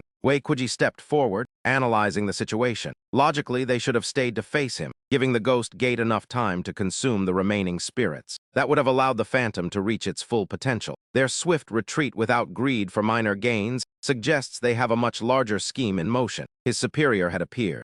Ryuan Yan hastily knelt to pay his respects to the city lord. He immediately began his report, saying, "City lord after." His subordinates broke the seal at the center of Xiaolin town, causing the Ghost Gate to manifest before them. So Wei Kuji roared for him to shut his mouth. Before his son could finish speaking, he swung his hand and delivered a thunderous slap to Ryuan Ran's face. Then Wei Kuji glared down at the boy lying on the ground. "You useless trash," he spat before turning a sharp gaze toward Jiang Wang and the others, declaring them all incompetent failures as Ryuan Ran struggled to stand through the pain. However, City Lord Wei Kuji immediately interrogated him in a booming voice, stating he only granted the recruitment order for the Dao Academy out of respect for Dong A. "Yet you have botched the situation to this extent. Do you have any explanation?" Seeing Ryuan Ran being berated so harshly, Jihu felt indignant and prepared to charge forward. "How can this be right? We fought with our lives." Jiang Wang quickly restrained him as he lost his temper, urging his second brother to stay calm while Ryuan Ran stood up and endured the pain. Maintaining a respectful demeanor, he knelt on one knee and spoke with firm resolve, admitting his own powerlessness and stating he would accept any punishment. Eikuji was slightly surprised by how quickly Ryuan Ran admitted his faults, while Hu Zai stood beside him and bowed low to offer a report. "City Lord, it is not wise for us to be away for too long," Hu Zai said, and Wei Kuji, seemingly finished with his outburst, took to the sky and shouted down his orders. Ryuan Ran was demoted one rank and fined a year's salary, with his entire battalion held accountable, causing his eyes to flash coldly as he accepted the command in a low voice. As Wei Kuji and Hu Zai flew into the distance, he discussed the situation with his confidant, noting that the white bone path had already manifested the phantom image of the Ghost Gate. "We can wait no longer. Spread some bait so we can lure the snake out of its hole," he commanded, to which Hu Zai bowed and signaled his obedience. Then the Qingjiang waters, a mystical scene unfolded with massive rocks rising through the clear blue depths, where a magnificent civilization thrived as water soldiers trained and young mermaids swam playfully. Perched upon a massive underwater crag stood the solemn and ancient Qingjiang water manor, where a man with shimmering scales on his cheeks leisurely sipped tea and offered his critique. "The jade green tea brought by the Zhuang court is truly exceptional. Are you certain you do not wish to taste it, messenger?" he asked, prompting a reply from a shadow hidden in the corner. With a mocking tone, the figure replied that if such a trivial favor could satisfy the young lord, it was no surprise that the man named Zhuang had dominated the Qingjiang water clan for so many years. Song Qingshuo's expression darkened as he slammed his teacup onto the table, sharply asking how the messenger dared to use such shallow psychological tactics in his presence. "White bone messenger, do you not find yourself incredibly childish? As for our agreement, we of the Qingjiang water manor have nothing to be ashamed of," he declared. "What else could your white bone path possibly be dissatisfied with?" he asked, causing the messenger's voice to soften slightly even as he continued to press his argument. "Young lord, our previous arrangement was simple. You only needed to go ashore to harass and launch attacks. But what is the situation now? We have poured so much effort into this, yet your Qingjiang water tribe merely swims perfunctorily upon the surface. Years ago, the Lord fought with his entire clan to honor his promise to Zhuang Chenqian and was praised for his righteousness. So why have you become so deceitful, young lord?" Upon hearing this, Qingshuo slammed his hand onto the table in a fit of rage and roared for his men, prompting a water tribe soldier to quickly rush in and await his orders. Qingshuo issued a command that left the envoy utterly stunned, ordering the Yu Yang division to withdraw their forces by 3 miles. He strictly forbade them from disturbing any living beings on land, causing the indignant envoy to stand up and question him. But King Shuo, his face filled with resolve, pointed at the man and growled that it was the envoy himself who had reminded him. My father and Emperor Zhuang established a century-long pact long ago, so if I were to assist you, would I not be violating my father's integrity and becoming an unfilial son? Currently, the entire military of Qinghe Prefecture is focused on defending against us and dares not leave, which makes whatever you intend to do much easier to accomplish. Since your objective has been met, do not be insatiably greedy. After he spoke, a servant standing nearby quietly refilled King Shuo's teacup. He fixed his gaze on the envoy and offered a sharp observation, noting that the water tribe leaving the water is just like humans leaving the land. Both lose their very foundation. Unless you can truly convince me to commit to a fight to the death against the Zhuang court. But are you even capable of paying a fitting price for that? The envoy let out a disdainful sneer, and with a cunning expression, paused briefly before declaring that the capital they were offering him was a dragon pearl. King Shuo appeared completely unmoved, as he indifferently remarked that it was indeed a precious gift, before gently swirling his tea and continuing with composure. However, it is only worth this much effort from me. Seeing that he could no longer persuade him,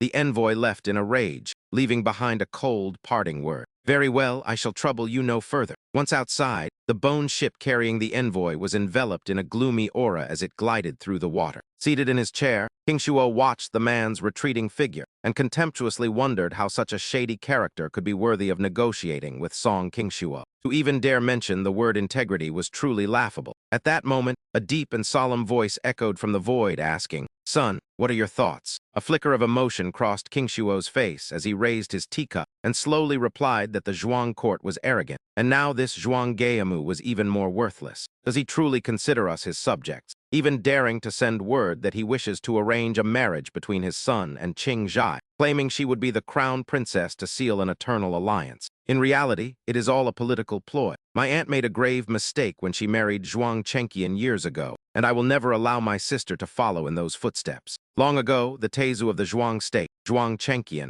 was originally a general of the former Rong who seized the opportunity during a succession struggle between three Rong kings to claim territory and establish his own kingdom. The Rong state, enraged, launched a simultaneous land and sea invasion. They intended to crush the rebellion in a single stroke, and in his desperation, Zhuang Chengqian pleaded with my father, Song Hongjiang, for help, promising that they would divide the world between them if the kingdom was successfully established. In the struggle between land and water, the 700 miles of the Qingjiang waterway fell under the jurisdiction of the Qingxia Water Mansion. Years ago, to fulfill a promise, Song Hong mobilized the full strength of the aquatic tribes to defeat the Rong state's navy in a fierce battle on the Lan River. This eliminated the threat to the rear of the Zhuang state's founder, Zhuang Chengqian, enabling him to successfully establish his kingdom. Subsequently, the Qingjiang Water Mansion signed a covenant with the Zhuang state, and Song Hong's younger sister, Song Wangxi, was wed to Zhuang Chengqian to become the Queen of Zhuang. However, despite Song Wangxi's total devotion to assisting her husband in governing the nation as a beloved mother to all, she was ultimately targeted by the schemes of treacherous individuals. She met a tragic end in the desolate cold palace. At this thought, Song Qing's rage boiled over as he crushed the teacup in his hand into fine powder, while a raspy, aged voice echoed beside him. The voice grew colder as it continued. In truth, back then, your aunt and Zhuang Chengqian were genuinely in love. It was not entirely a political marriage forced by me.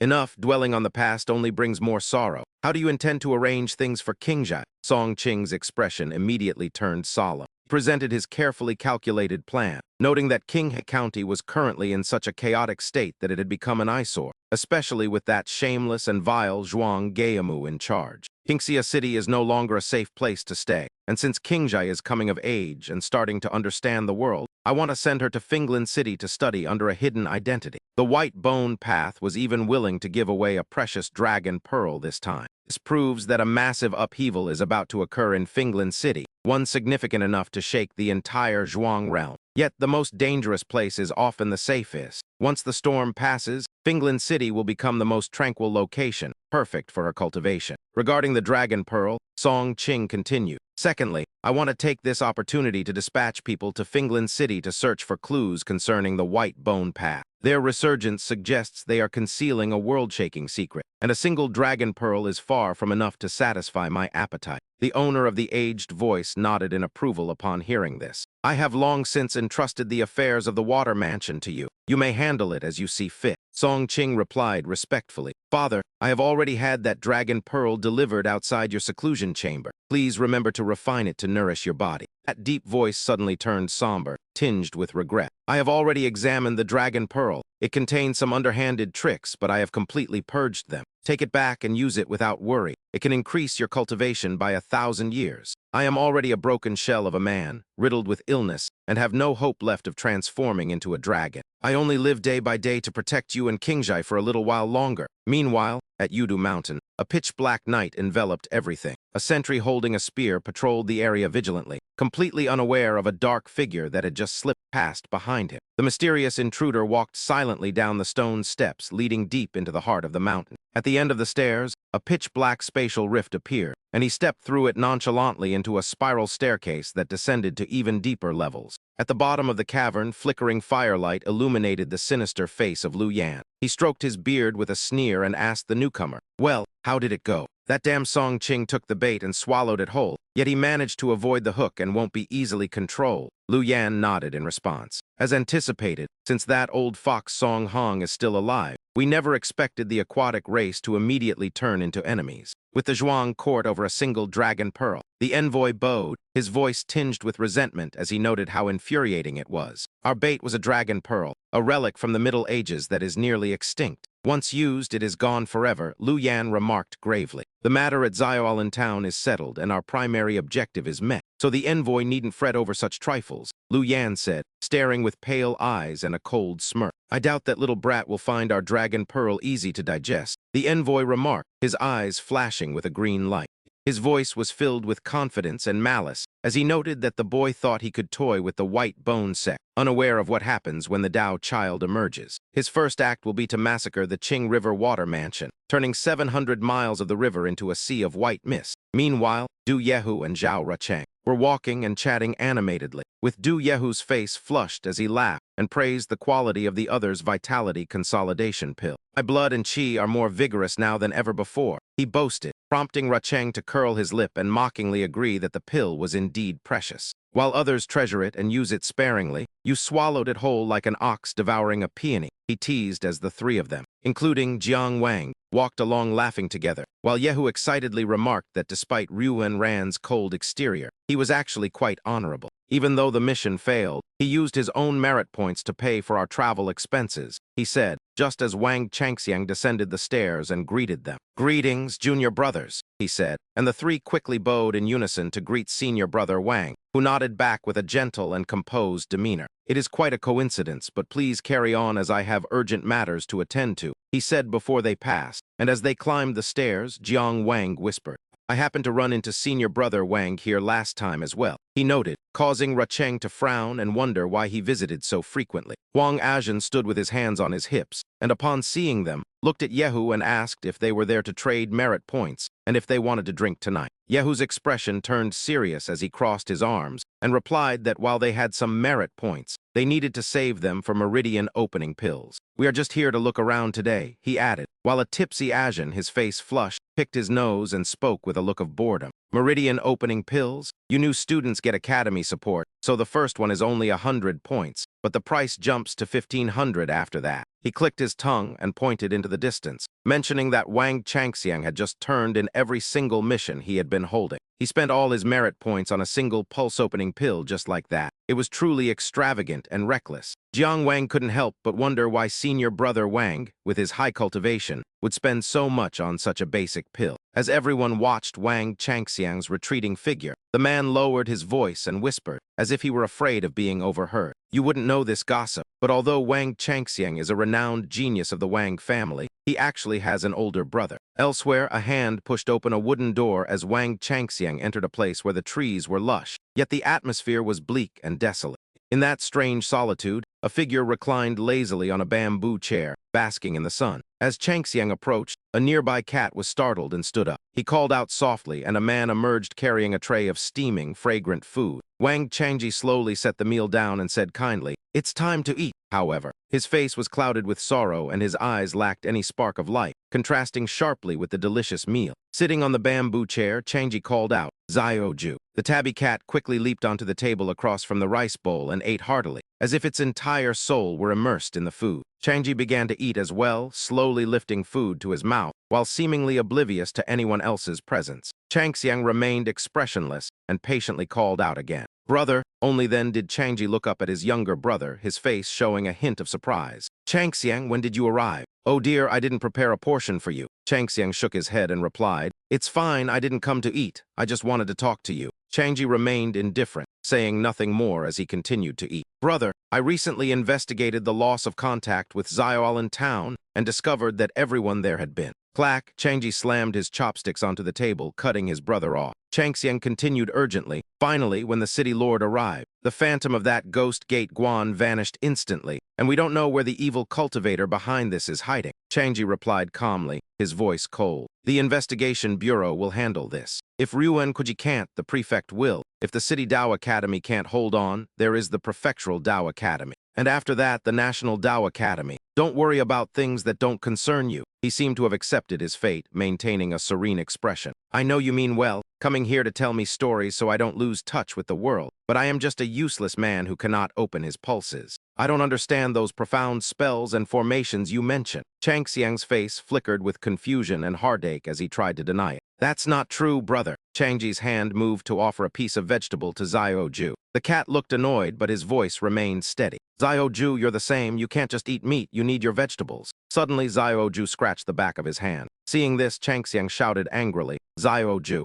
Zhang Jai remained composed and waved his hand, remarking that being aggressive was futile, as a cat's nature is immutable. "Just as I cannot open my meridians, it simply is what it is. You are the family's pride, while I am its shame. I have long since come to terms with it, so do not waste any more time." Suddenly, Zhang Xiang reached into his pocket with a mysterious look. "Who says so?" "Brother, look at this." He then produced a medicinal pill that radiated a gentle light. Zhang Jai looked at the item in his brother's hand skeptically, asking if he had used merit points to buy another meridian opening pill. Zhang Xiang smiled in confirmation. "Of course, I will not give up, so you must not either." Zhang Jai snorted but took the pill, saying he would no longer be polite. Suddenly, Zhang Jai held the valuable pill to the cat's mouth, telling little Gyu to eat it so it might gain intelligence and be kinder to him. "Wait!" Zhang Xiang frantically grabbed the pill back, exclaiming it cost 1,500 merit points. Zhang Jai stood up and ushered him out.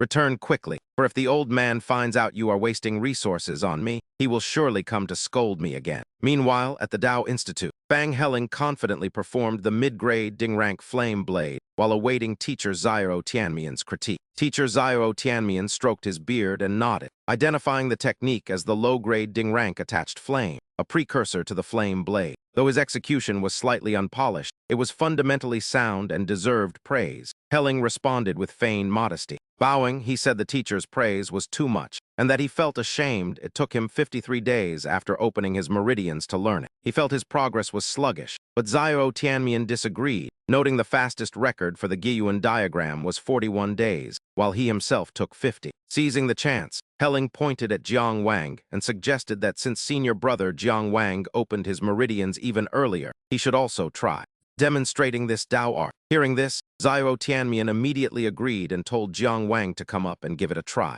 At that time, Jiang Wang was lost in thought, considering that weapons manifested from Tao arts must be superior to those forged from common iron. His current swords never lasted more than a few exchanges, yet he realized that Tao arts could not fully replace a physical weapon. Like senior brother Li, who mastered fire sword arts but always kept his simple ancient sword clothes, he desired a fine weapon, but in the Tao Merit Hall. Even a basic standard Dharma sword required 500 merit points. Deep in his reflections, he failed to hear the teacher calling him. Zio Tianmian gradually lost his patience and barked out Jiang Wang's name, causing the startled youth to stand up quickly under his teacher's strict gaze. "You have quite the nerve to be daydreaming during my spellcasting class. Now, come up here and demonstrate the flame blade technique for me. I will settle the score with you later." Jiang Wang lowered his head and apologized, saying he hadn't finished his foundation and couldn't perform Tao arts yet. Zio Tianmian flew into a rage upon hearing that, shouting that it was unacceptable for him to ignore the lecture when his foundation wasn't even set. "You have stepped onto the path of the extraordinary, yet you do not cherish this opportunity. I order you to copy the Zai Su scripture 100 times. Not return to my class until you are finished. After assigning the punishment, he left irritably, leaving behind only a few curt words to dismiss the class. Jiang Wang dejectedly accepted, while Jia Hu looked at him with concern, remarking that he had certainly managed to anger Iron-Face Xiao this time.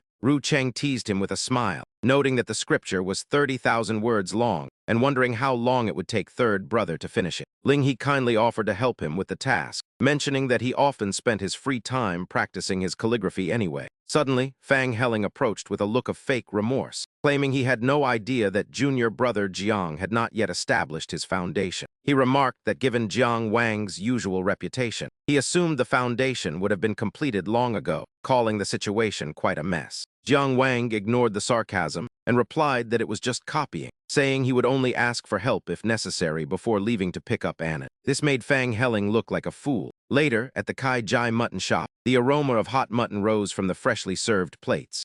Jiang Wang happily told his sister that he hadn't lied, promising to bring her for Kai family mutton as long as she studied hard. Annan's eyes sparkled as she began to eat. Jiang Wang watched her and promised to bring her back every 10 days if she studied well and avoided criticism. He promised to bring her every 10 days, but the little girl stopped her chopsticks and looked at him with suspicious eyes, asking if it was true. She asked if his teachers at the Dao Academy had ever scolded him. Jiang Wang was startled and struggled to find an answer while remaining calm.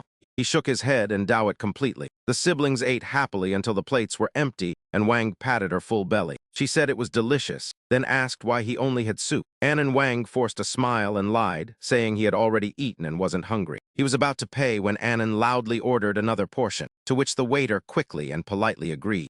Jiang Wang anxiously felt his empty coin pouch and whispered to Annan that he knew she was still hungry, but he had run out of silver. Yet the little girl suddenly waved her hand dismissively. "No, Annan is full. This is for you to eat," she said as she pulled a pearl bracelet from her pocket and placed it on the table to show off her prize. Annan explained that she had recently helped a new classmate with schoolwork and received this pearl bracelet, thinking it could be traded for a meal, right? Jiang Wang stared at the shimmering pearl in shock, telling her it was far too valuable and that she must return it to its owner the very next day. Annan pouted in refusal, claiming her new classmate said their home was filled with such items, and soon the night grew late. Jiang Wang gently tucked a blanket around the fast-asleep Annan, whose mouth continued to mumble about fragrant meat in her dreams.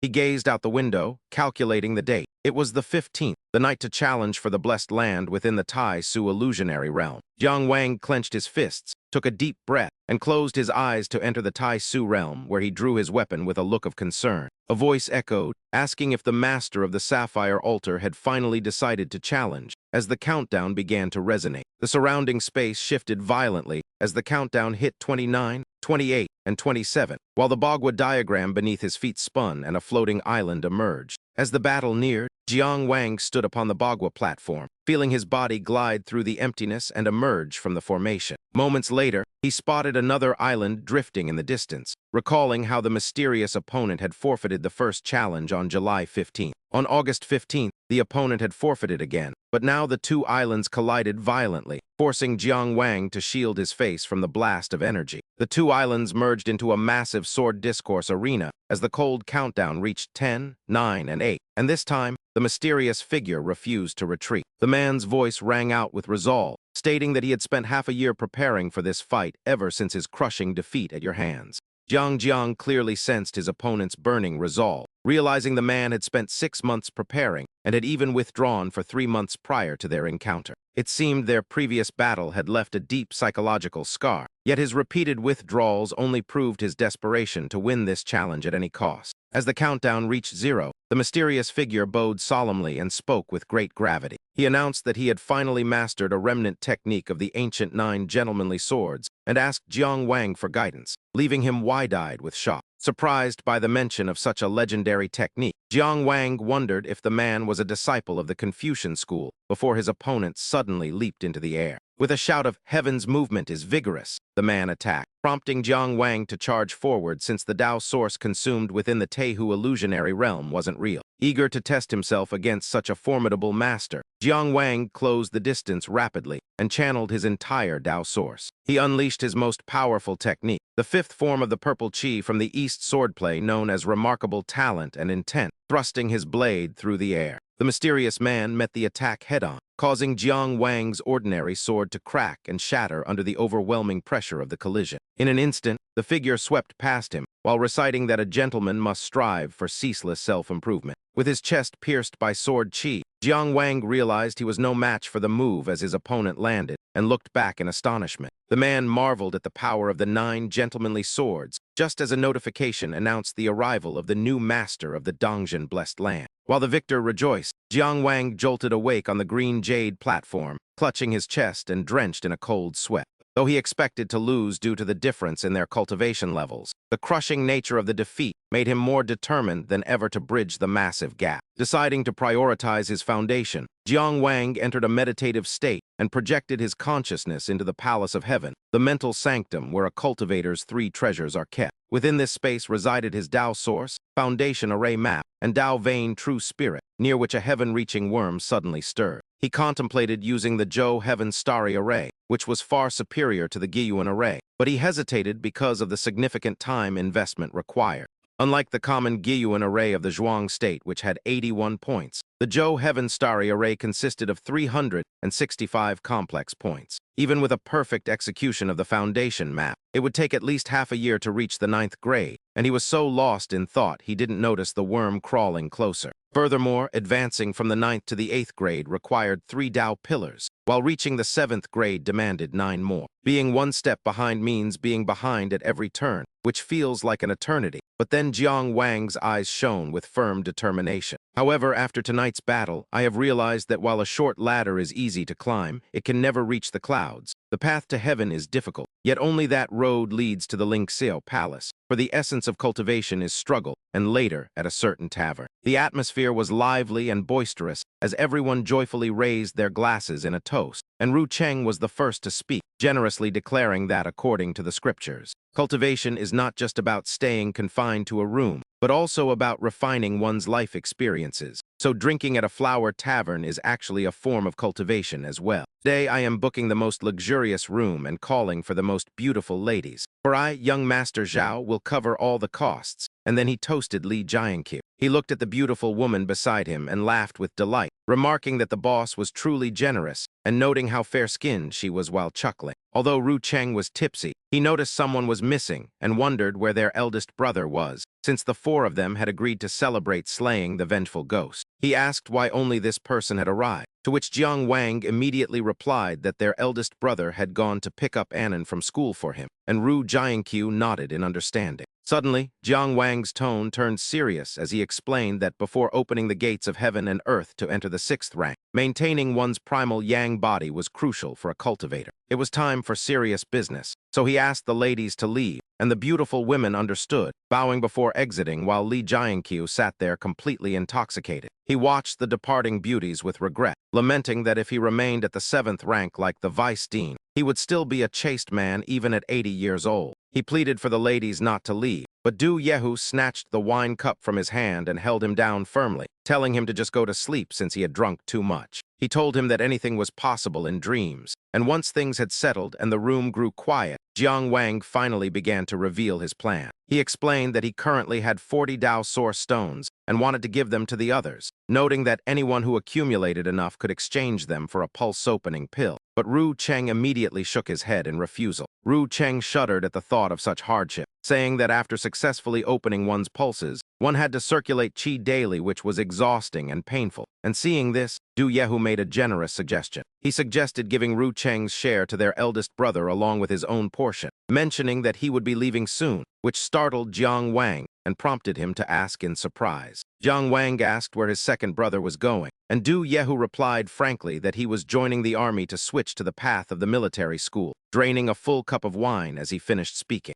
Ru Cheng felt this decision was too risky and hurriedly advised him against it, reminding him of how hard they had worked to pass the exams from the outer court to the inner court. He urged Brother Hu to think it over carefully as it was no joking matter, but Du Yehu replied that he had already considered it thoroughly, explaining what had happened after that day. General Ruan Ran had spoken to him privately, mentioning that the Black Armor Army in Jiujiang was short on several commanders, and asking if he wanted to transfer to the military. I have been pondering this for the past few days, and have finally made up my mind to set out tomorrow. He laughed heartily, noting that Ruan Ran said I was better suited for the military path than the Taoist one. I also believe he is correct, though Ru Cheng still harbored many doubts, admitting that while it wasn't wrong, Old Hu's vital energy and blood were indeed powerful. You were born with divine strength, making you a prime candidate for the military. But do not forget that the entire Zhuang state prioritizes Taoist cultivation, and the Taoist sects are flourishing. There are truly very few powerful experts on the military path.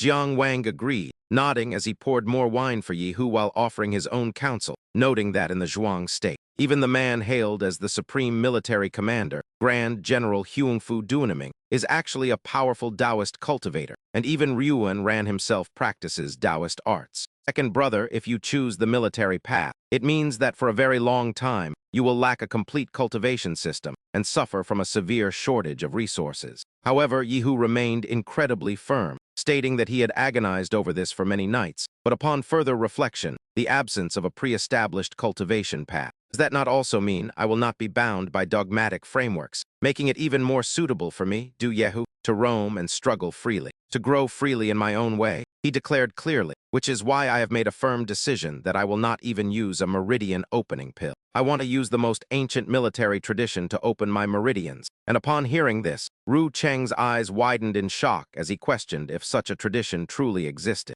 Yi Hu referred to was the blood energy meridian opening, a so-called military tradition where a cultivator refuses the assistance of medicinal pills, relying solely on their own willpower and surging vital energy to forcibly break through the Tao meridians, a method called ancient because those who succeed can be counted on one hand. The best outcome for those who fail is usually severed meridians, leaving them crippled, while in most cases their bodies simply explode, killing them instantly. One must understand that ordinary cultivators circulate their energy to impact their meridians twice a day, and sublimating their blood energy to condensed Tao source is already the limit of their endurance. Thus, the level of danger in forcibly gathering vital energy, like a wave of fire, to directly assault the celestial palace and reveal the Tao meridians is unimaginably terrifying. Ignoring his brother's concerns, Yi Hu did not hesitate and cheerfully raised his wine jar, deciding that they should stop drinking from small cups as it wasn't satisfying, and toasted to his success by draining the whole jar. Jiang Wang suddenly remembered something and asked about the cultivation technique, assuming the military had provided it, to which Yi Hu pushed an old, weathered book toward him. Here, Ruan Ran gave me this called the White Tiger Body Refining Art, which he said is a common military technique, though it seems to be an incomplete version, prompting a curious Jiang Wang to ask to take a look. But as soon as he picked up the manual, Jiang Wang suddenly clutched his stomach with a deeply pained expression, groaning that his stomach had unexpectedly begun to hurt. Ru Cheng asked anxiously if his third brother was all right, but Jiang Wang hurriedly grabbed the book and stood up to leave. "It's fine, I'll handle a few things and be right back." Leaving the room, Jiang Wang slipped into an empty adjacent chamber. He placed the White Tiger Body Refining Art on the table, his mind instantly connecting to the great void illusionary realm as a mystical Bagua formation. The Tao deduction platform appeared in the air. As he touched the book, countless pages were lifted by an invisible force, hovering and spinning as system notifications rang out repeatedly in his mind. Deduction starting, remaining merit 3590. In progress, remaining merit 2180. Breakthrough stage, remaining merit 1247. Completed, remaining merit 190. Finally, the system updated that the deduction was complete, obtaining the Four Spirits Body Refining Art. Jiang Wang held the new manual and muttered, "The Four Spirits Body Refining Art." Deducing this technique cost 3,400 merit points, nearly double that of the Purple Chi from the East Sword Art. He nodded in contemplation. It made sense. After all, this was an orthodox cultivation technique of the school of military, a truly transcendent art. Compared to the tattered sword manual he bought at a roadside stall, its limits and potential were naturally much higher. After some deliberation, he decided to transcribe the complete Four Spirits Body Refining Art tonight. He would give it to Zhu Hu tomorrow as a parting gift before he set off. Jiang Wang opened the door and stepped into the hallway, intending to return to the banquet, but fate had other plans. He happened to run into Miao Yu. She seemed quite surprised to see him in this brothel, and Jiang Wang was equally stunned by the unexpected encounter. The space fell silent, and the atmosphere became indescribably awkward. After a long while, Miao Yu broke the silence, her voice hesitating as she recognized him. but Jiang Wang was in no mood for conversation. He gave a cold, brief reply and immediately turned to leave. "Excuse me, let me through." Internally, he was frustrated and kept blaming himself. Drinking really does ruin things. He had been bold enough to plunge his mind into the great void illusionary realm right here. In this chaotic place of pleasure where gold and dross were mixed, the three-parts fragrance pavilion was truly unsafe. He had almost forgotten the necessary caution. Behind him, Miao Yu watched his retreating figure, her beautiful eyes reflecting pensive thought. Soon, Jiang Wang returned to the banquet room. He tossed the book back to Zhu, who, his expression cheerful as if nothing had happened. "I'm back. Second brother, I'm returning your book." Zhu, who was still in high spirits. His face flushed from the wine, he raised his glass and shouted, "Come on, keep drinking with me. We won't leave until we're drunk." Beside him, Ru Cheng joined in, slapping Zhu Hu's shoulder repeatedly. "Why are you still drinking? Take 3 penalty drinks for talking so much." Just then, Mama Li, the manager of the three-parts fragrance pavilion, walked over gracefully and asked solicitously, "Oh my, why is our young master Zhao becoming more handsome by the day?" Seeing the courtesans nearby all scattered, she feigned surprise. "What's wrong? Why did those girls all leave? Did they fail to please you in some way?" Ru Cheng quickly waved his hand, his face full of resistance. Don't come near me. The scent of powder and rouge is too strong, it's making me dizzy." He began acting like a spoiled young master again, sighing deeply. "Sai, you know well that these common, vulgar women could never catch my eye. Do you have any idea how much silver I've thrown into this place? Yet you still won't let me see Lady Miao Yu even once." Suddenly, a voice as clear as jade echoed from the doorway. Could it be possible?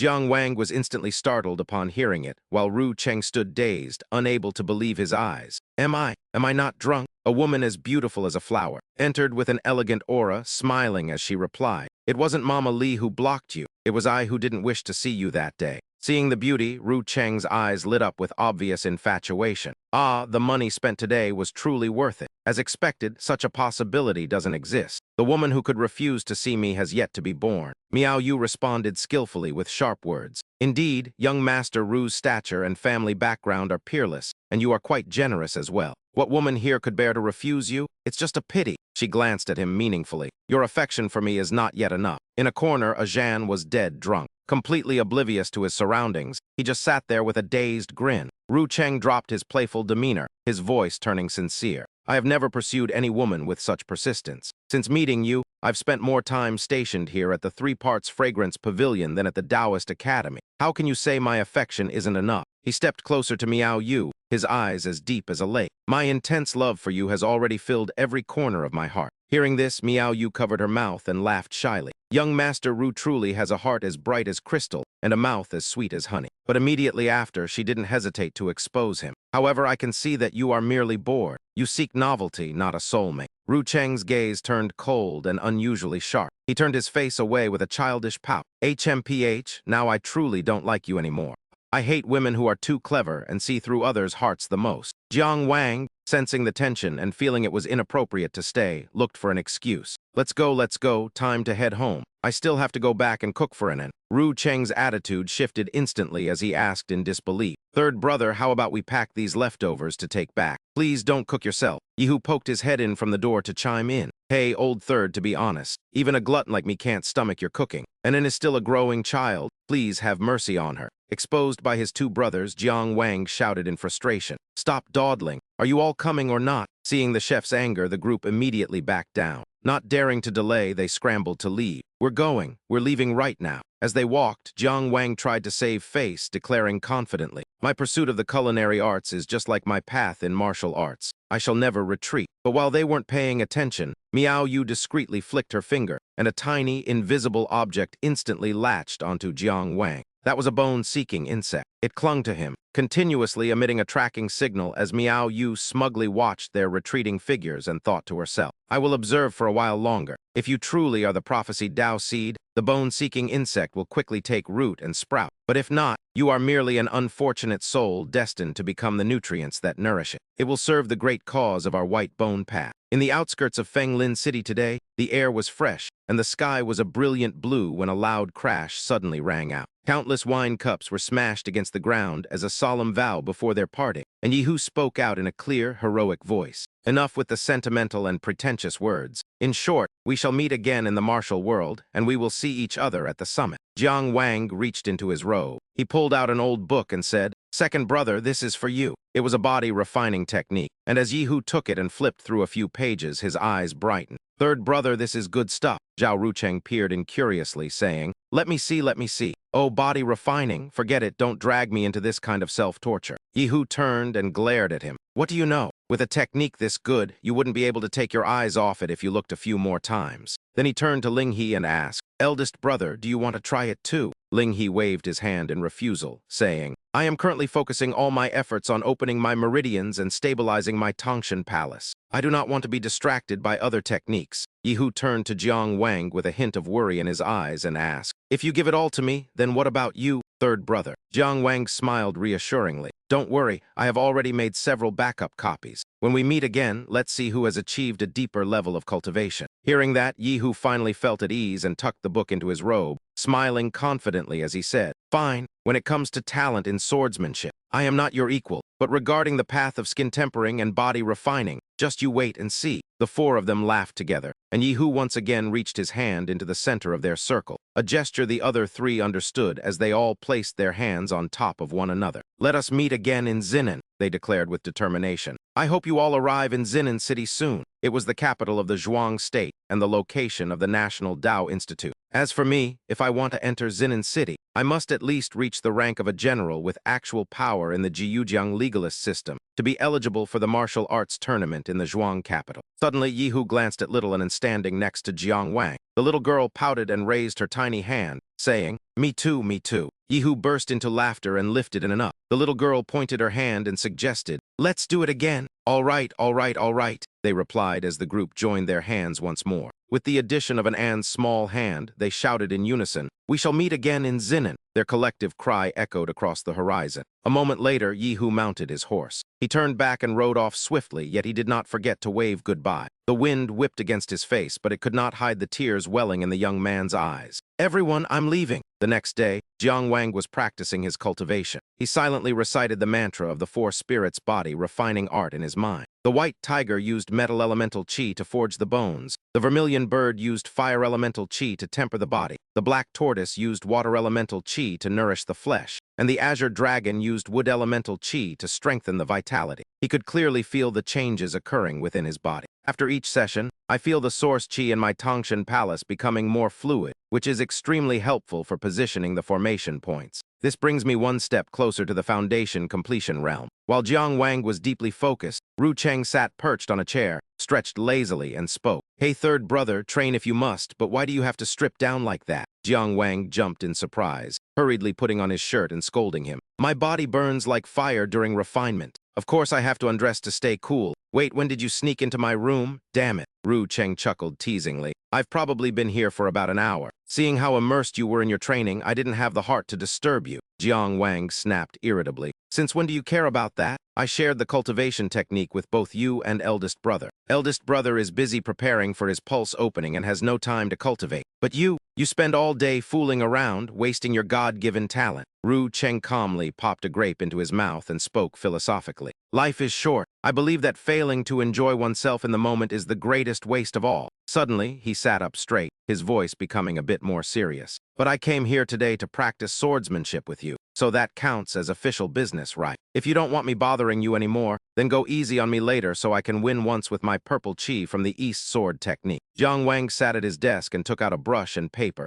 replying with a smirk, keep dreaming. If I let you win, I'm afraid you'll get even lazier with your sword practice. Let me finish writing my cultivation schedule first, then I'll give you a proper lesson. Jiang Wang carefully marked his progress on the paper, calculating in his head. Eldest brother was almost done gathering enough Tao merit for a pulse-opening pill. Second brother is tempering his body day and night in the military camp, and will soon use his vitality to break through his Tao pulses. If I don't speed up, they will catch up to me in no time. Looking at the formation diagram and the points on the chart of the stellar heavens, I have listed nearly 100 source chi points, but I am still missing over 200 more. I cannot afford to be negligent in the coming days. As time passed, Jiang Wang and Ru Cheng practiced swordsmanship daily, attended lectures, and he never forgot to study late into the night. On a late autumn day, all the students of the Tao Academy were summoned. Ru Cheng waved cheerfully and called out, "Eldest brother." Ling He turned around and smiled. third brother, fifth brother. Jiang Wang asked curiously. The Dao Academy has summoned us all to the city lord's manor today. I wonder if there is something important happening. Ling He replied softly. It's for the three-city Dao discussion. This year, the competition will be held right here in Finglin City. He further explained that the event was a joint tournament between the Dao academies of 3 neighboring cities: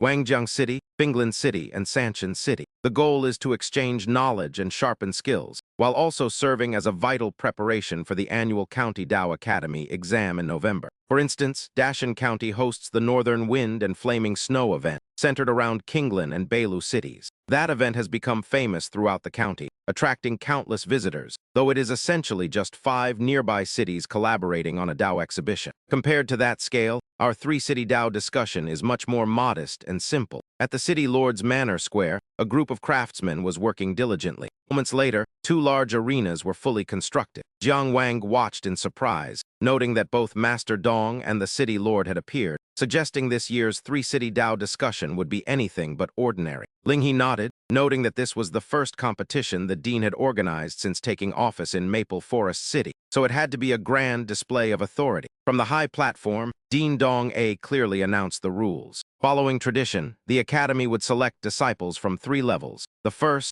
3rd, and 5th years, with each group sending 2 representatives for this Dao debate. Winning a first-year match earns 10 Dao merit points, 20 for the 3rd year, and 50 for the 5th year. City Lord Ruenquiji, standing nearby, coldly added that they must only win and not lose, or they would face his consequences. Ruen warned that he would make things difficult for them later, prompting Jiang Wang to calculate that a single victory would net him 10 Dao merit points. He realized it was a rare and profitable opportunity to gain combat experience against elite peers from other cities. Just then, Huang Azhen interrupted with a condescending tone. He dismissed the first-year label, explaining that it actually referred to those who had practiced at the academy for about a year, mostly chosen from previous classes. Jiang Wang curiously asked if senior brother Huang had ever participated in the 3 cities Dao debate before. Huang Azhen tilted his chin up confidently, confirming that he certainly had. Boasted that when he first entered the inner court, he was as famous as Li Jiankyu and Wang Changxiang, all 3 being top-tier talents. People even called him the fire element genius, Azhen. Ru Cheng curled his lip in disdain at the mention of a fire genius. Ru Cheng mocked his current state, and Jiang Wang joined in, shaking his head at how weak Azhen seemed now. Azhen sadly explained that his obsession with women led him to neglect his cultivation, allowing the others to surpass him. Ling He sternly warned his 3rd and 5th brothers to take that as a lesson and stay away from such distractions. As they were chatting animatedly, someone suddenly bumped hard into Azhen while passing by. "Hey, don't you have eyes?" Azhen snapped, seeing this. Lin Chuan quickly signaled for silence, then scratched his head with a forced smile and lowered his voice. It turned out to be senior brother Zhang, the final-year student most valued by the dean. Lin Chuan asked why such a top student was hiding back here with them, instead of standing at the front. Zhang Linchuan wiped the sweat from his forehead with a handkerchief and whispered back. He told them to keep it down, explaining he was trying to avoid the dean's notice to escape being chosen. But before he could finish, Dong A's majestic voice cut through the conversation. The dean announced that Zhang Linchuan would lead the team for this 3 cities Dao debate. Linchuan could only hold his head and groan in despair at the immense pressure. Dong A seemed to hear the complaint and swept a sharp gaze down, asking if he had a problem with the decision and telling him to speak up if he was dissatisfied. Zhang Linchuan's attitude shifted instantly as he stood tall with clasped hands, claiming that while there was pressure, he was confident and would give his all to complete the mission. Li Jiankyu and Azhen stood nearby, smiling and praising senior brother Zhang as the strongest in the Dao Academy, a fact even the dean acknowledged. Linchuan waved them off without much enthusiasm, questioning what strongest even meant. He lamented that if Zhu Weiwo and Ruan Ran could participate, he wouldn't be the one burdened with this exhausting task. Jiang Wang, feeling a bit puzzled, asked. Lin Chuan explained that Ruan Ran could not attend due to her military duties. Then he addressed the status of senior brother Zhu. He is currently on a mission to hunt Xing Wen, the heart-devouring human demon of the 9 great human demons, a title that strikes terror into the hearts of all cultivators. This group includes the selfless, faceless, fortune-telling, head-chopping, mature, all-evil, bloodthirsty, soul-eating, and heart-devouring human demon, Xing Wen. Jiang Wang shuddered at the mention of Zhu Weiwo, knowing the 9 great human demons were savage monsters who had left trails of blood across many nations. They were considered the world's greatest criminals, and even Xing Wen, the weakest among them, was a sixth-grade expert who had opened the heaven-earth gate. Such a person was fully qualified to be called a soaring dragon cultivator. Yet Zhu Weiwo, a mere student from a small city academy, was actually hunting him down. Principal Dong continued his announcement, stating that he would reserve a spot in this year's debate team for the most exceptional new disciple. He wanted to show that every generation produces new talents, while Fang Helling stood below with a racing heart, wondering if the news of his second Dao vortex had reached the principal. Believing the spot was rightfully his due to his outstanding talent, Fang Helling prepared to step forward as Dong A pointed toward the crowd to announce his choice.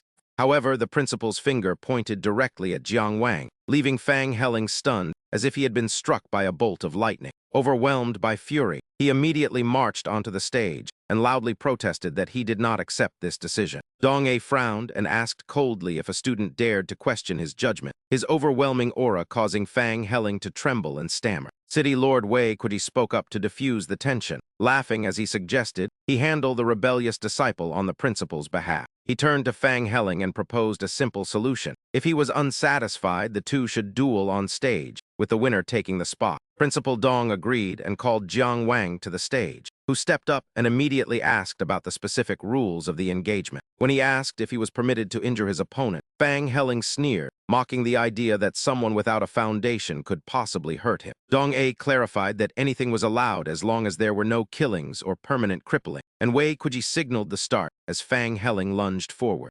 Fang Helling arrogantly promised not to cripple his fellow student while unleashing his flame wave, but Jiang Wang swung his sword and sent a figure crashing headfirst into the floor. That figure was Fang Helling, and Ling He watched from below without surprise, noting that his third brother's strength had improved yet again. Du Cheng nodded in agreement, observing that the results of physical body tempering were quite evident as Fang Helling lay there, having lost consciousness from the blow. The other disciples cheered enthusiastically. "Well done, Jiang Wang, great job!" The loud shouting woke Fang Helling up. He immediately jumped up, his face flushed as he screamed a challenge. "I haven't lost yet, Jiang Wang. Take this." Hearing this, Ling He couldn't help but shake his head in mockery. "Truly shameless. In the short time you were unconscious, my third brother could have killed you 10 times over." Li Jiankyu and Ajan also spoke up loudly. "Look at that, this guy is trying to cheat and throw a tantrum." Racheng shouted encouragement. "It's okay, third brother, knock him down again." The crowd below also protested vehemently. "Fang Helling, get down. Fang Helling, come down now, don't embarrass yourself further." Fang Helling panicked and tried to explain. "No, that's not it. Everyone listen to me. Just now, Jiang Wang must have used Dao Source to trigger his spells. Using Dao Source is a significant drain every time. Yet to defeat me, he didn't hesitate to delay his own cultivation foundation. What a shameless tactic, regardless of the cost." Dean Dong waved his sleeve in anger. "Get out of here, you're a disgrace." Fang Helling left with a heart full of resentment, muttering venomously, "Just you wait. Jiang Wang will never be able to establish his foundation or succeed in building his base in this lifetime." Scene shifts to the quiet room. Dong lightly tapped Jiang Wang's back to check his meridians. His eyebrows furrowed. "How reckless!" he shouted. It turned out he had discovered the secret. The foundation array he used wasn't the Giyuan array. Jiang Wang knew he could no longer hide it and bowed his head in confession. "Yes, the dean has found out after all." Dean Dong slammed his hand on the table with a loud bang, making the teapot jump as he scolded sternly. "There are indeed many foundation arrays superior to the Giyuan array in this world, but our Mount Yujing lineage has chosen the Giyuan diagram for generations because it is the most stable, safe, and effective. How dare you make such a major decision affecting your entire cultivation path without consulting your elders?" Jiang Wang could only bow his head and admit his mistake. "I was wrong." Dean Dong sighed, his voice softening slightly but still full of regret. "With your natural talent, if you had obediently used the Giyuan diagram to build your foundation, you might have already completed the minor heavenly cycle and entered the 8th grade pulse-wandering realm by now." Jiang Wang knelt down. His voice was firm. "I apologize, Dean. I made the decision on my own. I am willing to accept any punishment, even destroying my entire cultivation foundation to start over." Seeing his sincere attitude, the dean didn't have the heart to press further and waved his hand. "Fine. Things have come to this and time has passed. Talking more is useless. Perhaps everyone has their own destiny." Suddenly, Dean Dong took out an ancient jade pendant and handed it to Jiang Wang. "This jade piece records a secret technique called the Essence Control Art. It can help you control your Dao source more precisely. It will assist you in completing your foundation sooner. Take it." Jiang Wang quickly waved his hand in refusal. "This is too precious, and it's Master Dong's personal favorite item. How could I dare take it for myself?" Dong-A looked at the jade, his eyes momentarily filled with sadness. This is a rare object given by an old friend, but that friend has already turned to dust. Keeping this with me no longer has any meaning. He firmly placed the jade piece into Jiang Wang's hand, his eyes filled with expectation. Take this, for you are the future of the Zhuang state. As soon as Jiang Wang touched the jade, he felt the mystical essence of the void origin art flowing into his mind. He knelt down in emotion and bowed with clasped hands. This disciple thanks his master. Din Dong waved his hand indifferently and turned away, saying, "You may leave." That afternoon, Ling He had just picked up little Jiang Anan from school. Seeing Jiang Wang, he waved and handed him a gold-trimmed invitation. "Third brother, the Fang family sent someone to deliver this invitation to you." Jiang Wang frowned at the Fang family's seal, skimmed the letter, and gave a cold snort. "It's Fang Zehu. He invited me to a banquet at Moonview Tower," Jiang Wang said, as Ling He asked in surprise. "Are you truly planning to go see Fang Helling's father?" Jiang Wang nodded decisively. "Of course. I want to see what tricks that old fox is trying to pull." He turned to Wang Anan and smiled gently. "Anan, do you want your big brother to take you to a wonderful feast?" The little girl cheered joyfully. I do. Seeing this, Ling He pulled a hidden dagger from his sleeve and said worriedly, "Third brother, this banquet is surely a trap with little hope of safety. I will go with you." Jiang Wang waved his hand with a reassuring smile. "There is no need, big brother. Rest assured, the Fang family is not foolish enough to openly attack an inner court disciple in broad daylight." A short while later, Jiang Wang led Anan into Wanju Pavilion, where a waiter quickly greeted them warmly. "This way, please. Master Fang is waiting in the premium private room inside." Upon entering the room, Jiang Wang frowned as he spotted a familiar face drinking with Fang Zehu, Hu Zai, a well-known local thug in the city. Seeing Jiang Wang arrive, Fang Zehu stood up with a fake smile. "Ah, my worthy nephew has arrived. Please come in." He turned to Anan with a friendly look. "This little girl must be your sister. How adorable. Come, sit down." Jiang Wang did not want to waste time and went straight to the point. "I wonder what business Master Fang has in mind by inviting me here today." Fang Zehu maintained his social smile and waved his hand. No rush. Let us eat first. You both must be hungry by now." To little Anan, the heavily bearded Fang Zehu looked even more fierce and terrifying than Hu Zai. Fang Zehu clapped his hands, and a servant brought out a brocade box. "This is a solid gold abacus I commissioned from a famous craftsman. It is a wish for your sister to be clever and brilliant in her calculations. Please accept this small token of my sincerity." Jiang Wang pushed the box back and coldly refused. "There is no need for such an expensive gift. Master Fang, please state the purpose of this banquet." The smile on Fang Zehu's face faded. He sighed and lowered his voice, feigning remorse. "My worthy nephew, in the end, this is about Pengju. Our Fang family owes you an apology. The past is gone and the person is dead, so there is no need to dwell on it." Fang Zehu then shifted the topic to Fang Helling. "Since you are so generous, I will speak plainly. After Pengju's passing, Helling is the only hope left among the younger generation of the Fang family. However, since his crushing defeat at your hands, he has lost all confidence. His will has crumbled, and he spends his days drowning his sorrows in wine. I fear he will fall into ruin. His entire future is at stake." Jiang Wang asked indifferently, "And what does that have to do with me?" Fang Zehu's gaze turned cold as he made his demand. "Therefore, I hope you can go to Helling and publicly apologize to him. Admit that you used underhanded methods to win. Claim you used hidden weapons or dark arts to win the duel to help him regain his confidence and honor." Jiang Wang slammed his chopsticks onto the table. "I speak only the truth. You are asking me to trample on my conscience and my honor as a swordsman to admit to filthy deeds I never committed. I am sorry, but I, Jiang Wang, cannot do that." Unfazed, Fang Zehu took out another box and opened it to reveal a shimmering, glowing stone. "Of course, I am not asking you to do this for free. A small bow is a small price to pay if you agree to my terms. This source origin stone shall be yours," Fang Zehu said with a smug grin, continuing his persuasion. "You certainly know your treasures. This stone weighs 10 catties. It holds pure energy equivalent to exactly 100 source origin pills. Just imagine, with your talent, absorbing this entire stone would surely allow you to establish your foundation instantly and soar to greatness." Jiang Wang stared intently at the stone. "Indeed, perhaps it is as you say. A mere bow from me is truly worth nothing at all." Fang Zehu chuckled triumphantly.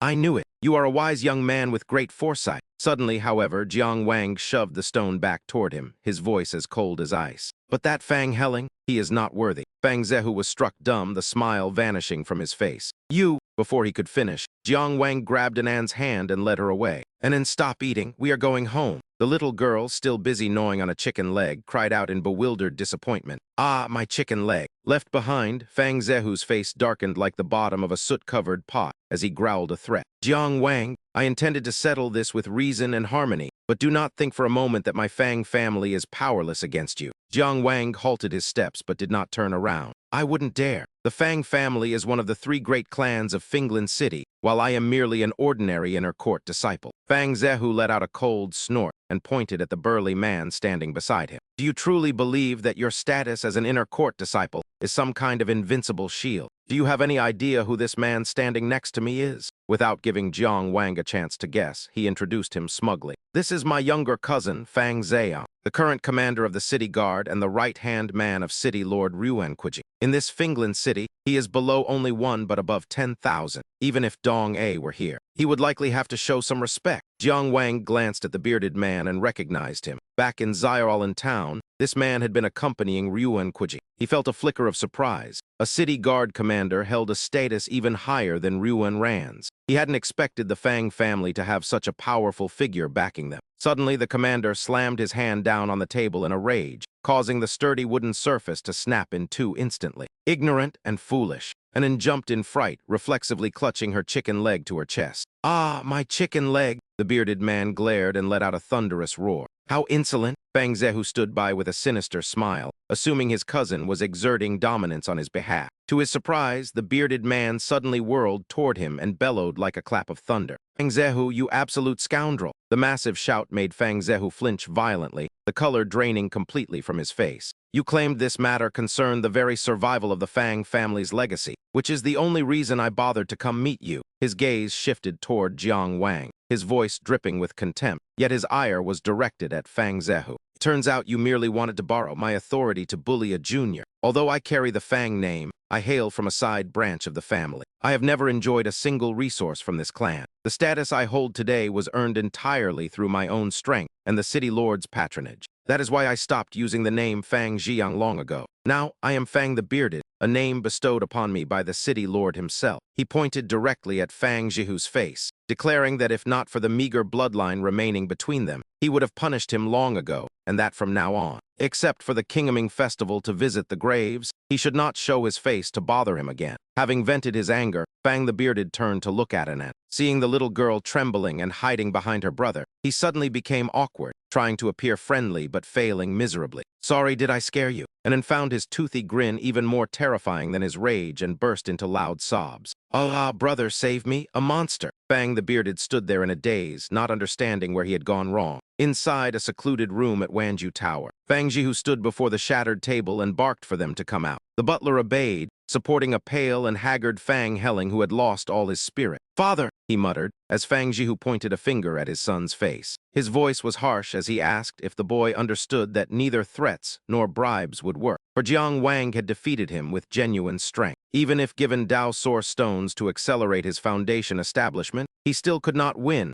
as that was the gap in their natural talent. The more he spoke, the more agitated he became. Raising his hand as if to strike, he yelled that he had restricted his own brother's resources and sacrificed countless interests just to secure a spot in the inner court for his son. He screamed that he had even exhausted his most vital connections, yet his son had not only become the laughingstock of all Finglan City, but was now destroying himself like a useless cripple, bringing shame to the Fang family and inviting everyone's contempt. Fang Helling could no longer endure it. He shouted back, venting his long-suppressed grievances, claiming he never wanted this. He was nearly at the second level of Dao rotation, yet was defeated in a single move by someone who hadn't even established a foundation. He admitted his talent was mediocre, but asked what else he could do when he had already given his all, questioning what more his father expected of him. Teach me then, father. Fang Jihu's raised arm suddenly trembled and dropped as he stared at his despairing son. Then prove it to everyone once more. He leaned close to Helling's ear and whispered like a demonic incantation. As long as you are willing to try, no matter the price. Even if it costs me my old life, I will help you, but my son, you must possess the will to fight. Meanwhile, deep within an ancient forest at a wooden hut, a massive stone wheel rolled heavily, pulled by someone panting for breath and weeping piteously.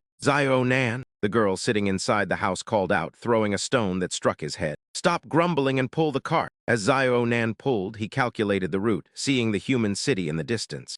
At the same time, atop the gates of Finland City, City Lord Wei Kuji gazed into the distance with eyes as sharp as a hawk's. Such is the plan. By setting this bait, we need not worry about them failing to bite. Once those cultists show themselves, we will capture them all in one sweep, said Dong A as he stood beside him. Ryuen Kuji, the dean of the Tao Academy, turned and remarked that although Dong A belonged to State Minister Du Ruhai's faction, he himself was a former subordinate of General Huangfu Duaname. Their two sides were originally like fire and water, but for the sake of the Zhuang state, he hoped they could set aside their grievances and cooperate to uproot the White Bone Path. Dong A was surprised by the extensive intelligence gathered and the meticulous plan, but since he knew little of the White Bone Path, he asked how to assist, especially with the three cities Tao debate approaching. With Finland City under such tight security, he wondered if the item was truly worth the risk of exposure. Ryuen Kuji reminded him they had only this one chance to avenge the innocent citizens who died in the Xiaolan town tragedy. Both of them shared the responsibility, yet Dong A remained skeptical, questioning how much certainty Ryuen Kuji had even if the White Bone Path actually appeared. Dean Dong A voiced his deep-seated concerns, asking if Ryuen Kuji intended to gamble the safety of every citizen in Finland City on this single move. No matter how foolish they were, they wouldn't dare sacrifice Xiaolan town right under their noses. His only fear was that this plan to lure the tiger from the mountain might fail. He worried innocent lives might be lost in vain. But Ryuen Kuji remained steadfast in his strategy, telling him there was no longer any room for doubt. Ryuen Kuji declared his decision final as Finland City was his domain, prompting Dong A to slam the table and shout that the city belonged to the Zhuang state, not him alone. Unfazed, Ryuen Kuji gazed into the distance and spoke with a voice full of bitterness, asking Dong A to reflect on the situation himself. He asked what kind of nation would allow a town to be sacrificed and tens of thousands of souls to be disturbed, noting that even a slight stir from the Qingjiang water mansion caused a stir. The entire Qing County army would mobilize for defense, and the appearance of a heart-devouring demon would bring the Judicial Bureau swarming like hornets, he said, turning to Dong A with a cold gaze. I have requested resources from the Zhuang government many times, but they always brush me off, showing the imperial court has no concern for Finland City's fate. Though accused of overstepping my authority, if I do not take charge, then who will? We must seize the initiative now, or else we will lose another town tomorrow. He asked if Dong A truly wanted to witness such tragedies again, fearing that tomorrow the disaster would strike another group of helpless citizens. Moved by Ryuen Kuji's firm reasoning and his concern for the people, Dean Dong A finally sighed and agreed to follow the plan, offering his full cooperation as a small act of redemption. Ryuen Kuji confidently asserted that since the news had been spread, the members of the White Bone Path would find the allure of the nether bamboo impossible to resist. Since it came from that specific place, they would come. Meanwhile, Dong A asked if Zhu Weiwo would return to compete for a spot at the National Tao Academy. Looking at the sky with eyes full of hope, the dean remarked that Zhu Weiwo's battlefield was not here, as he was destined to shine at the National Tao Academy. Competing for this trivial spot is merely a waste of time for him. I hope Zhang Linchuan can secure the direct entry to the National Academy this time. Yuan Kuji nodded in praise, noting that the arrangement was perfect and everyone was in position, simply waiting for the play to officially begin. At that moment, the carriage of the Sanshan City delegation arrived at the city gate, prompting onlookers to marvel at the massive vehicle and the arrival of the Sanshan barbarians. The crowd of citizens and students buzzed with astonishment as they stared at a man larger than a bear, while Kuji Cheng hid behind Jiang Wang, pointing out the terrifying monster. That giant is even bound by massive iron chains. Could Sanshan City have sent a savage and dangerous criminal to participate in the competition? Jiang Wang nodded in agreement, noting that since the prize for the first-year exam winner was direct admission to the National Academy, everyone would naturally give their all. Ling He sternly warned them not to speak recklessly before stepping forward as a representative to greet the Sanshan City Fellows on behalf of Finland Academy as the giant and his entourage halted.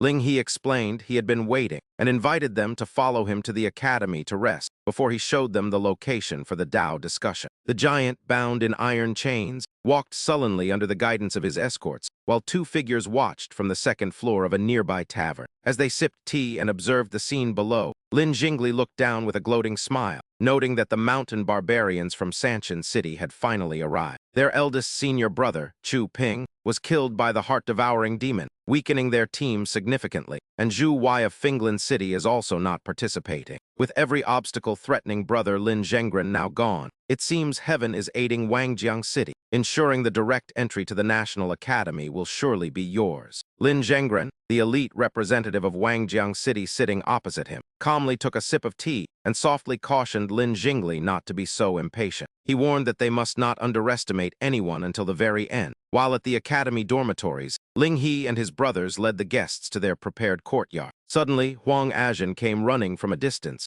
shouting frantically that something had happened to Jiang Wang's sister, causing Jiang Wang's heart to skip a beat. Recalling the incident at Xiaolin town, he worried if something had happened to Annan and immediately rushed to his younger sister's school. Upon his arrival, a stack of homework was hurled before him by a red-faced, furious tutor who yelled about cheating and truancy while pointing at the work in Jiang Wang's hands. The tutor continued his tirade, explaining that he had caught Jiang Annan helping others during a quiz and had punished her by making her copy the 1,000-character classic 1,000 times. He demanded Jiang Wang look at the results, revealing that the handwriting had 7 or 8 different styles because she had bribed her classmates with candied haws to do it for her. Jiang Wang glanced down to see Annan hiding behind the teacher and playfully sticking her tongue out at him, while the still furious tutor threatened that he should discipline her properly at home. If I catch you again, you'll be expelled immediately. Don't even think about coming back to study with this old man. Jiang Wang could only smile bitterly and repeatedly bow his head in apology.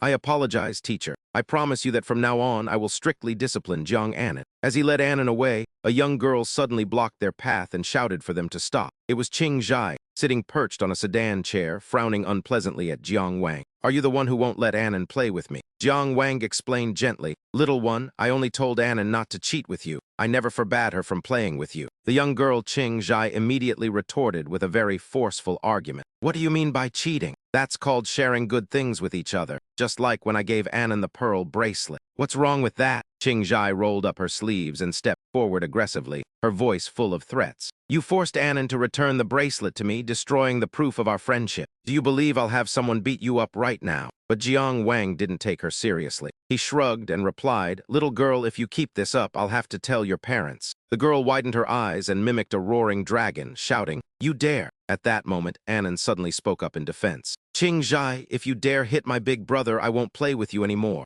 Hearing that, Qing Zhai quickly softened her tone, her face falling. Oh, don't, please don't. I won't hit him anymore. We're still best friends, right? Little Annan then happily nodded in confirmation. Of course. Qing Zhai's smile returned as she said, See you later. Annan also waved goodbye. Goodbye. Watching the figure of Qing Zhai's parent who had just arrived, Jiang Wang sighed to himself. Another parent. At this rate, old man Gui, I'm afraid you won't survive until the day your daughter graduates. Turning to his sister, Jiang Wang urged, What are you looking at? Once my exam is over tomorrow, I'll deal with you. That night, in a secluded small courtyard, massive chains were neatly arranged on the ground. A young woman took out a bottle of healing liniment and handed it to the giant man before her. I've said it before, as long as you help 3 Mountain City win this time, Sun Zionin smiled. I will let you go and give you your freedom. Then she continued. But before the competition, don't even think about leaving my side for a single step. Tonight, just spread a mat and sleep on the floor in my room. Hearing this, the giant man recoiled and screamed, No! Sun Zionin immediately delivered a loving punch, sending the giant flying a good distance away. She coldly concluded, I have decided. That giant was Sun Zionin's younger brother, Sun Shaoyan, who was now crying piteously while throwing a tantrum on the ground.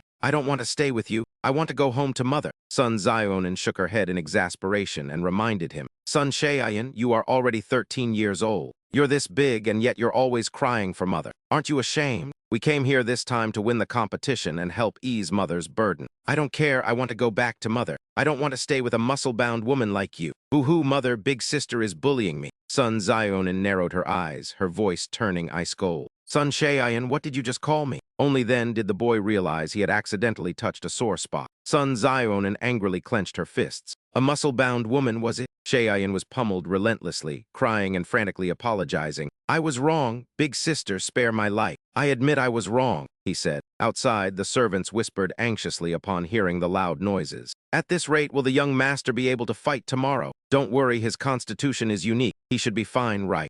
Inside the room, after venting her anger, Zio Nan comforted him softly. Be good. I'll apply more medicine for you. Don't be so mischievous anymore. The scene shifts to the tournament day. Before a massive crowd, Zhao Rucheng stood on a high platform, holding a megaphone to announce the opening that everyone had been waiting for. The sky is clear and the weather is bright. Ladies and gentlemen, fellow cultivators from all over, listen closely. The Three Cities Dao Discussion Tournament has officially begun. Beat his chest confidently. I, Zhao Rucheng, the sponsor of this event, will serve as your host and commentator to guide you through the matches. He pointed toward the stands, excitedly stirring up the atmosphere. Let the mountains hear our surging spirit. Let the rivers feel the worldly sounds of the Tao. Let the maple forests witness our soaring ambition. Now give me your loudest cheers. The crowd below responded enthusiastically, raising their hands and shouting in extreme excitement. Seeing the audience's passionate reaction, Zhao Rucheng nodded with satisfaction and began announcing the rules. Excellent, I can truly feel your passion.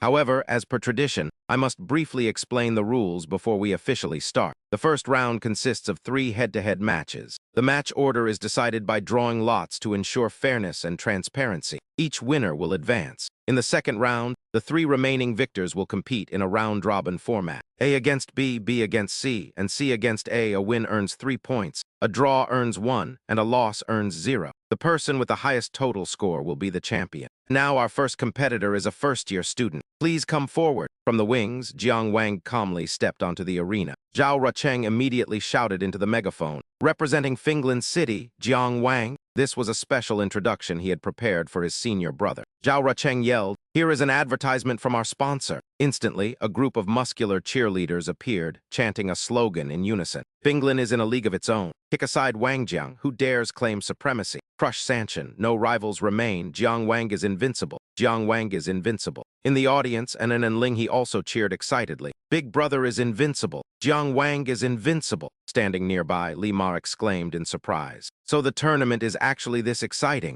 In another corner, Zheng Li glanced over with disdain and spoke mockingly. What a bunch of ridiculous show-offs. On the stage, seeing Zhao Rucheng's absurd advertisement, Jiang Wang put his hand to his forehead in exasperation. Did this kid sponsor the entire tournament just to pull this stunt? Zhao Rucheng then gestured toward the other side to introduce the opponent. And the unlucky soul facing Jiang Wang is Yang Xingyang from Sanchin City. Yang Xingyang then stepped onto the platform. Greetings, I look forward to your guidance. Zhao Rucheng stood in the center of the arena and loudly announced the rules. The rules are as follows. The side that surrenders, losing consciousness, or being forced out of the ring results in defeat, making the rules clear. He waved his hand and shouted with excitement. Once the contestants were in position, the match began, and as the command rang out, Jiang Wang's opponent, Xiang Yang, immediately began forming hand seals while muttering incantations. However, Jiang Wang was even faster, his figure blurring like a lightning bolt as his sharp blade pointed directly at his opponent's throat in the first form. Yet just as the sword tip was about to reach its mark, a sudden burst of purple light erupted from beneath his feet, forcing Jiang Wang to halt in his tracks. Numerous sharp stone pillars suddenly sprouted from the arena floor like bamboo spikes, but Jiang Wang reacted instantly, twisting his body to dodge them by a hair's breadth.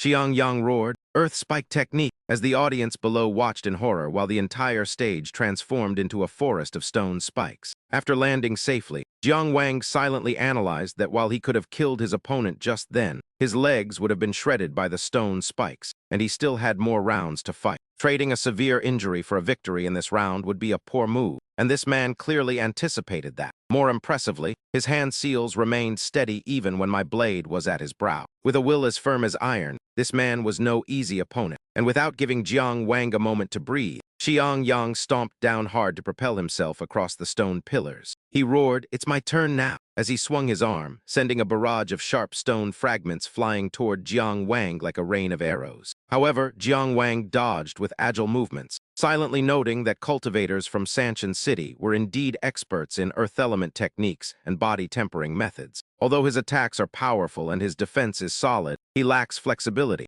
As long as I maintain my speed advantage, he will be unable to touch me. But at that moment, Jiang Wang's pupils contracted in shock, as Xiang Yang suddenly encased his fists in thick stone and charged forward with incredible speed. Stone fist! Jiang Wang hurriedly raised his sword to block, but a terrifying force sent him flying back as he wondered how his opponent could be so fast. He wondered why an earth element practitioner possessed such explosive speed, but before he could think further, Xiang Yang lunged at him once more. As he struggled to block a flurry of strikes, Jiang Wang realized that the man was using the earth spike technique to create propulsion from beneath his feet, compensating for his lack of speed. It was a clever tactic, but since Foundation establishment cultivators have limited Dao source, he could not sustain such high consumption techniques for long. The tide would turn if the fight was prolonged. Suddenly, Jiang Wang felt his sword grow heavy, as Xiang Yang locked the blade with his stone hands, glaring at him and growling that he would destroy the weapon to strip away his advantage. Xiang Yang exerted his strength and shattered the steel sword in Jiang Wang's hand into fragments, simultaneously delivering a kick that sent him flying backward. "Big brother," Anan cried out in worry, while Zhao Rucheng stood up in shock from the stands. But as the dust settled, Jiang Wang remained standing firm. He assumed a solid stance as blood surged around him, spirit refining body art, black tortoise transformation. The stands erupted in excitement. It was incredible, even though his sword was destroyed. Yet Jiang Wang still withstood a full-force strike from the fellow cultivator of Three Mountains City without a scratch. It seems that besides his excellent swordsmanship, Jiang Wang is also a hidden body-refining genius. This match has become interesting. Jiang Wang lunged forward to counterattack. Xing Yang immediately swung his stone fist to meet him, but suddenly, Jiang Wang pulled back a step, creating a feint. Xing Yang punched the air and stumbled as he lost his momentum. He cursed inwardly, realizing he had been tricked. Taking advantage of the moment, his opponent lost his balance. Jiang Wang swiftly grabbed Xing Yang's stone arm and used his own momentum against him, slamming him onto the floor. Li Jianqiu stood below the stands, picking his nose while explaining to his juniors, "The runestone fist increases attack and defense, but it is no different from carrying two large boulders on one's hands. The center of gravity shifts. A slight mistake makes it easy to lose balance and expose a weakness." Suddenly, the arm Jiang Wang held began to glow brilliantly and heat up intensely.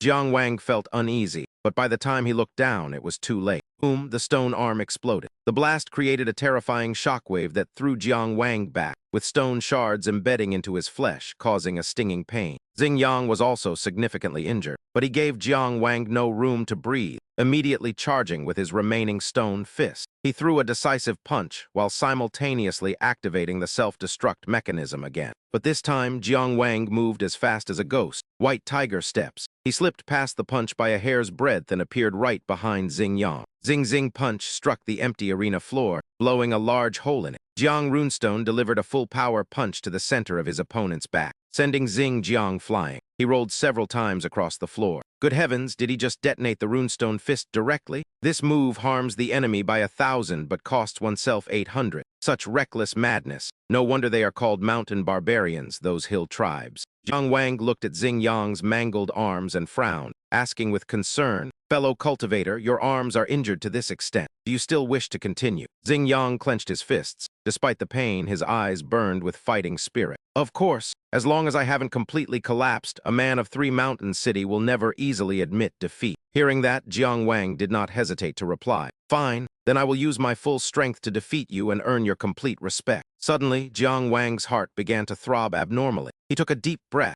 circulating his qi to regulate his breathing, and his entire body suddenly radiated a bright red glow like burning embers. Xing Yang did not hesitate, throwing a steel-like fist through the red mist as he charged like a wild beast. Watching from afar, Xiao Nan could not hide her astonishment. Another sudden burst of speed, and it is even faster than before. Is he burning his blood essence? No, he is simply pushing his blood to the limit where it is about to ignite. Does Finglin City truly possess such powerful body-refining techniques? The situation in the arena shifted rapidly. Xing Yang took hit after hit from Jiang Wang, while all of his own attacks were easily neutralized by Jiang Wang. Jiang Wang shouted, assuming a stance like a phoenix spreading its wings. "Vermilion Bird be defeated!" Taking the full force of the Vermilion Bird strike, Xing Yang was blown away like a dry leaf in a storm. His body was covered in wounds, yet he clawed at the floor to stop himself from sliding out of the ring. Jiang Wang didn't give his opponent a moment to breathe, continuing his relentless pressure. "White Tiger!" The crowd erupted in thunderous cheers from the stands. "Jiang Wang is invincible!" Seeing Yang Xiangyang's critical state, the judge raised the flag to end the match.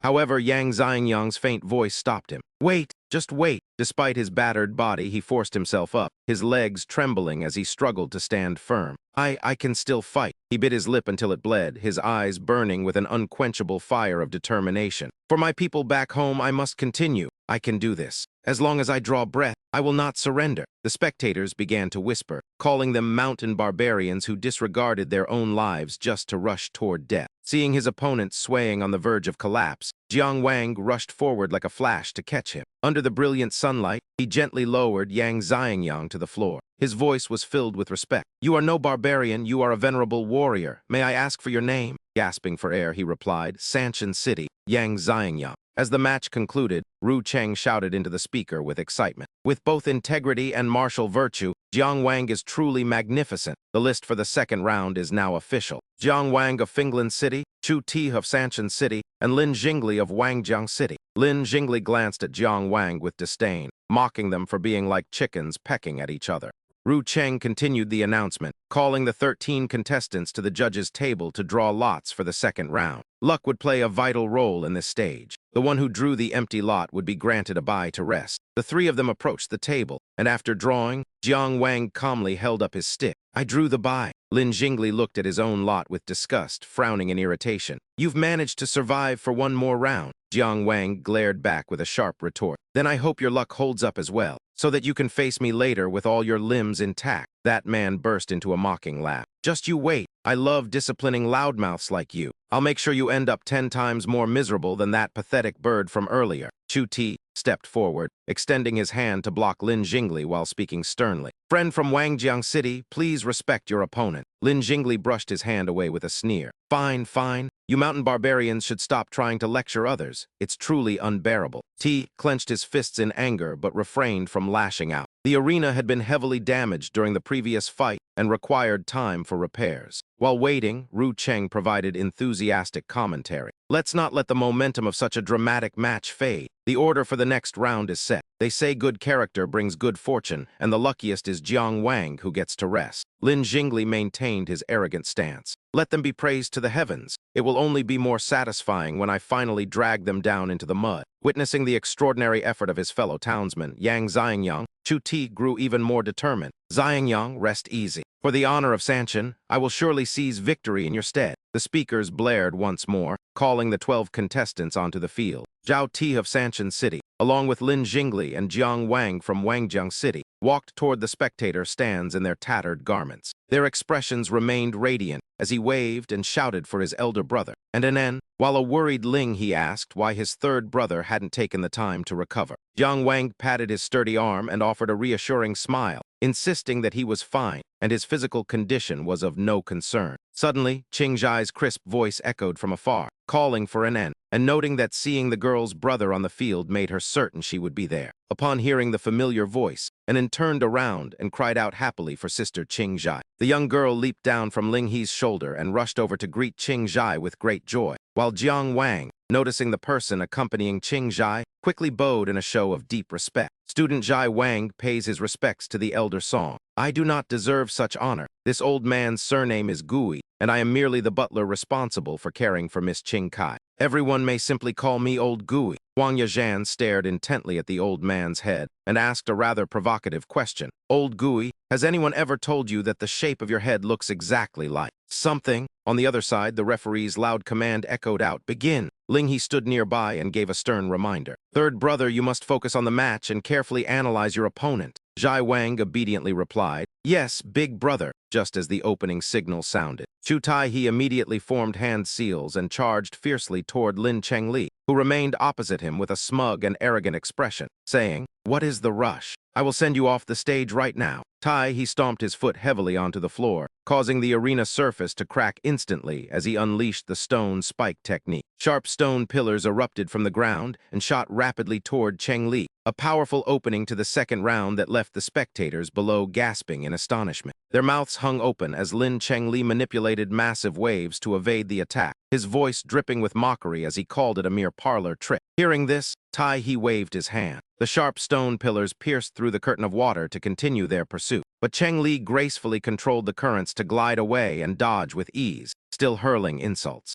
Saw through that after a single glance. How boring. Seeing that his long-range attacks were ineffective, Tai he suddenly lunged forward for close-quarters combat, prompting a bored curse from Cheng Li. Do you not understand human speech? That man condensed water into a massive fist and delivered a thunderous blow directly at Tai he. Tai he's body shattered, but it turned out to be nothing but rubble, a substitution technique. His true self suddenly appeared behind Cheng Li, shouting, you are surrounded. Cheng Li maintained an air of arrogant composure. You think too highly of yourself. Tai he lashed out with a kick, striking the surrounding sharp stone pillars. He sent them flying to attack Cheng Li from every direction. But Cheng Li unleashed raging waves, the surging waters easily sweeping aside all the stone pillars as he let out a cold laugh. So you moved your true body into the stone spike technique for a surprise attack. Did you think I wouldn't notice? I was only playing along with you from the very beginning. Every move you made was within my expectations. He looked up at Tai-He, who was suspended in midair. It is time for you to fall into the real trap. Tai-He suddenly felt the surrounding air grow thick. He glanced around and realized with horror that he had been encircled by a massive wall of water.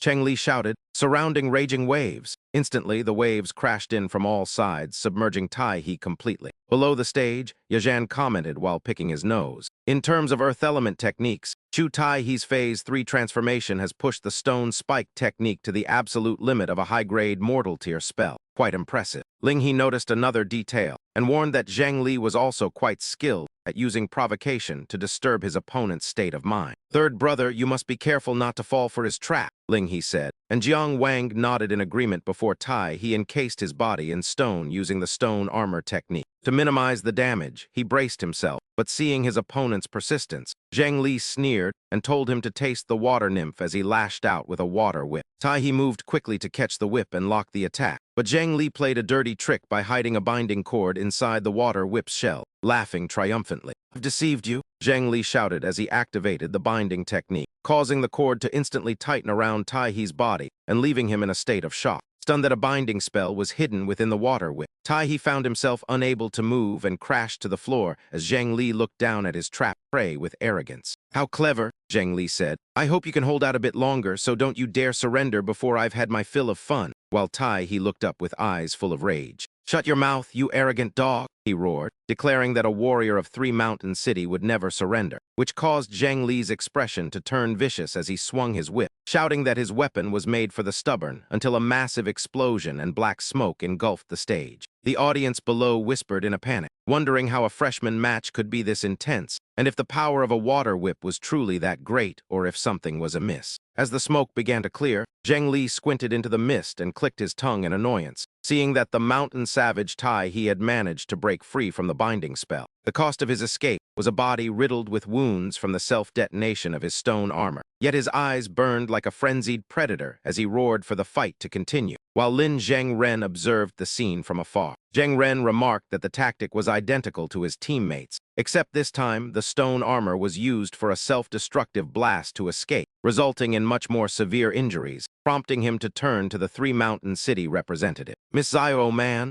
are you sure you want him to continue?" he asked, pointing out that this wasn't the major district academy exam in November and had no bearing on his future, making such a risk unnecessary. Zio Man's expression remained unchanged, as she calmly replied that she could not yet decide for him whether he wished to preserve his life or his honor. Seeing Tai-He's mangled body still stubbornly charging forward, Zhang Li swung his water whip again while hurling cruel and mocking insults at the man's stupidity. "What good is your temporary courage?" he sneered, claiming that without the protection of the stone armor, Tai-He would only suffer a more pathetic defeat. Lin Zhang Li lashed the water whip toward Tai-He's face, but the man seized the chance to grab the whip, wrapping it around his wrist and pulling Zhang Li toward him with all his might. "Stone-clad fist," he bellowed, forcing Zhang Li to release the whip and leap back in shock, mocking the madman for being willing to trade his life for a single strike while refusing to play such a dangerous game. Zhang Li immediately shifted tactics, using surging waves to glide away and evade the stone-clad punch before leaping behind his opponent to deliver a warning. He told Tai-He to give up because his combat predictions were at least 3 steps ahead, but Tai-He suddenly became eerily calm, turning his head to reply that he was actually the one a step ahead. Lin Jingli landed on the floor and immediately formed hand seals, manifesting a Bagua water circle behind him, as hundreds of sharp water arrows aimed directly at Tai-He while he spoke with disdain. "I, Lin Jingli, have finally witnessed the stubbornness of you Manji people from Sanchin City," he said with a look of utter contempt, adding that a sharp tongue did not guarantee a long life. "You won't survive this time. Intermediate grade unranked Dao Art, 100 rain arrows,"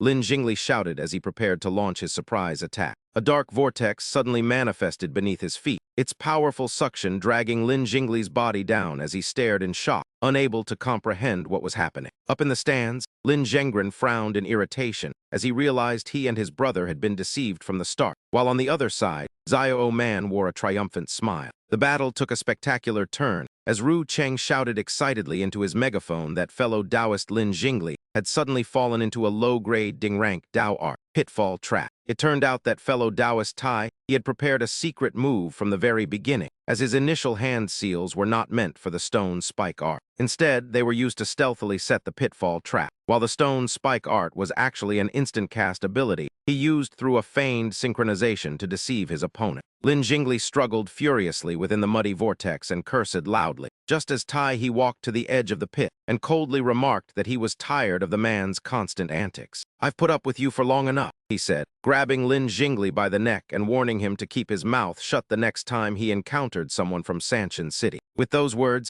he delivered a thunderous blow that sent teeth flying before raining down a merciless barrage of punches and kicks onto Lin Jingli's face. The scene was far too violent for young Anet, so Ling he quickly covered her eyes while praising the trap as a truly remarkable maneuver. Jiang Wang nodded in agreement, noting that while the people of Sanshin City appeared coarse and blunt, their combat logic was actually incredibly sophisticated. Seeing Tai he fighting like an uncontrollable demon, Lin Zhenggren feared a fatality and stood up abruptly to shout that they surrender. Upon hearing this, the referee raised the signal flag as the Wangjiang City side signaled the end of the match, and only then did Tai he stop, leaving Lin Jingli's face unrecognizable and swollen. The audience erupted into thunderous cheers for Tai he, as Zhan turned to Jiang Wang with a sly grin. "They've battered each other so badly that you've won without even fighting. You're so lucky that you absolutely must treat us to a feast," Zhan teased. "Let's head straight to the Three Fragrance Pavilion," he suggested, earning a sharp glare from Jiang Wang, who hissed at him not to talk nonsense in front of the children.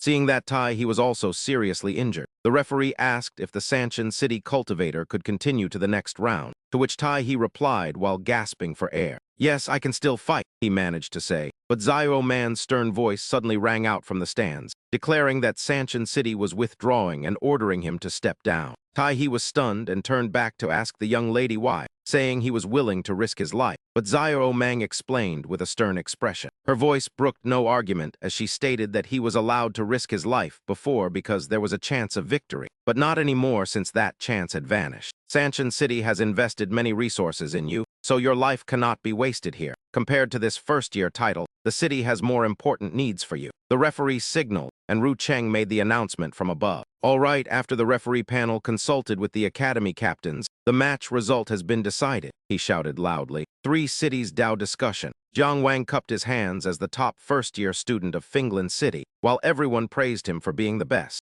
Zhan radiantly invited guests, leaving Jiang Wang confused since he had only fought one match. Ling He happily told his third brother not to worry because he deserved it, while the bald man spread his arms to invite the young master, as he asked Ru Cheng in confusion. "Why did you come down here?" Ru Cheng pushed the bald man and replied that it was fine to just find a temporary replacement, suggesting that if anyone agreed, then this young master would treat them to a celebration tonight. Zhan immediately raised his hand, sweating as he volunteered himself. The celebration would surely be at Sanfin Fragrance again, where he could definitely see those fair and well-endowed ladies, Zhan thought while hugging a pillar. As clouds drifted by, he announced into the speaker that the third-year competition was starting, and he, Zhan, would be the new commentator. An old lady turned away in boredom, complaining that the handsome host had been replaced by a sickly man. "I've lost interest and am going home to cook," she said, while Zhan waved his hand and grumbled for her to stop being troublesome, as he had heard everything. Li Jianqiu won the opening match for the third-year students, and Wang Changxiang also emerged victorious after blowing his opponent away.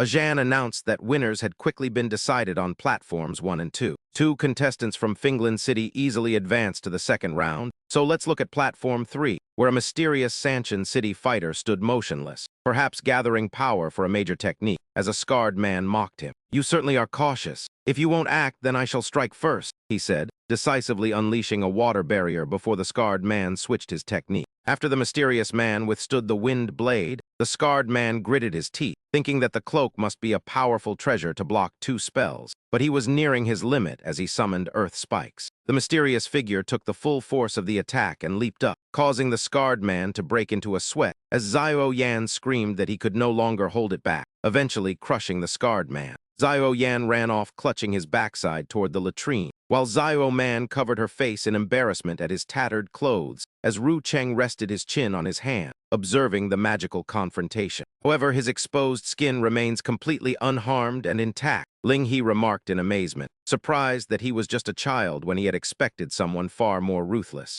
Jiang Wang wondered in surprise why his defense was so high without any signs of a stone skin technique, while Elder Quest stroked his beard and explained it was the shore skin goo. It was a permanently fixed Dao technique. Meanwhile, Zheng Li groggily sat up and demanded to know why they had conceded on their behalf, cursing as he clutched his face in agony. If not for that oversight, that wild man wouldn't have had a chance, let alone that fellow from Finglin City, Zheng Ren asked coldly. What happens then? He remarked indifferently, noting that even if he were defeated, he would still rank first among the freshmen in points, as Zheng Ren turned to continue. Furthermore, what if you lose again? Remember, never give an enemy an opportunity unless you are absolutely certain, he added gloomily. Currently, he hasn't defeated any of you, so his top ranking will never be sufficient, Ah Zhan announced loudly as Li Jianqiu and Wang Changxiang of Finglin City advanced to the second round. Along with Sun Xiaoyan of Sanshan City, the referees' draw results are about to be revealed. Who will be the lucky one to draw the bye in this round? The lot was quickly revealed, and Changxiang greeted him cheerfully, asking for guidance from his fellow cultivator of Sanshan City, while Xiaoyan stepped forward clutching his stomach in relief. Ah Zhan remarked with interest that a battle between two stout men would be quite a sight, while Xiaoman felt tense as the first match of the second round officially began.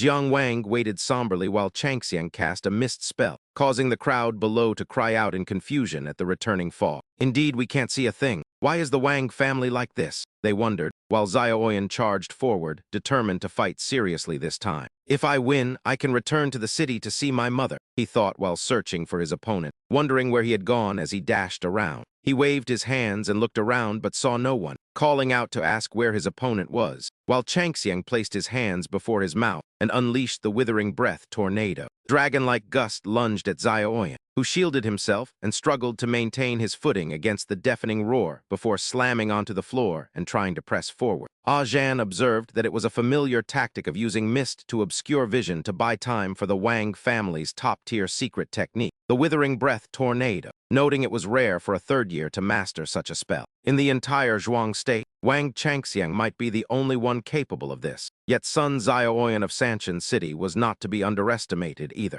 He actually resisted the withering breath tornado and advanced step by step toward Wang Changxiang, making it a contest of whether Changxiang's breath would hold out, or if Sun Xiaoyan could endure longer, as Changxiang continued to blast the wind while Xiaoyan frowned, thinking that he would eventually grow exhausted at this rate. I must block the wind first, he thought, conjuring a stone wall, which Ling He noted was a clever way to weaken the power of the withering breath tornado. It is a wise move, Jiang Wang somberly remarked, but it would be different if the opponent was Wang Changxiang, prompting Yu Qi to ask why he said that. Xiaoman gritted her teeth and cursed him as a fool as the wall quickly shattered, and Changxiang narrowed his eyes, intensifying his attack as Xiaoyan stared in shock. He was hurled into the air, soaring high above as the crowd erupted in a frenzy, amazed that even such a stout man could be blown away, though fortunately, the protective formation was in place. The Wang family members are truly capable. The referee raised the red flag as Xiaoyan was slammed into the ground, making a Zhan shout in excitement. It turns out the breathless tornado has such a dragon raises its head-finishing move. Wang Changxiang is the winner,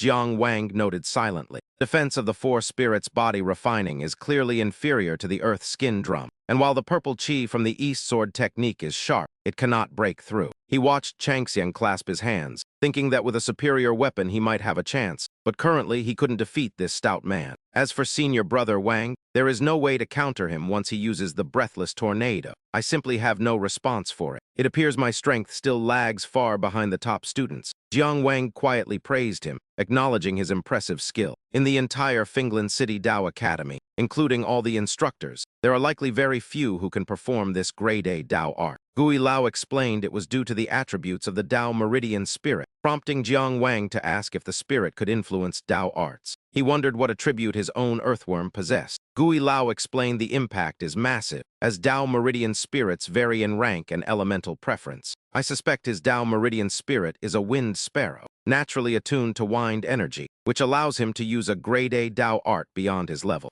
Changxiang took a pill as Jiankyu remarked that using medicine to recover Dao's source meant he was determined to secure the top student position. "It is a minor matter," he said, swallowing the pill and telling Jiankyu not to laugh, while Jiang Wang wondered how the steady senior brother Li would break the breathless tornado. Jiankyu frowned slightly and asked if they could stop using such a shameless Dao art like the breathless tornado, as the audience was already whispering. Changxiang happily agreed and asked Jiankyu to be gentle. Zhan watched the two former top rookies, wondering who would prevail as the second round began. Changxiang conjured a mist, causing the crowd to react with indignation, questioning why he used that move again and if the Wang family had any shame. The audience had a terrible experience. Jiankyu used a wind-calling technique to blow the mist away as Changxiang struggled to maintain his momentum. "You weren't interested in wind arts before," but Jiankyu charged forward, saying he learned it specifically for him, leaving the other man flustered. "You aren't giving me time to gather my strength," which is quite cunning, but Changxiang grinned, revealing he had kept one move in reserve.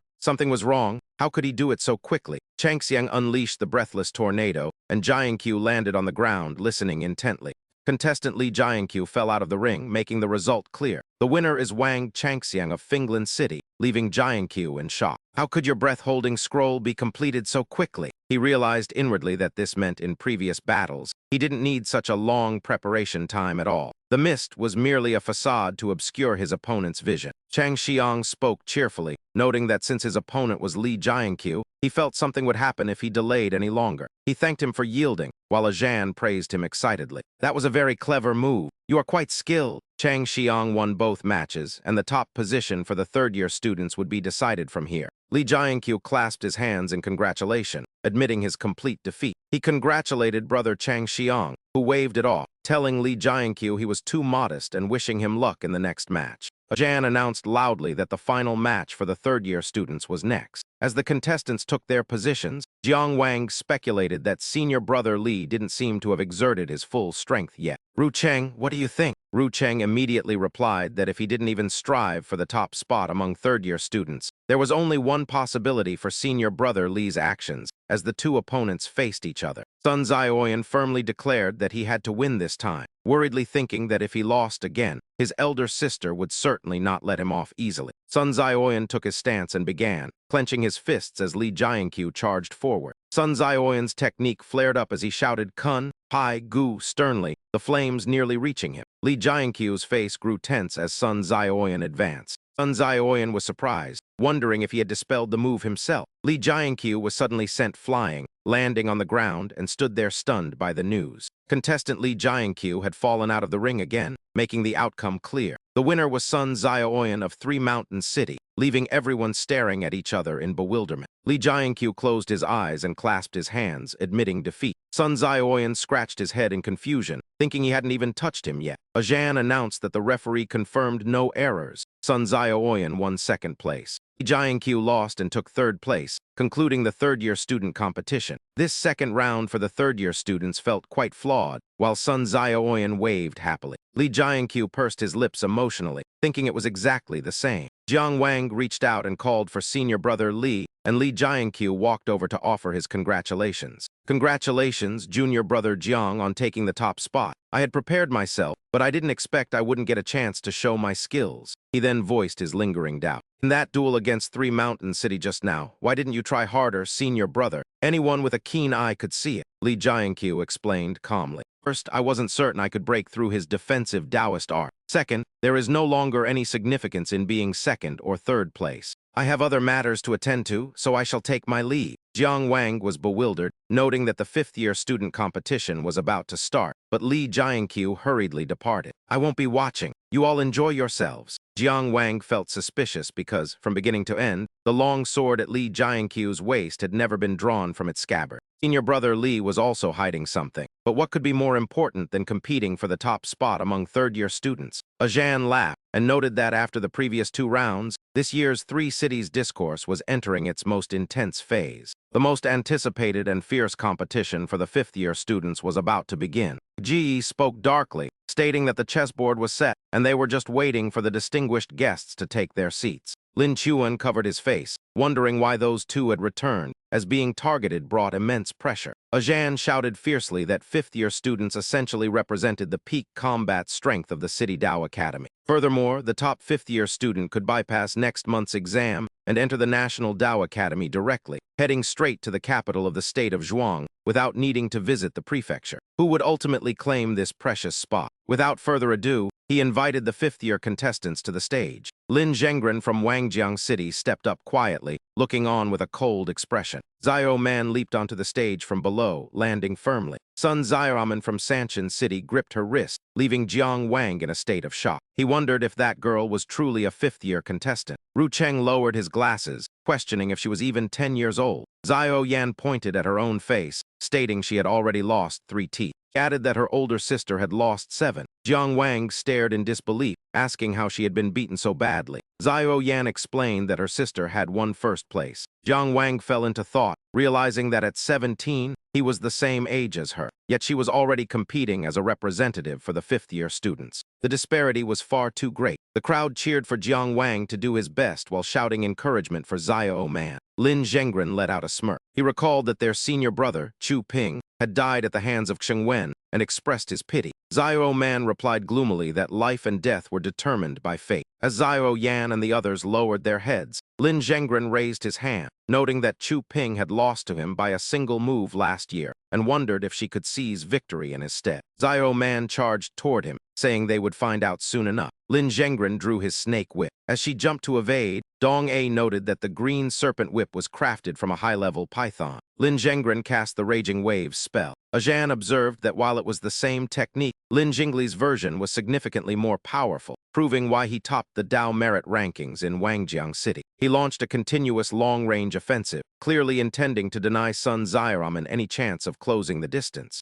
Zio Man dodged repeatedly, keeping her eyes on the serpent. An ambush erupted from the ground. With Raging Waves in front and the green serpent behind, Sun Xiaoman was trapped with no way to retreat. Zio Man climbed the wave, prompting Ajan to marvel at how she was actually treading upon the surging Raging Waves as if walking on water. These waves were no ordinary water, but contained Taoist power capable of inflicting damage. A normal person would be injured instantly upon contact. The crowd cheered for her beauty and skill as Jiang Wang watched in amazement. He wondered if she also possessed an eternal hardened skin. Ru Cheng recalled and noted that the texture of her skin did not appear to be the same. He surmised she was using her physical body to endure the damage, which would mean her level of physical tempering was likely the highest among everyone present. Lin Zhengren looked at Zio Man and expressed his genuine admiration after seeing her skills. He swung his arm to unleash the serpent wall coil, forcing Zio Man to face a wall of snakes. She complained about how annoying it was and challenged him to a direct confrontation. Lin Jingli shouted that he wouldn't dare as the serpent's maw-neared Zio Man, who was now suspended in midair without any footing. There was no way to avoid it as the girl's bracelet glowed, and Zio Man gripped her chakram with both hands. She attacked the serpents, conjuring a mountain before slamming it down hard upon the swarm. The snakes took the full force of the blow, sending one flying into the distance, while Jiang Wang's group shielded their faces. Kajai asked gloomily if that was the Sanshan City's heirloom treasure, the mountain-quaking mace. He wondered if it had really been passed down to this young girl as a liquid spilled onto the floor.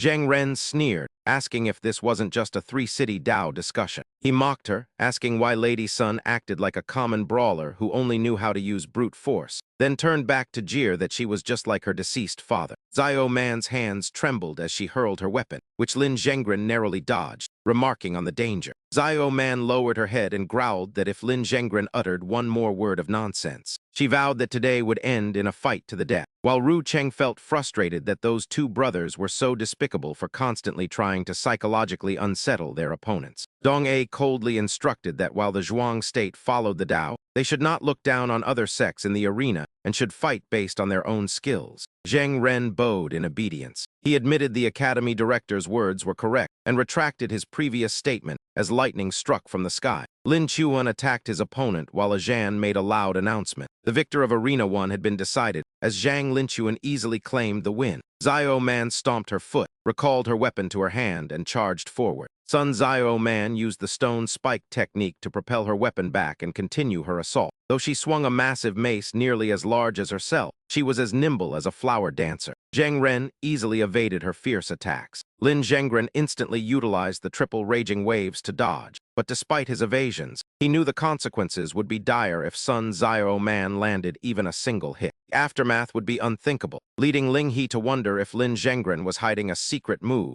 as he commented on the violent raging waves. Yang Wang added that Lin Zhenggren's Dao arts were precise and lacked any wasted movement, though his two instant cast techniques, the wall scaling step and triple raging waves, had been fully exposed. Xiao Man roared and attacked while Zheng Ren glided away disdainfully. He remarked that while she was brave, she lacked restraint. Xiao Man's weapon erupted in fire with the explosive flame, but Zheng Ren landed on the chakram and told her she had fallen for his trap. He leisurely explained that her flurry of attacks was merely a distraction, intended to catch him off guard, so she could use the low-tier explosive flame art engraved on her weapon to accelerate it and deliver a fatal blow. He admitted it was a decent trick, but ultimately nothing more than a minor scheme. Xiao Man was thrown into a state of confusion, unable to believe what was happening. She wondered if he had pushed her mace back, but the sensation of weight was wrong. Zheng Ren grinned and told her it felt heavy because she was currently supporting the weight of an entire building. He raised one hand, and then the other as a beam of light shone down from above.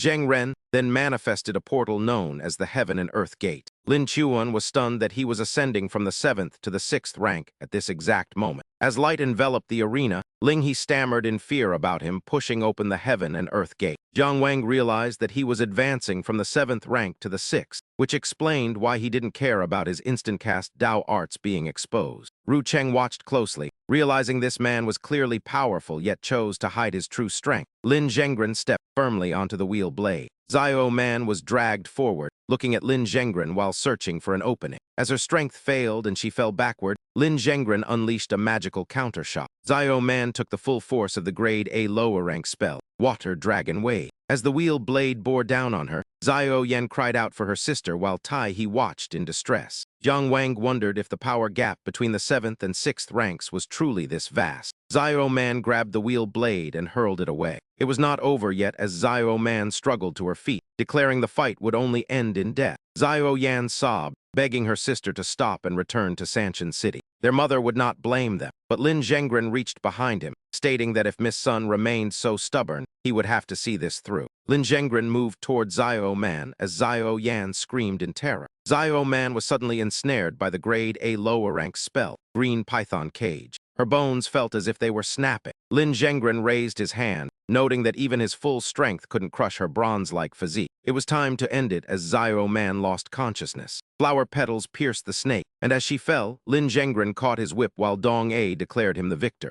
He bowed respectfully to the director. Jiang Wang spoke in a low voice, noting that despite his massive advantage, the man still chose to employ psychological tactics first. Even after severely wounding his opponent, he refused to lower his guard. Lin Zhenggren was a dangerous man who used every possible scheme with extreme caution. Ling Heng remarked that Miss Sun would have certainly died if the director hadn't intervened. As Xiao Man leaned against the floor, Kajai expressed his confusion. Since the mountain suppressor had recognized her as its master, her future was limitless. Kajai asked why Lin Zhenggren wasn't allowed to finish her, and Dong A responded. Her husband died years ago, and if her daughter died too, that woman in Sanshan City would lose her mind. He turned and asked why that mattered, even if she was formidable. Their grudge was with Wangjiang City, not Finglin City. If this young girl survived, she would eventually become a rival to their own disciples. She would only hinder the disciples of Finglin City in the future. Dong A replied calmly that whether they were from Sanshan, Finglin, or Wangjiang, they were all his people. They were all disciples of the Zhuang state. Jai replied sarcastically, hoping he truly meant it as magic began to envelop the city walls. At the Baikan City Armory, the official asked why they were guarding the weapons depot during the three-city debate. The man in red replied that he wanted to attend, but he had to follow the director's orders. At a heavily guarded manor, Chen Guan arrived as the deputy general. As the shifts changed, the man in red asked the deputy general to stop and present the mobilization orders. Chen Guan replied coldly that he had bypassed many formations to reach this place. Could I really be deceiving you? the man in red explained. No, Deputy General, this is an order from the Academy head and the city lord. We must see both mobilization orders before we can leave. We wouldn't dare disobey those two, so please understand. He spoke gloomily. Fair enough. Give them the mobilization order now. Chen Guan launched an attack, shouting, "Take this," as he used his hair to impale the man in red. The demon twisted its head around while Nanqi landed on a pillar. He glared at the demon as Nanqi picked his ear and grumbled. I thought guarding the armory would be boring and I just wanted to slack off. Nanqi, a fifth-year inner court student, watched as Chen Guan charged, shouting, "Go get the Mingzhu." I'll handle this one, Nanqi said, entering a combat stance. What are you standing there for? Go report this. The soldier hurriedly obeyed, and Chen Guan unleashed his technique. Using the void technique, he conjured the golden light thrust. The man gritted his teeth, thinking, he's repeatedly using D-rank high-grade Taoist arts. This Taoist cultivation is at least 7th rank. To be safe, I must use the secret technique the second elder gave me. As Chen Guan's hair was sliced, Nanqi pondered, is he here too? So the academy head specifically sent me to guard the armory for this reason. Things were clearly not that simple. Ryuan Ran gripped his sword and declared, Chen Guan is a traitor and I, Ryuan Ran, have executed him. Nanqi pointed and urged him on. Stop trying to look cool. Someone else has entered the armory. He turned and dashed away, shouting, don't just stand there, follow me. Ryuan Ran recoiled at the sight of the snake's head and swung his sword to strike it. The demon leaped high into the air, boasting, the Mingzhu is already mine. Ryuan Ran tightened his grip on his sword. Perhaps, but none of you will leave here alive today. He leveled his blade at the demon, who caught the sword and laughed. And what if I don't? Meeting the deity in the underworld means my mission is complete. Ryuan Ran's eyes widened as he shouted urgently for Nanqi to use his technique to stop it. Why didn't you speak up sooner? Ryuan Ran slashed at the cultist, declaring that since the gates were shut, no one would escape. He rushed outside, demanding to know why the half-severed blood snake wasn't stopped, certain that Mingzhu was inside. Nanqi clenched his fists in rage, shouting that he had no idea what Mingzhu was and questioning why the city guard hadn't shared their plan. He blamed their secrecy for his fellow disciples' death, but Ryuan Ran countered gloomily. Your academy was recently invaded by cultists, making it likely that the White Bone sect had infiltrated your ranks. Had the city guard not kept the secret, the enemy wouldn't have been trapped. In terms of casualties, our guards have suffered far more. However, for the sake of Finglan City, we are all prepared for this. Sacrifices are inevitable when necessary. Nanqi let out a cold snort in response. In truth, it was your city guard that was infiltrated. You always make these kinds of choices, acting as if their lives are of no consequence. He stated coldly that he had no time to argue, noting that fortunately, the gates were closed and an inescapable dragnet had been prepared outside. You stay here and keep watch while I report to the military. Cultists are wreaking havoc everywhere. Sector 1 has identified and dealt with them, but the citizens are in a panic. Why are there so many city guards? Has something happened? A cultist was bound tightly as Sector 8 reported that 2 others had been discovered and eliminated. A soldier bowed to report that Adjutant Zhao was ordered by Lord Ryuan Ran to head north immediately and take command of Lord Chen Guan's units. Zhao Lang replied that he understood, though he was breaking into a cold sweat. He wondered if even the deputy general and the city guard had been so deeply infiltrated by the White Bone sect. Explosions erupted across the manors. Elder Gui suggested they return home first, but Qing Zhai replied regretfully that she still wanted to play with Annette and asked why fireworks were being lit in the distance. So Jiang Wang held her close to reassure her that everything was fine as long as he was there, while the soldiers marched by. The crowd began to murmur, wondering why fireworks were going off. Some thought the Wang family had started their celebration, while others noticed the city guard's movements. They debated whether to return home, yet the most thrilling 5-year student competition had not even begun. Jai waved his hand, ordering everyone not to panic. As the competition resumed, Dong-A closed his eyes and remarked that the White Bone sect's lineage had been wiped out 2 centuries ago, when the Grand Ancestor purged 9-Year Mountain. It was surprising that remnants of them still existed today. He smirked and asked if the other truly hadn't expected it, or was merely feigning ignorance while Dong-A stroked his beard. What do you mean by that? Jai tilted his head back and replied that it was nothing, though the thought of exterminating the White Bone sect today filled him with immense satisfaction. He declared that no one would cause trouble in his Finglan City. As sunlight bathed the manor, Lu Ju bowed his head and pleaded for the Holy Maiden to intervene. Otherwise, all our followers will perish. Miao Yu elegantly held her powder puff, and reminded him that she had warned against greed. Yet they had lost their composure the moment Ming Zhu was mentioned. What is the point of begging me to act now? The ghost shadow of 10,000 coffins has already been sent to the Yun state. How can I possibly contend with Wei Kuji? He spoke while trembling. But the second elder and the white bone messenger also agreed. Miao Yu applied powder to her face. Then you can go and ask them to intervene, Lu Jiu pleaded while kneeling in tears. The second elder is in seclusion refining a formation. White bone messenger, every single mistake is my fault. I beg the saintess to act. She calmly stated if I reveal myself, Wei Kuji certainly will not strike immediately, not to mention that Brat is there too. You all should just hide your identities and stay out of sight quietly. Lu Jiu gritted his teeth. As the second elder's personal disciple, Lu Jiu, it is futile. Wei Kuji has been planning this for a long time. He has crafted a magical artifact that can distinguish our white bone Dao lineage. I can hide, but believers below the 6th grade have absolutely nowhere to run. To obtain the Ming Zhu, everyone has entered Finglin City. Now that the city gates are closed, it was not easy for our white bone Dao to accumulate this much strength. With so many believers, will the saintess just watch them be slaughtered? Miao Yu narrowed her eyes slightly. Fine, fine, stop making a ruckus here. Go back and tell the second elder. I have already arranged a backup plan. Calculating the time, the Ming Zhu should be in our hands by now. As for those believers, if they die, they die. She snapped her powder box shut as a water carrier shouted loudly. Make way, please make way. The flustered soldiers noticed the compass reacting, but why was the needle just spinning? The man smiled gently. He uttered a line while strolling leisurely through the maple forest, his green robes fluttering in the wind as he smiled at the travelers passing back and forth on the mossy, dew-covered path. Suddenly, Wei Ran swung his sword. He looked at the compass and noted that infusing it with some source essence could enhance the artifact's scanning effectiveness. Continue the search. Wei Ran waved his hand to give the order. You four, follow me over there. The rest of you stay and handle the scene. The water carrier touched the wooden beam and ducked into an alley, hurrying away. With the silk pouch the saintess gave me, even Wei Ran cannot detect my aura. I will walk out freely when the gates open tomorrow. But before the water carrier could get far, a hand pierced through him. Sheng Wen stuffed a liver into his mouth. What on earth is that? The announcer shouted into the loudspeaker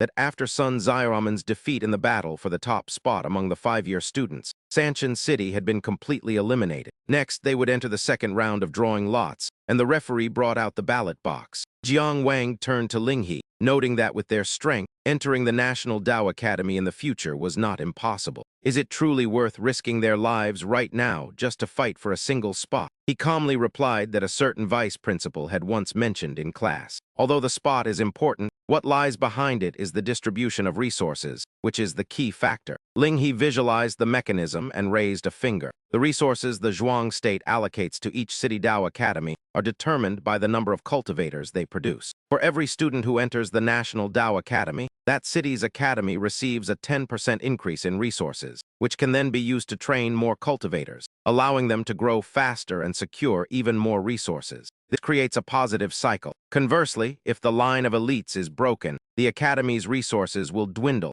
worsening the cultivation conditions for the disciples. It will be difficult. This is a vicious cycle where the city lord and the dean of the Dao Academy will also be reprimanded. Xiao Yan's group sat there with dark expressions. Zhang Linchuan exclaimed excitedly, "It seems my luck isn't bad." Zhan gave a thumbs up. "It's truly fortunate. Congratulations, senior brother Zhang." Lin Zhenggren looked on gloomily. He proposed a plan. You should just admit defeat now. Later, I will severely injure Zhang Linchuan, and then you can defeat him to take second place. Zhang Linchuan interjected unhappily. Don't act like I don't exist. Lin Zhenggren replied arrogantly, True. Or you could withdraw now to spare yourself the physical pain. Since the outcome is the same, this is the best course of action for you. Fu Beisong flatly refused. I won't. Lin Zhenggren sneered in annoyance. You won't? Then what? He firmly declared. I will not concede no matter who my opponent is. I will give it my all. That is the true meaning of a Dao discussion. Lin Zhenggren grimaced. Fine, then try it. From afar, Lin Jingli shouted, Fu Beisong, have you lost your mind? Don't you know your own limits? Zhan raised his hand and spoke loudly. Although Lin Zhenggren is at the 6th grade cultivation level, if Fu Beisong can injure him before losing, our senior brother Zhang Linchuan will have a better chance at the championship. Fellow citizens of Finglin City, let's cheer for Fu Beisong. Everyone cheered in unison. Fu Beisong is amazing, upright, resilient, and unyielding, the true demeanor of a cultivator. Exactly. Why should he concede? You are the champion, go Fu Beisong. Lin Zhenggren said darkly, if it weren't for the dean, I would never have let you join the team. The arena grew tense. Fu Beisong did not back down, replying, That is why I cannot fail the dean's expectations of me. Lin Zhenggren attacked immediately. To start, he created a row of trees. Climbing vine wall, Ru Chengyi marveled. The same type of Taoist art. Though not as powerful as Lin Zhenggren's, it is very solid. It seems Fu Beisong has some skill, Jiang Wang replied. After all, he relied on his own strength to defeat senior brother Yao, who was ranked 4th in our Dao Academy. The mass of vines tore the arena apart. Lin Zhenggren curled his hand and commanded, "Bind, constrict." The snake tightened around the vines. A crack appeared, and a hand reached out from within, grabbing the snake firmly. Second-grade armor breaker. The hand absorbed spiritual power, and the snake withered instantly. Jiang Wang's eyes widened in shock. This move was truly the nemesis of wood-element Taoist arts. Fu Beisong leaped high into the air, his face beaded with sweat. Lin Zhenggren calmly remarked, "I knew you would use that move. Such a petty second-grade Taoist art won't change anything." He recalled bitterly, "Lin Zhenggren, though your talent is extraordinary, your compatibility is insufficient. It is not suitable. I have decided to pass my secret technique to Little Song." Lin Zhenggren's eyes widened in defiance. "Why? Is my compatibility not enough? Does a lowly brat like this, as stubborn as a stone in a latrine, actually have enough compatibility? It doesn't matter. I no longer care, for I have already surpassed him." Fu Beisong watched the magic approach and raised 3 fingers. Triple wave surge. He conjured a wave beneath his feet. Lin Zhenggren swung his arm. "Don't even think about it." Fu Beisong frowned tensely. "I can't dodge it in time." He was caught in the surging wave and slammed hard onto the floor. Lin Zhenggren approached him and raised his foot, stepping directly onto Fu Beisong's head. "What makes you think you can defeat me?" He gritted his teeth in defiance. "I don't believe I can win, but I absolutely cannot. Surrender without a fight," Zhenggren remarked coldly. "You haven't changed at all, still as stubborn and headstrong as ever. Now I won't even let you have second place." He tossed Baosong aside. "Get out." Ajan clasped his hands and announced, "The winner has been decided. Next contestants, please prepare." The crowd shouted in outrage. "Attacking your own sect member so ruthlessly? Lin Zhenggren, you're a monster. You've brought shame to Wangjiang City. There's no glory in such a victory." Lin Chuan waved his hand and asked, "Brother Zhenggren, aren't you afraid of leaving a bad impression on the common people?" Zhenggren replied confidently, "It doesn't matter. In the end, they only trust and worship those with true power." He coughed violently. "So, can we clean this place up before we start our fight? There's water and wood dust everywhere. It's so filthy." Dong A glared intensely at Lin Chuan. "If you say one more useless word, I'll throw you into a cesspool for 3 days." Lin Chuan immediately suggested. "Referee, we can begin now," Ajan announced loudly. "Fu Beisong is severely injured and unconscious, unable to continue. This means the upcoming match is the final for the 5th-year students." Zyro Man and the others watched in silence. During the 3 cities Dao discussion, Zheng Li gritted his teeth at the match. Dong A and Jai also waited expectantly. Finally, Jiang Wang focused his gaze on the arena. The crowd cheered with excitement. "Begin!" Lin Chuan curled 3 fingers. Zheng Ren watched the lightning strike down. Jiang Wang was stunned. In the blink of an eye, 3 thunderbolts were unleashed. Senior brother Zhang's lightning element Dao arts were indeed incredibly powerful. Furthermore, electricity can travel through water. This effectively seals Lin Zhenggren's triple wave surge. It is a matter of elemental counter-mechanics. It can compensate for the gap in cultivation realms, Ru Cheng reminded. Indeed, for a peak 7th rank to fight a 6th rank, one cannot say there is no chance at all. Don't forget that Lin Zhenggren is also proficient in wood element Dao arts. Parts of the arena floor were damaged. Zheng Ren remarked with amusement. "A sneak attack." He placed his hands behind his back. A flower sprouted from the arena floor. Zheng Dao used a move to strike it, immediately destroying the blossom. Zheng Ren praised him arrogantly. "Quite interesting. Do you have any other skills? Go ahead and use them all. I'll play along with you." Lin Chuan declared somberly. "There's no need. One move will decide the outcome."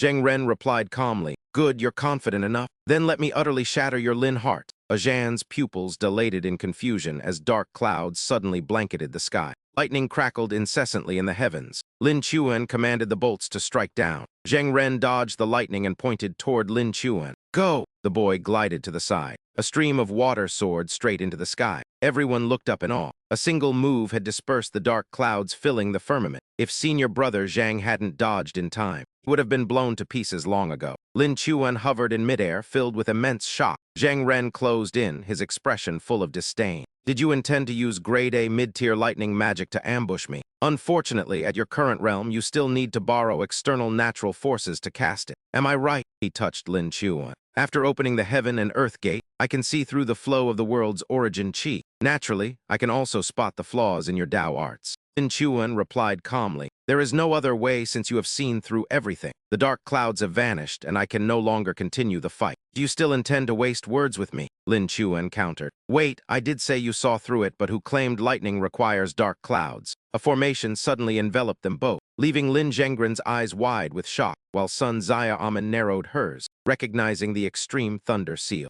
She chuckled with genuine interest, admiring the disciples' audacity and calculated moves, starting from the initial summoning of the Thunder Cauldron. All the lightning power had been channeled deep underground by the Thunder Ring. Lin Chuan used to destroy the devouring flower, where it lay accumulating. Waiting for the right moment, the magic erupted as lightning struck toward Lin Zhenggren after the clouds cleared, catching him off guard as he thought Lin Chuan was out of options. He had even approached provocatively, unaware that Lin Chuan would immediately activate the Taoist art engraved within his heavenly palace. With extreme thunder, anyone marked becomes an instant target for lightning strikes. In a flash, the hidden underground power exploded toward Lin Xiaoman's. The blast also struck Lin Zhenggren standing right beside him. As Lin Chuan had predicted that his opponent would not be able to see through this particular art, he gambled that Lin, lacking Sun Xiaoman's strength, would move in close, and every part of his plan fell into place despite how reckless and insane it seemed. Jiang Wang marveled at the mastery of arts and the tactical brilliance displayed, realizing he still had a very long way to go in his own cultivation. Spectacular, truly spectacular. Lin Zhenggren and Lin Chuan both roared as the lightning explosions continued, and Lin Chuan collapsed to the floor. Lin Zhenggren also fell, but Lin Chuan managed to push himself up while coughing, noting that his long history of lightning training had made him resilient. Seeing Lin Zhenggren unconscious, Lin Chuan remarked that he only won because his opponent had just reached the 6th rank and wasn't at his peak yet, before complaining about needing a bath. As lightning flickered around his hand, Lin Chuan's eyes widened in confusion when he realized the Tao source within his heavenly palace was empty. He looked around frantically, wondering if he had miscalculated the cost of the Thunder Cauldron, only to see 2 sprouts of origin-draining grass on the floor. Lin Chuan scanned his surroundings and realized Lin Zhenggren had left a hidden defense. Though the origin-draining grass affected everyone nearby indiscriminately, it increased the energy consumption of all surrounding arts, meaning Lin Chuan, who had used several high-grade techniques, was the one who suffered the most. Lin Zhenggren stood up abruptly, and Jan Lin conceded defeat. Lin Zhenggren stopped, stating they would meet again at the National Tao Academy after such a difficult fight. The referee raised the green flag as Zhan announced that Lin Zhenggren of Wangjiang City was the champion of the 559th Three-City Tao discussion. The Master of Ceremonies shouted with excitement, while Jai's brother observed that although they lost the top spot for 5th-year students, they still secured 2 runner-up positions. Pinglin City managed to maintain its prestige, though the younger ones were frustrated. Lin Chuan brushed off his clothes and sighed about his exhaustion, while Jiang Wang spoke up in confusion. Both were affected by the essence-inducing grass. Why did Lin Zhenggren's Tao source recover faster despite him using more high-level Tao arts? Elder Gui explained that from the 6th rank onwards, absorbing Tao source is no longer limited to the Tao vortexes within the heaven-reaching palace. One can also draw in natural energy from the external world to replenish it, meaning that upon reaching the 6th rank, practitioners face fewer resource constraints, and their mastery of Tao arts leaps forward. Stroking his beard, the elder added that the boy who used lightning arts still has a chance. If he dares to destroy a Tao vortex, he can temporarily gain a massive amount of Tao source, but doing so would drop his cultivation back to the 8th rank and end his future progress forever. Jiang Wang realized the truth and thanked Elder Gui for the explanation, privately noting that the elder's vast knowledge was quite impressive. He was certainly no ordinary butler, suggesting that Qing En's background was likely more than just that of a wealthy family's descendant. Dong A announced loudly that the Three-City Tao discussion had concluded successfully and asked the audience to exit in an orderly fashion. He invited the contestants to the center stage, where City Lord Yiquiji and Dean Dong A would present awards and create a commemorative painting as the moon rose high. Jai and Dong A entered the manor as a report arrived, stating 43 members of the White Bone Path were killed today,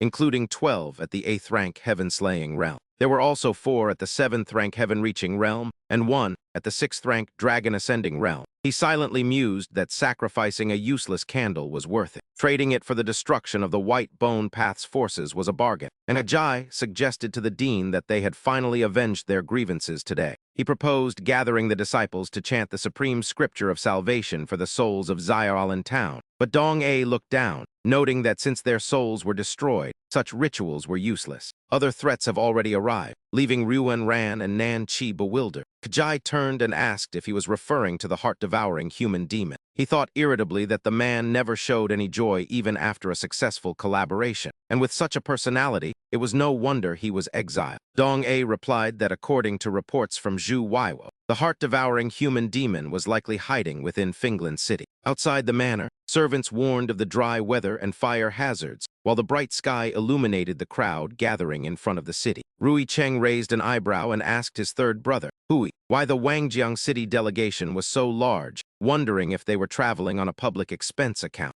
Jiang Wang sternly reminded her not to meddle in other people's business, while Zyro Man turned back and said that walking this far was enough, thanking everyone for their hospitality over the past few days. Ling He bid them farewell, wishing them a smooth journey and hoping to meet again tomorrow, while Yang Xingyang cupped his hands and replied, Fellow Taoist Jiang, until we meet again tomorrow. Having lost to you, I, Yang Xingyang, am truly impressed, he admitted, while Jiang Wang praised fellow Taoist Yang, noting that the fighting spirit of everyone in Sanshan City had also taught him many valuable lessons, to which Zyro Man quietly remarked that they only fought so hard because they had no choice, as life in Sanshan City was incredibly difficult. Ling He hesitantly asked her just how difficult it was, adding that if the question was inappropriate, he would withdraw it, while Zyro Man lowered her head as she began to reminisce. There's nothing that cannot be shared, she said, explaining that Sanshan City was full of mountains and beasts, where wild animals served as food and monsters were scarce. However, ferocious beasts were a major problem that everyone had to fight, and in recent years, the disasters caused by these creatures in Sanshan City had become increasingly frequent. They destroyed temples, raided villages, and preyed on humans despite being worthless themselves, forcing generations in Sanshan City to sacrifice lives and vast resources just to maintain a fragile stability. While the strong required resources to grow,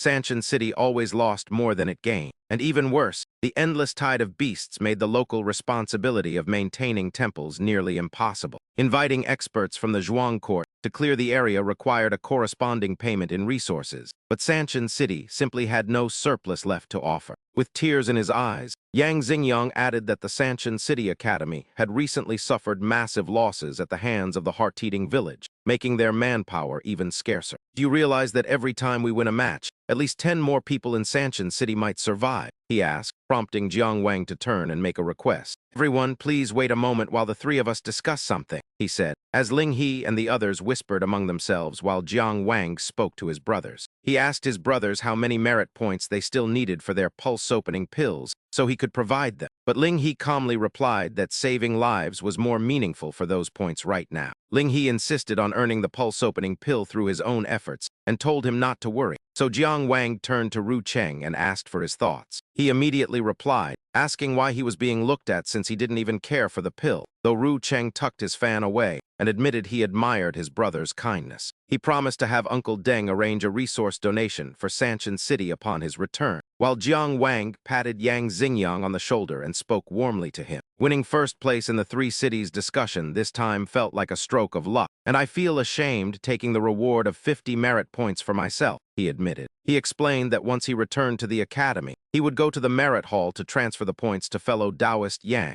leaving Yang Xingyang to stammer in disbelief. Zyro Man clenched her fist with glowing eyes, declaring that they were now true friends, and gave a thumbs up, telling him to just ask if they ever needed help in the future. Jiang Wang happily accepted the invitation and bid them farewell as the bell chimed softly while the group exited the manor. Ajan shouted from above, calling for Jiang Wang, Ru Cheng, and Ling He to help him since he was tied to a tree branch. He begged to be let down to celebrate Jiang Wang's championship, but Ling He explained he was caught blindfolded at Zyro Tidian's door last night, prompting Jiang Wang to tease him for provoking the wrong person. Ajan complained loudly that he was kicked off the welcoming committee despite being handsome and romantic, claiming he was being targeted for his disobedience. He admitted to refusing to practice fire element cultivation and pleaded for them not to leave him before Zyro Tidian returned, but Ru Cheng walked away. Ru Cheng mentioned having more important matters tonight and said goodbye. while Ling He told Jiang Wang he was going to prepare a gift for An. Jiang Wang agreed and told him not to overspend before checking the dinner arrangements, while the shopkeeper promised the pastries would arrive at the manor on time. Jiang Wang smiled, thinking that the day after the Three Cities debate was An's birthday, and he would finally relax and celebrate with everyone. He walked through the market, ready to pick up An from school, when a sudden sharp pain shot through his bones and he clutched his back.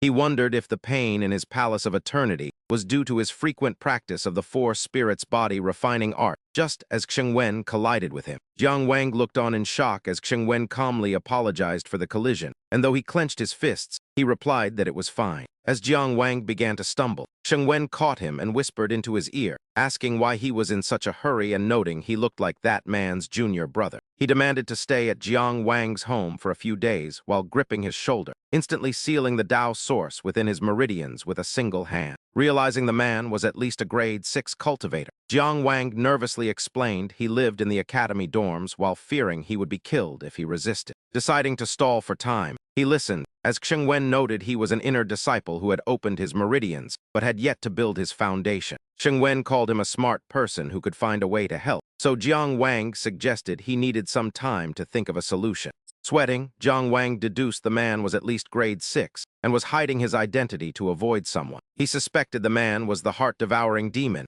Xing Wen, who coldly warned him not to take too long because his patience was limited. Jiang Wang wondered if the man intended to target the dean at the academy, but realized that such a goal would be far too obvious. He reasoned that the bald man wasn't a fool and wondered if he was targeting the city lord, knowing the risks involved in capturing the heart-devouring demon. Ryuan Kuji certainly won't care if I live or die. Leading him to the city investigation department? No, that's too conspicuous. Should I leave markers along the path? If he notices or if I fail to pick up An, will she be frightened returning home alone? That's right, An's classmate Qing Zai. She is accompanied by that unfathomable butler named Gui. No, I can't involve An in this mess. Stay calm, stay calm. For An's sake, I must devise a plan to suppress this rank 6 great demon. The only remaining powers within Finglan City are.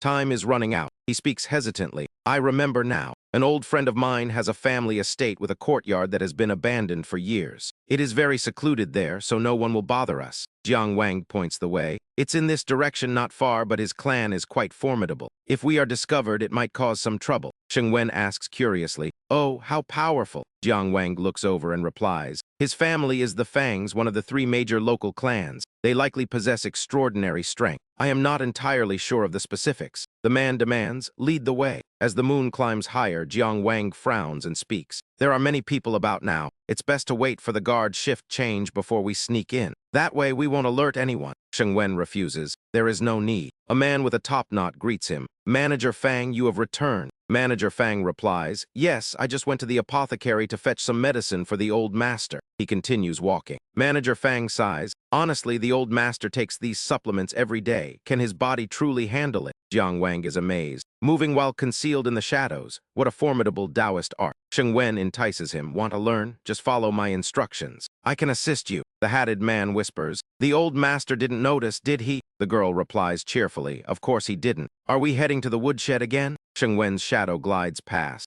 Jiang Wang pushes the door open and asserts, this is the place. Xing Wen raises his hand. You have worked hard. Jiang Wang points upward. Though this place is well hidden, you must mind 2 things, especially the second one. First, 3 rooms ahead is a large dining hall where you can find food at night. Xing Wen looks grave. And the second point? Jiang Wang points in another direction. The second point is, the Fang family guards patrol that area every day at the hour of Chen, because a world-shaking treasure is kept within that secret chamber. Jiang Wang points and says, word has it that it was left by the great progenitor of Zhuang State. He draws his sword and leaps onto the roof. Purple Chi from the east, first form. The secret is speed. Jiang Wang staggers and growls. Heart-devouring demon, you shall pay for your crimes with your life today. Xing Wen scowls and roars. Damn it, brat, you dare play me for a fool. If I don't tear out your heart, I, Xing Wen, swear I will leave my own life here. He thinks to himself. A mere fledgling Taoist. Yet he possesses such a lightning-fast sword technique. Jiao Wang pushes the door open. How bold! Who dares trespass into the Fang family's ancestral hall? He bellows an order. State your name at once.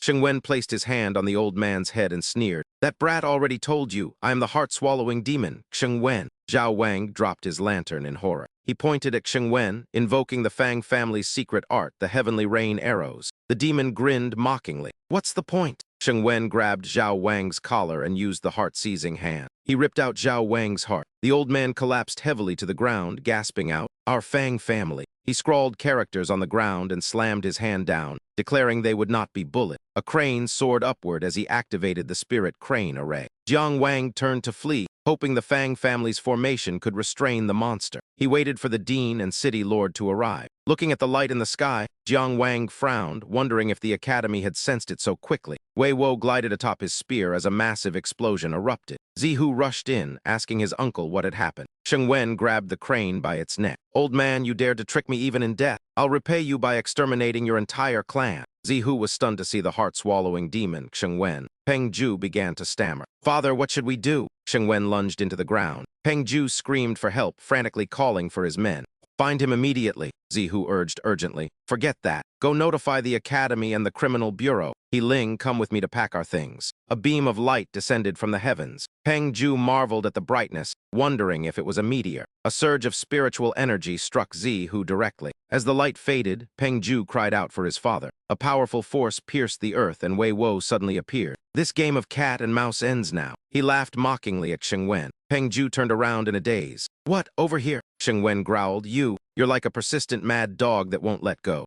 Sheng Wen unleashed his soul-devouring blood flame and the crying blood cuckoo. Wei Wo tightened his grip on his spear and sneered. "That sounds absolutely hideous. The Blood River sect's secret arts are magnificent, yet you make them sound like a crowing rooster." He swung his weapon in the river overturning stance. Sheng Wen blocked it, snarling about how the man was sticking to him like a leech. Wei Wo's spear was enveloped in magic as he grinned wickedly. "You're right. I intend to stay glued to you until I've finished you off completely." Sheng Wen gritted his teeth, realizing the man's strength grew with every battle. He wondered if the bastard truly viewed him as nothing more than a whetstone. He opened his mouth to launch an attack, but Wei Wo cut through it effortlessly. "Still these same dull moves? Can't you show me something new?" He lunged at Wei Wo, shouting that without the exhaustion spear, the man wouldn't dare act so arrogant. Wei Wo kicked Sheng Wen in the back. "If the Blood River sect hadn't taught you those techniques, you would have died by my hand a dozen times already." The demon struck back, telling him to shut up about the sect. "I severed my ties with that wretched place a long time ago." Wei Wo covered his face and raised his spear high, executing the earth-erupting stance as he slammed it into the ground. Zihu stumbled, stammering about their ancestral hall. Peng Ju grabbed him and ordered a retreat, saying the hall didn't matter anymore as it blew apart. Debris flew everywhere as Sheng Yun dug his heels into the ground. "Are you making such a commotion just to call for help?" Zhu Wei Wo asked, pulling his spear back. "Don't be in such a hurry. I guarantee no one else will interfere, not even the city lord or the dean." Sheng Yun raised his hand and sneered. "Do you think I'm an idiot? Even if the Dao Academy and the city guard don't act, the Judicial Bureau will have people here soon. But it doesn't matter anymore. Within 10 moves, I'll take your life and leave before it's too late." Zhu Wei Wo pointed his spear forward. "One last move, come then." Sheng Yun lunged to grab it. Sheng Yun bent the spear and sidestepped, gripping the shaft tightly until Zhu Wei Wo shoved him away, sending him flying backward. Sheng Yun caught the spear and laughed triumphantly. "Now that you've lost the finality spear, let's see how arrogant you can be, Zhu Wei Wo." Sheng Yun's hand suddenly swelled and he quickly dropped the weapon. "It's burning me to death." Zhu Wei Wo charged forward, shouting, "Spear, come," as he caught it. Zhu Wei Wo looked at him with disdain. "You fool, do you think just anyone can wield the finality spear? Someone like you has no right to even touch it." Sheng Yun gritted his teeth, realizing that even burning 30 years of his life force gave him no advantage. He decided to flee while his soul-burning state lasted. "I'm done. I truly can't kill you," he cursed. "But you can't stop me from leaving either. Once I gather all the man-demons, I'll return to bathe Finglin City in blood." Wei Wo maintained his smile while Sheng Wen glared with fury, asking if he was still being looked down upon as his eyes flashed, and Sheng Wen realized the truth. Something was wrong as someone had assisted Jiang Wang in stabbing him using the 5th form of the swordplay of Qi from the east, a technique where the secret lies in one's intent, Wei Wo remarked with relief. The heart-devouring human demon had finally fallen to a mere boy who had yet to establish his foundation, a ridiculous notion that led Peng Sheng to exclaim in shock that it was truly him. Sheng Wen gritted his teeth and turned around, wondering how this was possible since the boy lacked a foundation in Taoist arts, which was why he had let his guard down, as he growled in fury. Realizing it was him, Sheng Wen understood that after escaping death at his hands, the boy had not fled but had remained hidden there, waiting for the perfect moment to strike back. A sharp pain shot through Jiang Wang as his eyes widened, while Sheng Wen's body began to glow, leaving him to wonder what was happening as a beastly phantom appeared within his mind. Jiang Wang shut his eyes tightly as Wei Wo asked with concern if his junior brother was all right, while Xing Wen collapsed to the ground, and Jiang Wang struggled to catch his breath.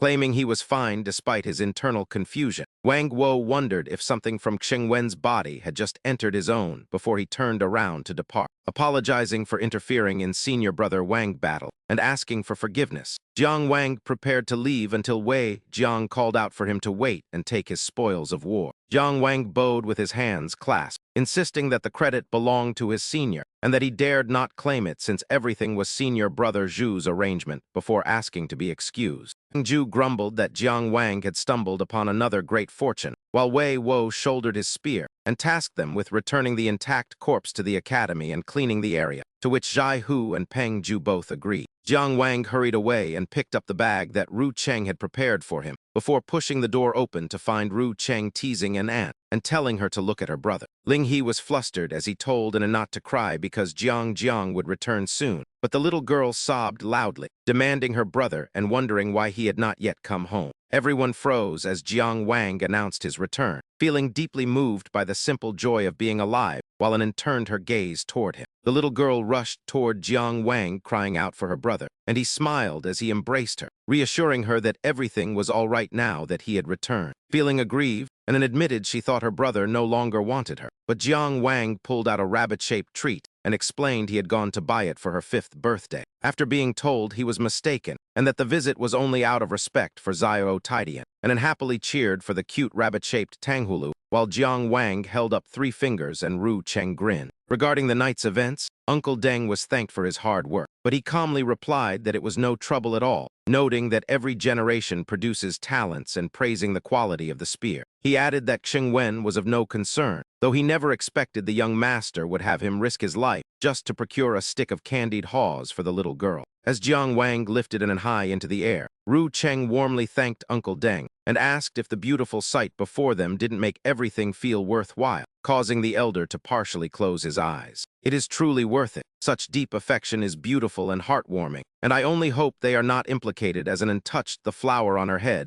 and Ru Cheng turned his gaze toward Uncle Deng. Uncle Deng, what do you mean by that? He replied that it was nothing, but then Uncle Deng added that he merely wished to offer one more piece of advice. Once a person possesses a weakness, it is no different from handing one's vulnerabilities over to others, so I hope the young master will be cautious in all matters. Ru Cheng's lips twitched as he muttered that he understood, though the mood was now ruined. The hanging lanterns gradually dimmed as Jiang Wang bid farewell to Ru Cheng and the others. He led her into her room for sleep and tucked her in, but then a sharp pang suddenly throbbed within his body. Jiang Wang placed his hands behind his back as another spasm radiated from his skyward palace, yet the pain seemed to have vanished, prompting him to enter a meditative state to investigate. He ascended step by step within his skyward palace, where Jiang Wang stood agape at the sheer abundance of source qi accumulated after he had slain Xing Wen in a battle beyond his rank. The earth-mound true spirit continuously spewed forth source qi without pause, and those golden grains were absorbed internally as Jiang Wang turned his attention toward an object in the distance. For there was the entity that had crawled out of Xing Wen and into him before the man died. It now hovered over a white lotus as Jiang Wang leaned in to inspect the black beetle, wondering when that lotus had been planted in his skyward palace, and if Master Dong was responsible. He pondered gloomily what these things truly were, and whether this foreign object invading his body was a blessing or a curse, while the full moon cast its light over Tuzhu Mountain. A terrified voice rang out, declaring the subordinates' incompetence and worthiness of death, as Miao Yu mockingly asked if they had been led by the nose by Wei Kuji throughout the entire ordeal. This failure is a devastating blow to our sect. Wouldn't you agree, white bone messenger? The messenger tightened her grip on her handkerchief, her expression cold as she looked on. Yang Lai rested his hand on the arm of his chair, while Lu Jiu slammed his head against the floor, crying out his incompetence and deathworthiness, prompting Yang Lai to gloomily ask about the loss of so many believers. Who can tell me where that netherworld candle has gone? Lu Jiu replied, while trembling violently, that they had originally planted believers as moles within the city's defense force. They had believed victory was certain, unaware that the old fox Wei Kuji had been plotting for a long time. The subordinate begged for death, claiming he only acted impulsively out of a desire to reclaim the netherworld candle for the white bone sect. He pleaded for the elder to recognize his loyalty and spare him for the sake of the second elder. But Yang Lai simply swept his hand through the air, causing Lu Jiu's body to explode instantly. Yang Lai stated that the white bone sect's inheritance had been an arduous journey, and most of their techniques remained incomplete. Nether Ash was a sacred treasure containing the secrets needed to restore his lost arts, yet they had proven to be utterly incompetent. By letting the opportunity slip away, they met the end reserved for those who think themselves clever. The white bone messenger turned her head and noted that Qing Nu had already prepared an escape route, but Miao Yu immediately countered her. It was precisely because of the messenger's prior actions that the enemy was able to launch their subsequent strike. But Yang Lai interrupted them, commanding that the bickering cease at once. The fact that Wei Kuji used the Nether Ash as bait proves he is aware the White Bone sect has been scheming behind his back, yet he still does not fully comprehend the situation. He does not understand the true significance of the Nether Ash to us, and since he has already taken so many lives, he likely won't pay much more attention to the artifact itself, the man declared as he issued his orders. You must also find out who captured Ming Jin. Additionally, I will soon take major action in the Yunshang Kingdom, and the 12 bone masks will assist me. Yang Lai suddenly collapsed as the bone soldiers vanished. The white bone messenger chuckled, noting it was the Cloud Nation again, with the third elder using his own body as a medium. He manifested an illusion of the Ghost Gate. Could it be that he went to the Cloud Nation for a personal vendetta? Miao Yu replied, asking who could say otherwise about the Grand Elder now. He seems to no longer care about finding the Dao Seed. The white bone messenger wondered, noting that since the Dao Seed is absent, he acts for the Holy Lord. If the Dao Seed were to appear, then he would truly be nothing more than the Grand Elder. What do you think his choice will be? Suddenly, Miao Yu felt a sharp pang within her. Her eyes widened as her white bone parasite vanished. The white bone messenger questioned her, asking to whom she had given the parasite. Miao Yu spoke coldly, telling him to do his job and stop meddling. The white bone messenger chuckled, claiming he was merely showing some concern for her. Before the Dao Seed appears, everyone in the white bone sect has hidden motives. He turned into a shadow and glided away, saying only he shared her interests for now. Miao Yu pondered. Could it be that man named Jiang Wang?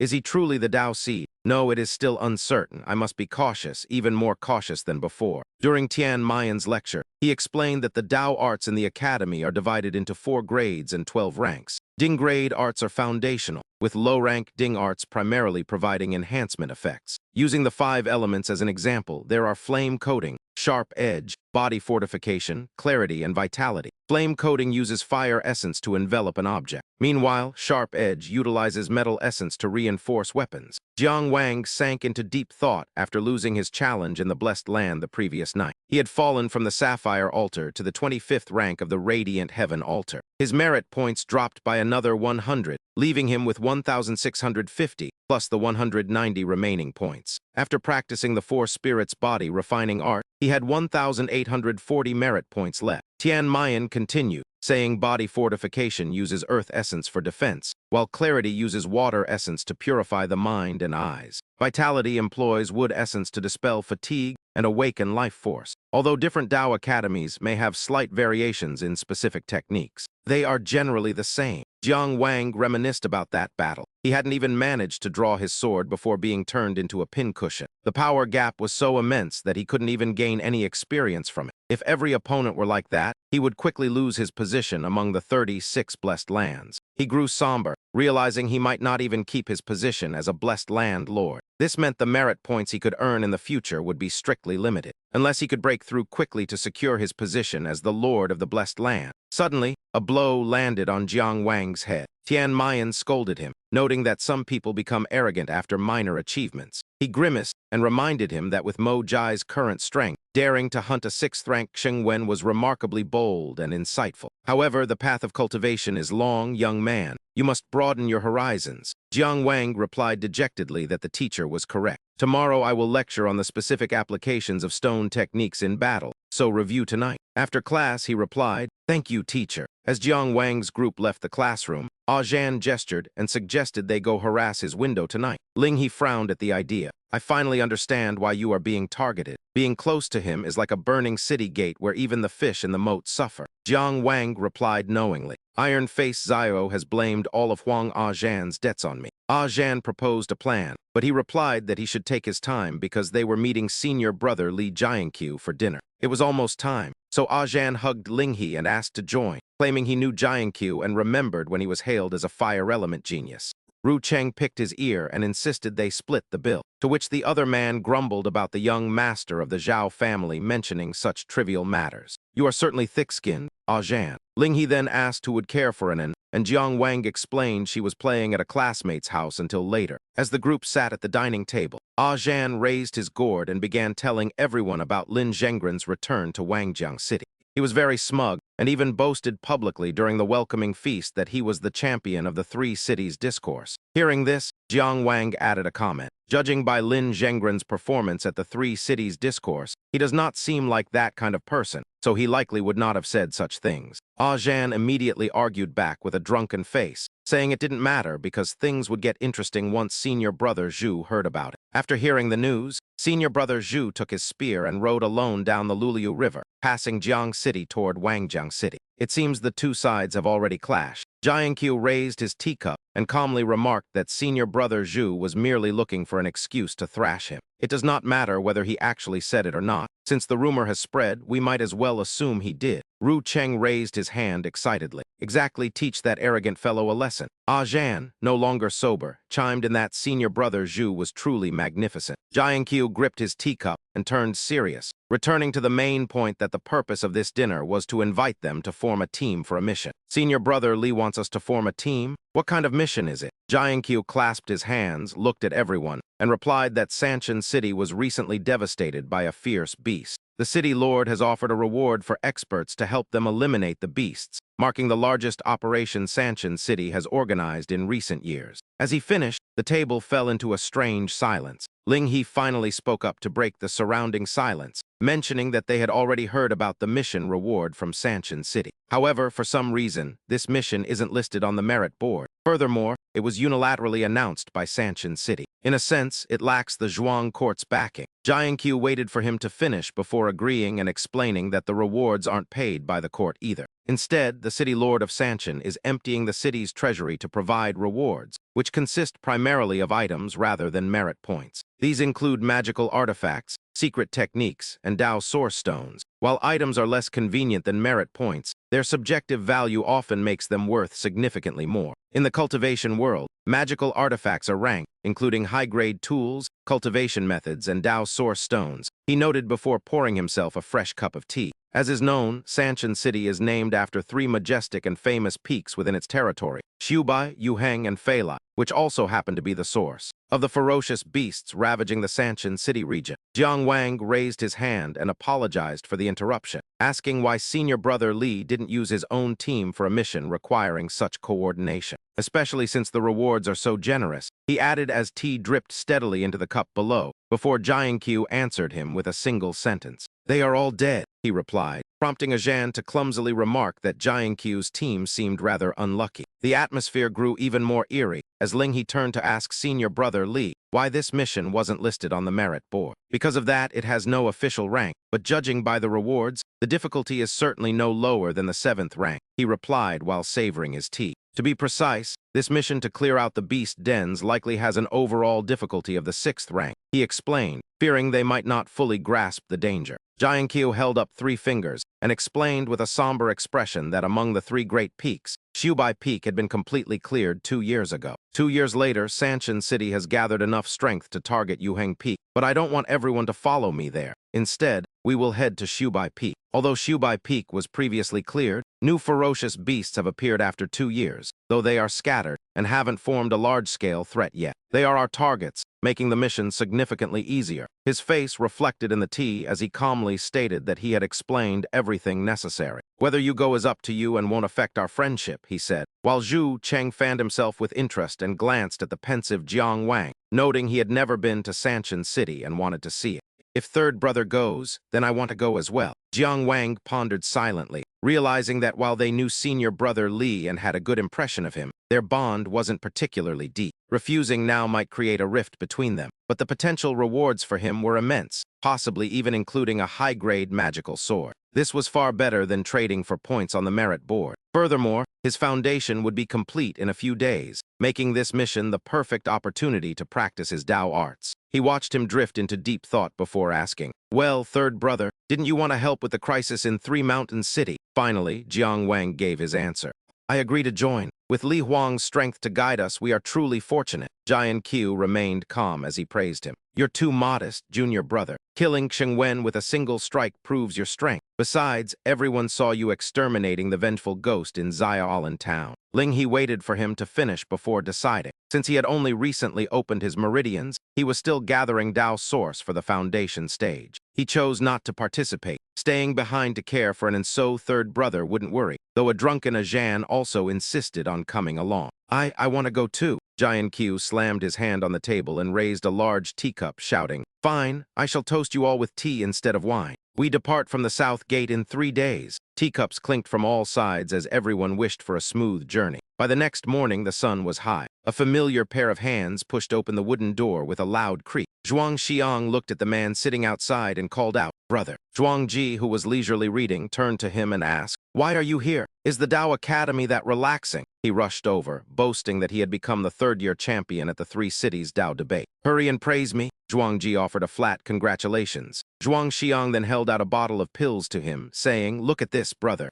I managed to get another bottle of meridian opening pills." Zhuang Ji's eyes widened slightly as he replied, "Your quota was used up long ago, last time." He picked up his book to feign reading and rejected the pills. "1 Tao merit flower is 1,500 points. 2 is 3,000. Why waste them? Take them back, I won't take them. I told you not to waste effort on a failure like me." Zhuang Xiang bit his lip. He then lunged forward to hug Zhuang Ji, pleading, "I have good intentions. Brother, please just try one more time," he coaxed playfully. With a pleasing smile, he presented the bottle with both hands. "Take both this time, it might actually work." The commotion scared Xiao Ju away. Zhuang Ji's slender hand unhesitatingly pushed that chubby face away. He warned sternly, "You're not a child anymore, so this trick won't work." Lowering his eyes, Zhuang Ji said calmly, "I know my limits. No matter how many pills I take, it's like throwing them into a bottomless pit. Stop wasting resources." Zhuang Xiang whispered back, "It's not a waste." Losing patience, Zhuang Ji began to dismiss him. "My nap time is over. Leave now."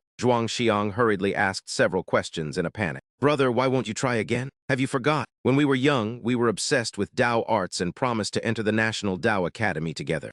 Unwilling to continue, he snapped, "Stop the noise and leave. If you dare leave those meridian opening pills, I'll feed them to Zyro Gan." Feeling wronged, Zhuang Xiang softly called out, "Brother." He turned to leave, reluctantly adding, "If the City Tao Academy cannot help you open your meridians, I'll head to the County Academy, and if they can't help, I'll go to the National Academy. I won't give up, and you shouldn't either, brother." His brows furrowed when no answer came, as Jiang Wang had fallen asleep with a book over his face, leaving the room in sudden silence. "Next time I return, I will surely change your mind." Outside, the moon hung high over Jiang Wang's residence in Fama Alley. Jiang Wang sat meditating in the Tongshan Palace, muttering to himself as he examined the object he had been studying for so long. He still couldn't fathom the purpose of this lotus and black candle, so he entered another space to investigate them further. "Never mind, as long as it doesn't hinder my cultivation." Killing Xing Wen provided enough Tao source to focus on the main task. "The amount is sufficient to complete my Zhou Tian star map." A glowing lotus floated nearby, accompanied by a snake-like cord. The cord curiously wrapped around the candle as Jiang Wang focused, his eyes snapping open to reveal the light of the empty origin art.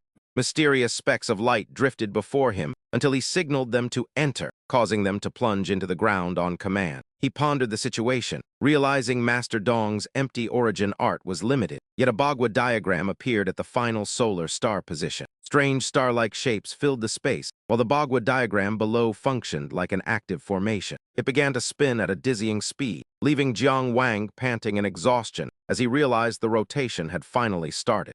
He gazed up at the newly activated vortex as the snake-like creature reappeared, looking on with great interest. It leaped joyfully through the now brilliant golden space as the rotating vortex began to generate Tao source automatically. Jiang Wang sat sweating from his intense cultivation, his expression calm as he recalled opening his meridians at Huanzhen Temple on June 15th. By October 16th, he finished his foundation at Fama Alley, officially entering the transcendent realm after 4 months of effort. Now at the level 9 Meridian Wandering Realm, Jiang Wang trained intensely, while Ru Cheng struggled to defend himself under the bright midday sun. Wiping away sweat, Ru Cheng panted and cursed his inability to land a hit before sitting down in frustration, refusing to continue. "I can't win against you anyway, third brother." Jiang Wang sat by his side to comfort him, offering water to the hardworking young master Zhao. Ru Cheng grew more frustrated, noting that Jiang Wang's mastery of Dao arts and blade sharpening made him unbeatable. So Jiang Wang offered him new training tips. "Then why haven't you opened your meridians yet? Big brother is already preparing to establish his foundation. Besides, the monster-slaying mission in Sanshan City the day after tomorrow won't be easy. Even though your purple chi from the East Sword technique is proficient, I think you should open your meridians first to be safe. How many merit points do you still need for a meridian opening pill?" Ru Cheng immediately declined, saying he didn't need it. "However, I have my eye on a magic sword worth 500 merit points. I've saved some myself, but I'm still a bit short. Perhaps you could chip in a little for me. I heard Zhu Weiwo earned over 6,000 merit points from the heart-devouring demon mission. He must have shared a fair amount with you, right, third brother?" Jiang Wang, who was drinking water, let out a surprised sound. "So you're after my merit points?" "Indeed, senior brother Zhu was generous and gave me 500 points. Tell me, how much more do you need?" Ru Cheng replied expressionlessly, 490 points. Hearing this, Jiang Wang spat out his water. "You really are just a little short, aren't you?" Seeing this, he couldn't help but burst into laughter.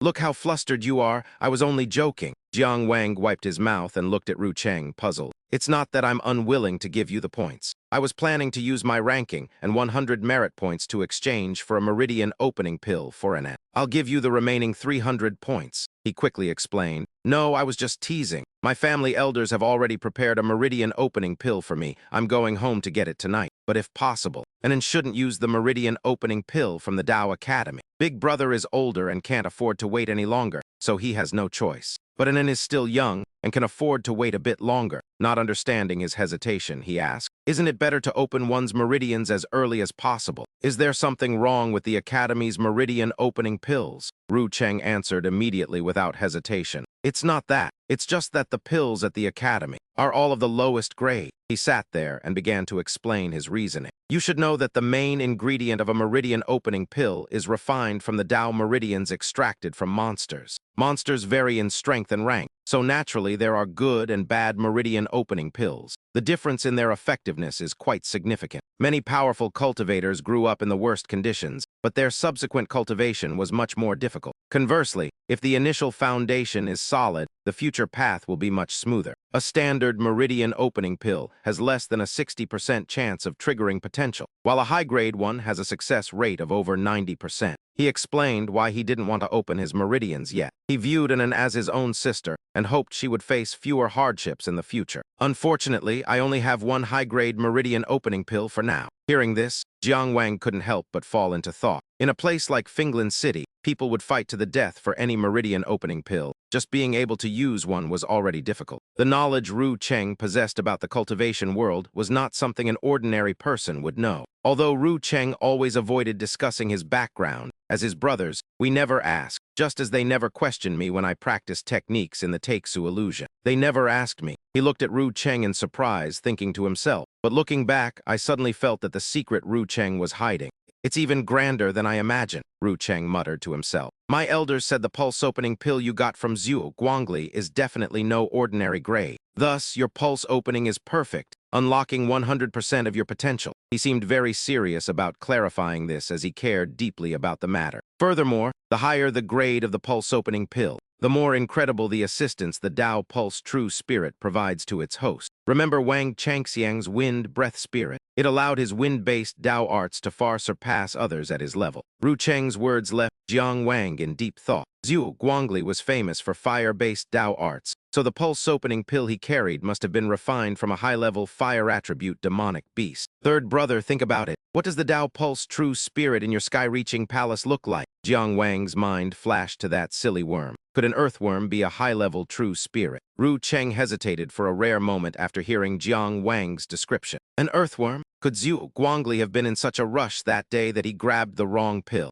Time flew by, and 2 days later, Jiang Wang's group was traveling to their destination. Giant Qiu turned back and said happily, "Congratulations on your successful foundation building, junior brother." Jiang Wang waved his hand shyly. "It's nothing to celebrate. Senior brother Li, you're teasing me." Ajan chimed in at that moment. Then I also congratulate junior brother Zhao on his successful pulse opening. Do you need your senior brother Ajan to teach you a few basic moves? This is a secret technique I've spent years perfecting and created myself. Guarantee that once you finish training, your power will soar. Ru Cheng, standing nearby, asked curiously. A self-created secret technique, the man didn't hesitate to explain. That's right, I created the dual flight ink mechanism to nourish yang with yin. Remember to treat me to the 3-part fragrance pavilion when we return and call for some famous girls. I'll demonstrate it for you. The more Ru Cheng listened, the more he couldn't help but kick the man. Get lost, you vulgar Ajan. Ajan couldn't dodge and quickly tried to make peace. Hey, I was just joking with you. The group continued their journey together. They reached a quiet tunnel under a gloomy sky.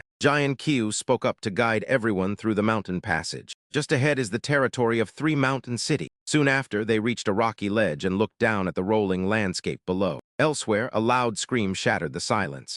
Zio Pan screamed as he fled from someone. The monster-strength woman is going to kill me. Sun Zioapan chased closely behind, roaring in anger. Sun Zioapan, stop right there. If I don't give you a beating today, then Sun Zioapan, will become your younger sister. Zioapan quickly ran to City Lord Du to complain. Mother, look at how that monster-strength woman wants to eat me. She gently stroked his face to comfort him. Your face is all red from being rubbed. It breaks my heart. City Lord Du turned to her daughter and asked, Are you bullying your brother again? Sun Zioapan, the city lord of 3 Mountain City, do you any? Zio Man gripped her wrist and argued. Mother, no, city lord. We're about to exterminate the ferocious beasts, yet you're still protecting this brat. Zio Yan pointed a finger and complained to his mother that his sister claimed to be practicing, but was actually stabbing him with the hardest black iron steel needles. City Lord Du immediately condemned her daughter's actions, asking Zio Man how she could treat Zio Yan so cruelly. Unable to take it anymore, Zio Man growled at them, asking the old woman why she was making such a fuss when her son's skin was as tough as steel. She claimed the needles were like a mere itch to him, even bending against his skin without leaving a single mark. But City Lord Du refused to back down. The mother asked how she dared to speak like that, asserting she was still quite charming with suitors lining up from Sanchin City all the way to Zenith.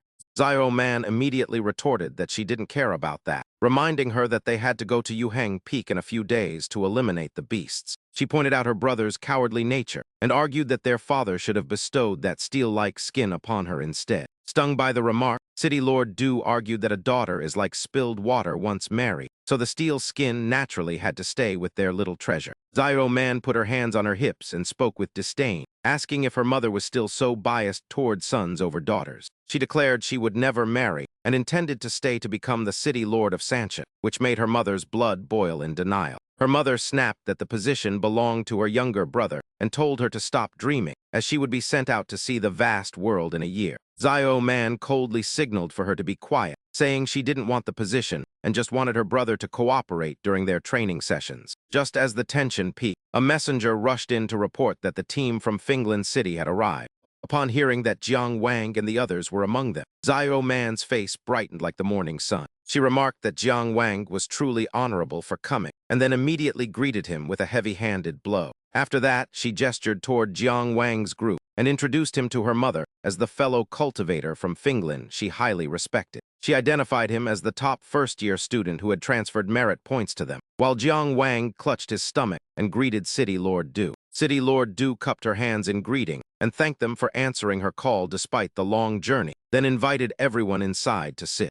Once everyone was settled, City Lord Du began the meeting by explaining that their main forces were currently concentrated on Yuhang Peak. However, monsters had appeared at Shubai Peak, and if not eliminated, they might descend and slaughter the civilians, so Du Yuame vowed to remember their kindness. She was delighted to mention the presence of Giant Qiu's group, expressing her joy that Giant Qiu could join the operation in Sanchin City. I am truly pleased, as your aura has become more profound and your cultivation more refined, she said, to which Giant Qiu humbly replied that City Lord Du was overpraising him. He noted that Sanchin City remained safe only because of its defenders, and he would simply do his best during this mission. Just then, Zio Man glanced at Jiang Wang and asked if he had already established his foundation, a question he answered without any hesitation. He confirmed it, admitting he wanted to use this trip to practice Taoist combat. prompting City Lord Du to warn him despite his status as the top first-year student. While his strength was certain, she warned that although the monsters at Shubai Peak were scattered, Lord-level beasts far stronger than ordinary ones might have emerged. These beasts could even use Taoist arts, so they must retreat immediately if they encountered a yin-yang two-headed eagle, a warning Jian Qiu accepted with a frown. He assured the city lord that he would act with caution and plan thoroughly to ensure everyone returned safely without leaving anyone behind. City Lord Du expressed her confidence in their success, promising rewards of artifacts and techniques, which led Zhan to realize that following them was indeed profitable. As it was getting late, City Lord Du arranged for their rest, stating she would update the situation at Shubai Peak before having Xing Yang lead them to the inn. She and Jiang Wang's group exchanged farewells before departing the villa, at which point Xiao Yan began speaking ill of Xiao Man behind her back. Look, mother's sister previously claimed she would never marry, yet now she can't take her eyes off Jiang Wang, he remarked, and upon hearing this, the girl immediately wanted to rush forward and beat that fat brat, asking if he was looking for trouble, as Jiang Wang was her good brother. Terrified by her aura, Xiao Yan cried for help, prompting City Lord Du to intervene. That's enough, they haven't even gone far yet, so do not be rude in front of others, she said, though after a moment of reflection, she felt Xiao Yan's words held some truth. Jiang Wang truly possessed exceptional looks and a strong sense of loyalty, making him an excellent choice for a son-in-law, leaving Xiao Man speechless and frustrated by her mother's logic.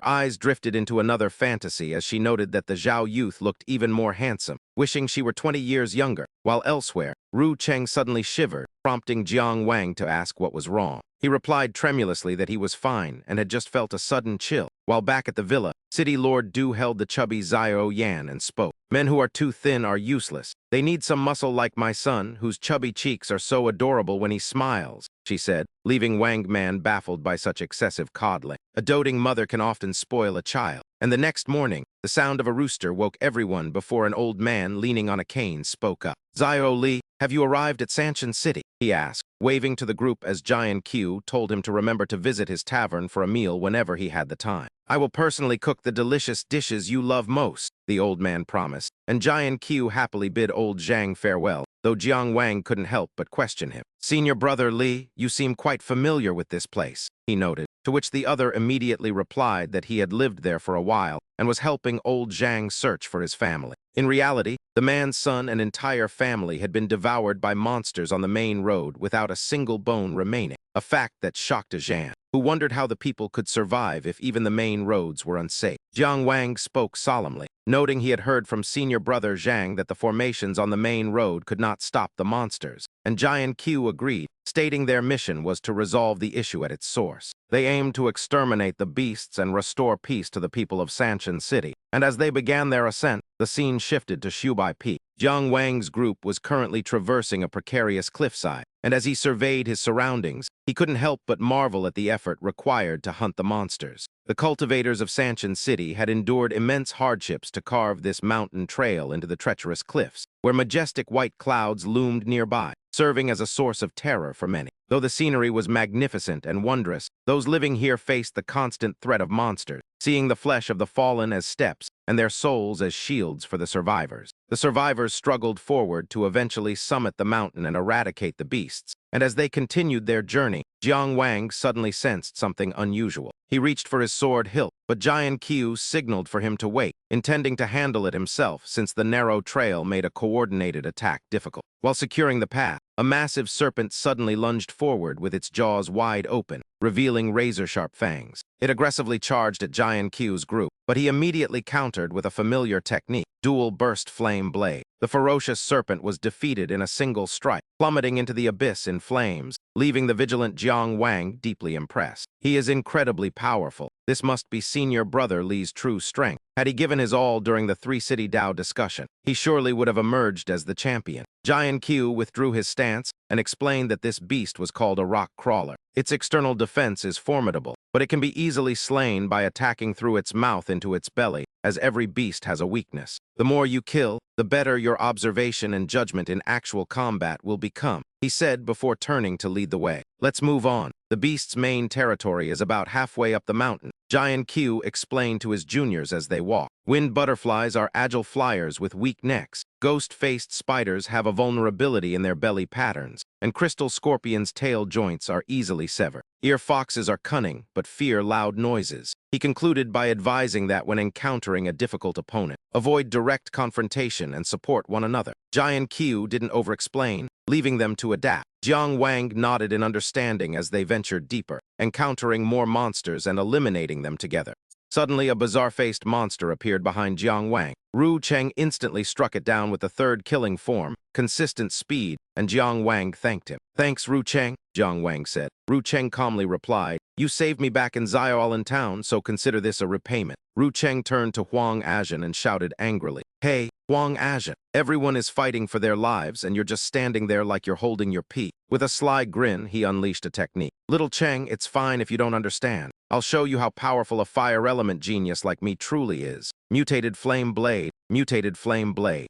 Azhen looked proud, but Jiang Wang stared blankly at the tiny spark. "It's so short," he remarked, but Azhen ignored the comment. Chugging wine from his gourd, he quipped, "A mountain needn't be high if an immortal dwells there. Don't underestimate its size, the explosive power is immense." He then spat a mouthful of wine onto the spark, creating a massive pillar of fire. It was the mid-grade B-rank Jiang Art, Drunken Breath. Jiang Wang and Ru Cheng watched in disbelief. He really was a fire element genius. Azhen, now completely intoxicated, chuckled foolishly, unable to speak clearly. "Did you think, but I'll be drunk for the next half hour, so I'll need your protection," he mumbled. After the beasts were cleared, someone spoke up. "Senior Brother Li, the beasts in this area have likely all been slain. Should we venture deeper into the mountains?" Jian Qiu replied with a firm nod. "However, I wish to take everyone to see a certain place first," he said, leading another to wonder what kind of beautiful scenery could possibly exist on Jianbai Peak. Just as it seemed everything had concluded, Jian Qiu suddenly shouted a warning. "Careful! Circulate your origin source for protection and get behind me."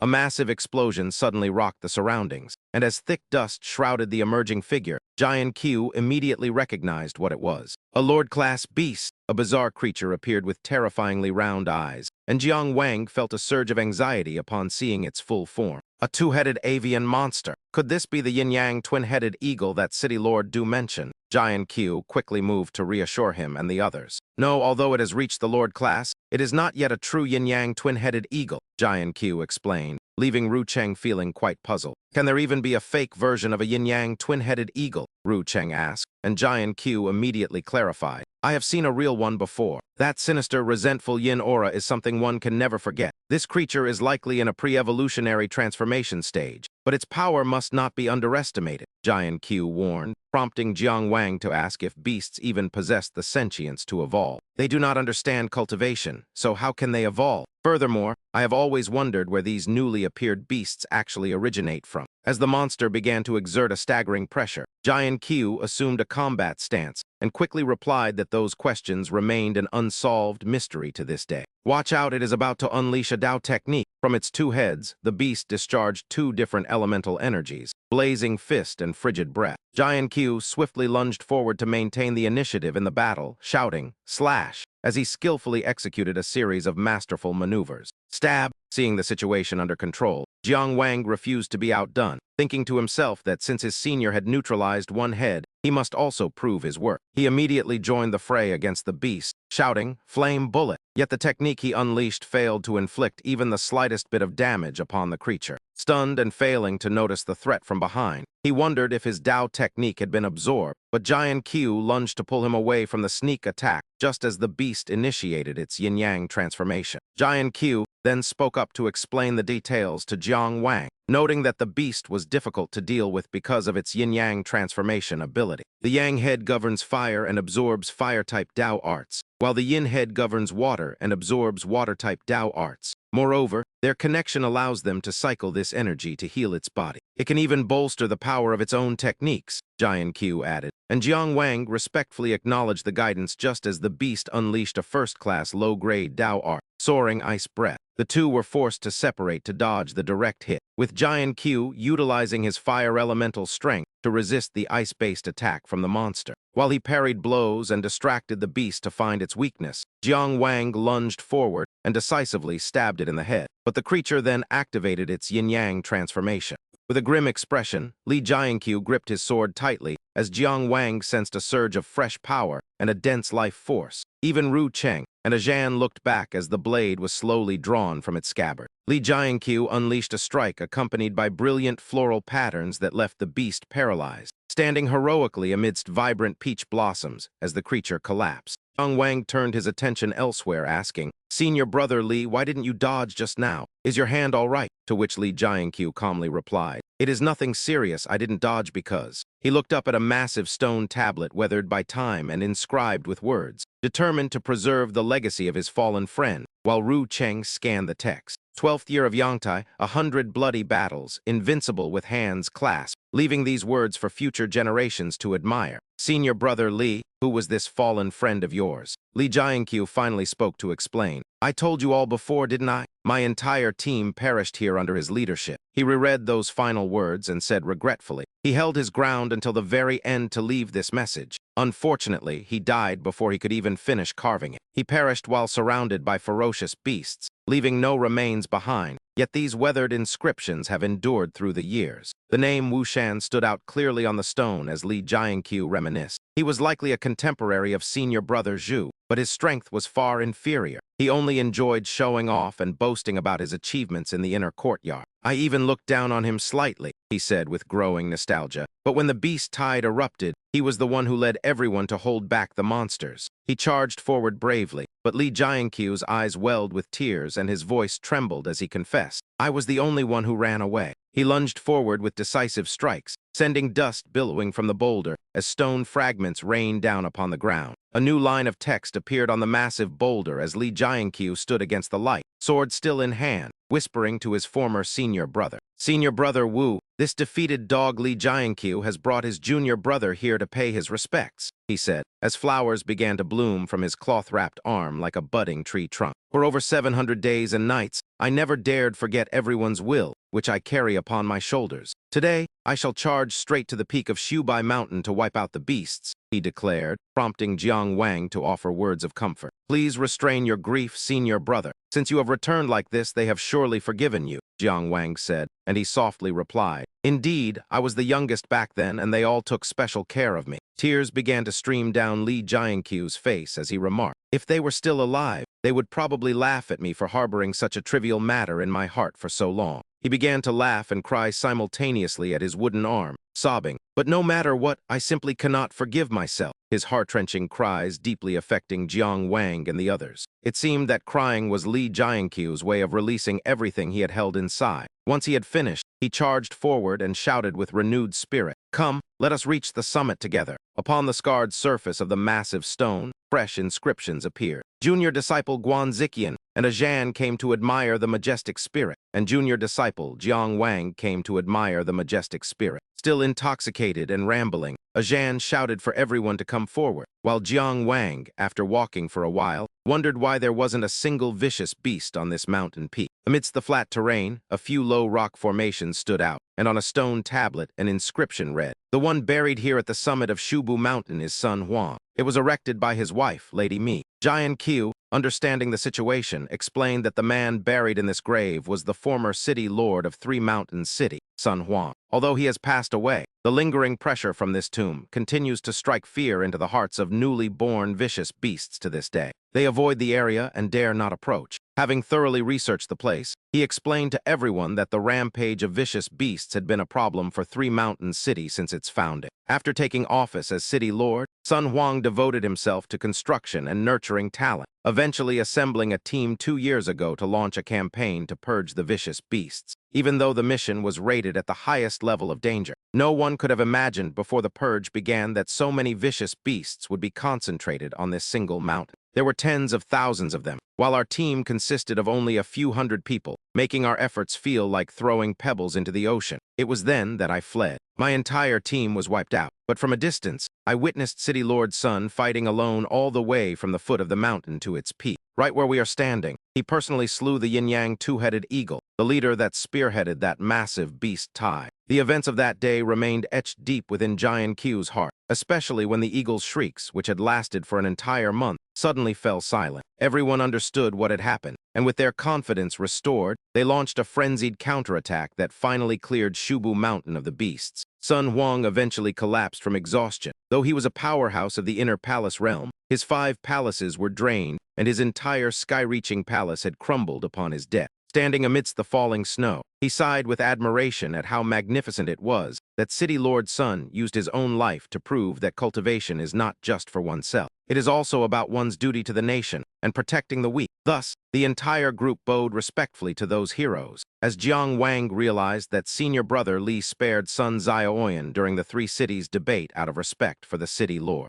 Jian Qiu did not answer immediately, but instead asked if he had heard the rumors regarding the earth-skin goo on son Xiaoyan's body. He then shared what he knew, explaining that the earth-skin goo is a permanent defensive spell where the caster flays their own skin while conscious, carves Dao patterns onto it, and then drapes it over the recipient. This technique is quite cruel in practice, but it is precisely because of these extreme conditions that the defensive power of the earth-skin goo is so astonishing. Whether as a city lord or a father, Sun Huang had given his all, leaving Jiang Wang and the others deeply moved by what they heard. Jian Qiu turned to face his juniors and declared that to defeat Sun Xiaoyan, they must put forth every ounce of strength to shatter the Kunpi drum. However, I dare not attempt that, nor can I face the outcome, he admitted. Jiang Wang then replied, Senior brother, you are truly noble. Jian Qiu then explained his plans. I will not hide it from you. Tomorrow I am determined to reach Yuheng Peak. The battles there are even more savage than here. You may return to Finglin City first. Jiang Wang replied instantly without a second thought. Since I came here with you, I will naturally accompany you. Ru Cheng, what about you? Ru Cheng gave a thumbs up, signaling that since his third brother was going, he would follow. After all, no matter how dangerous it gets, you will still be there to protect me. Afterward, both of their gazes shifted toward Zhan,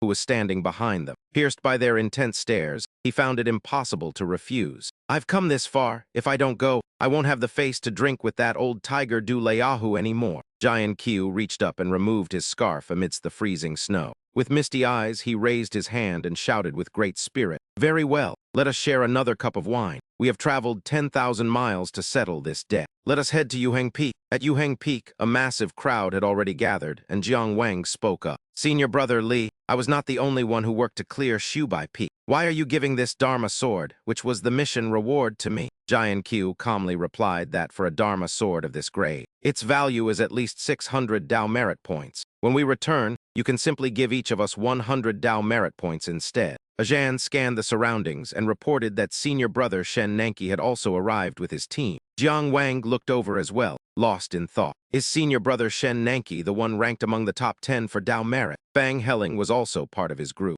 Not far away, Helling stood leisurely in place. Jiang Wang then turned his attention to the competitors around him, silently evaluating the strength of each person. Furthermore, many external cultivators from the Zhuang state had answered the summons. Observing their techniques for slaying monsters might lead to some insights. His gaze then fell upon a girl walking alone nearby. That woman with the white silk veil must be the sect expert invited from the Cloud Kingdom by City Lord Du. Though we are of similar age, she is already a sect expert, while I have only just laid my foundation. Jiang Wang, oh Jiang Wang, you must strive even harder. City Lord Du then spoke to initiate the journey, noting that everyone had completed their preparations.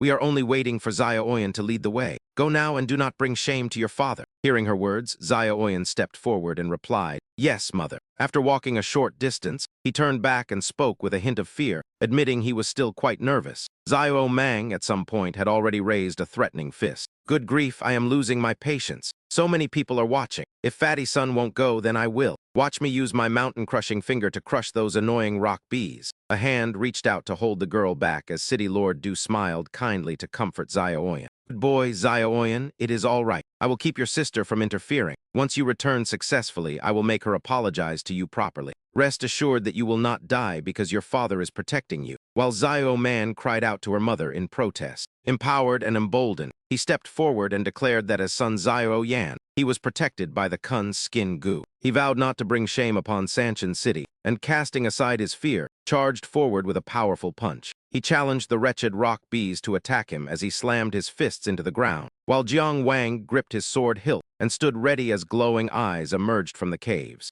He wondered why they had to be so cautious on Yuheng Peak, when the rock bees they hunted back at Shubai Peak didn't seem formidable at all. Giant Q explained that the rock bees on Shubai Peak were too few to be a threat, noting that their true terror did not lie in individual strength. Their danger came from their overwhelming numbers and swarming attacks, and Xiao Yan trembled as the bees began their aggressive assault from all sides. The killer rock bees tore at his clothes and injected substances into the chubby boy, causing him to scream out like a stuck pig. As the swarm of killer rock bees grew massive, Xiao Yan was buried under the insects and cried out piteously for City Lord Du. He wailed in agony, begging his mother to save him from the unbearable pain, while Xiao Man watched and asked for guidance. Xiao Man suggested they rush in to help since Xiao Yan had successfully drawn the rock bees' attention, but City Lord Du disagreed with the plan. She explained that despite their low intelligence, the killer rock bees were extremely sensitive to Tao source, and another person's presence would only agitate them further. It would drive the swarm into a frenzy. So they waited while Giant Q's group and a veiled lady watched the bees begin to drop one by one. Confused, Jiang Wang pointed out that the killer rock bees were dying on their own, to which Giant Q simply replied that the method was working. The aggressive swarm known as killer rock bees possessed a unique and deadly ultimate move that relied entirely on the stingers in their tails. They would unleash this final attack when facing an unbeatable foe, though using their stingers meant certain death for the bees themselves. Each rock bee could only perform this move once, as it required them to expend their entire life force and energy in a single strike. By injecting venom to detonate within the target's meridians, they traded their lives for the enemies, and Xiao Yan was the one chosen for this strategy. Although the Kun skin goo protected Sun Xiao Yan from fatal injuries, the energy from the exploding stingers still caused excruciating pain within his meridians without any relief. At this moment, Sun Xiao Yan was enduring agony comparable to 10,000 arrows piercing his heart as he begged his mother to let him go home. "I beg you, it hurts so much. Please save me." City Lord Du roared in a fit of rage, fearing his scheme would crumble. "Get back there this instant. If you dare to retreat, you will no longer be the son of Du Yueme." Swarmed and stung by the bees, he was a mess of tears and snot, feeling utterly pathetic. Yet the rock wind murderers refused to let him go, leaving only his agonizing wails echoing through the air as the bees enveloped Xiao Yan. He shrieked in desperate agony. This concludes the video. If you enjoyed it, please hit the like button to support the channel. Thank you and goodbye.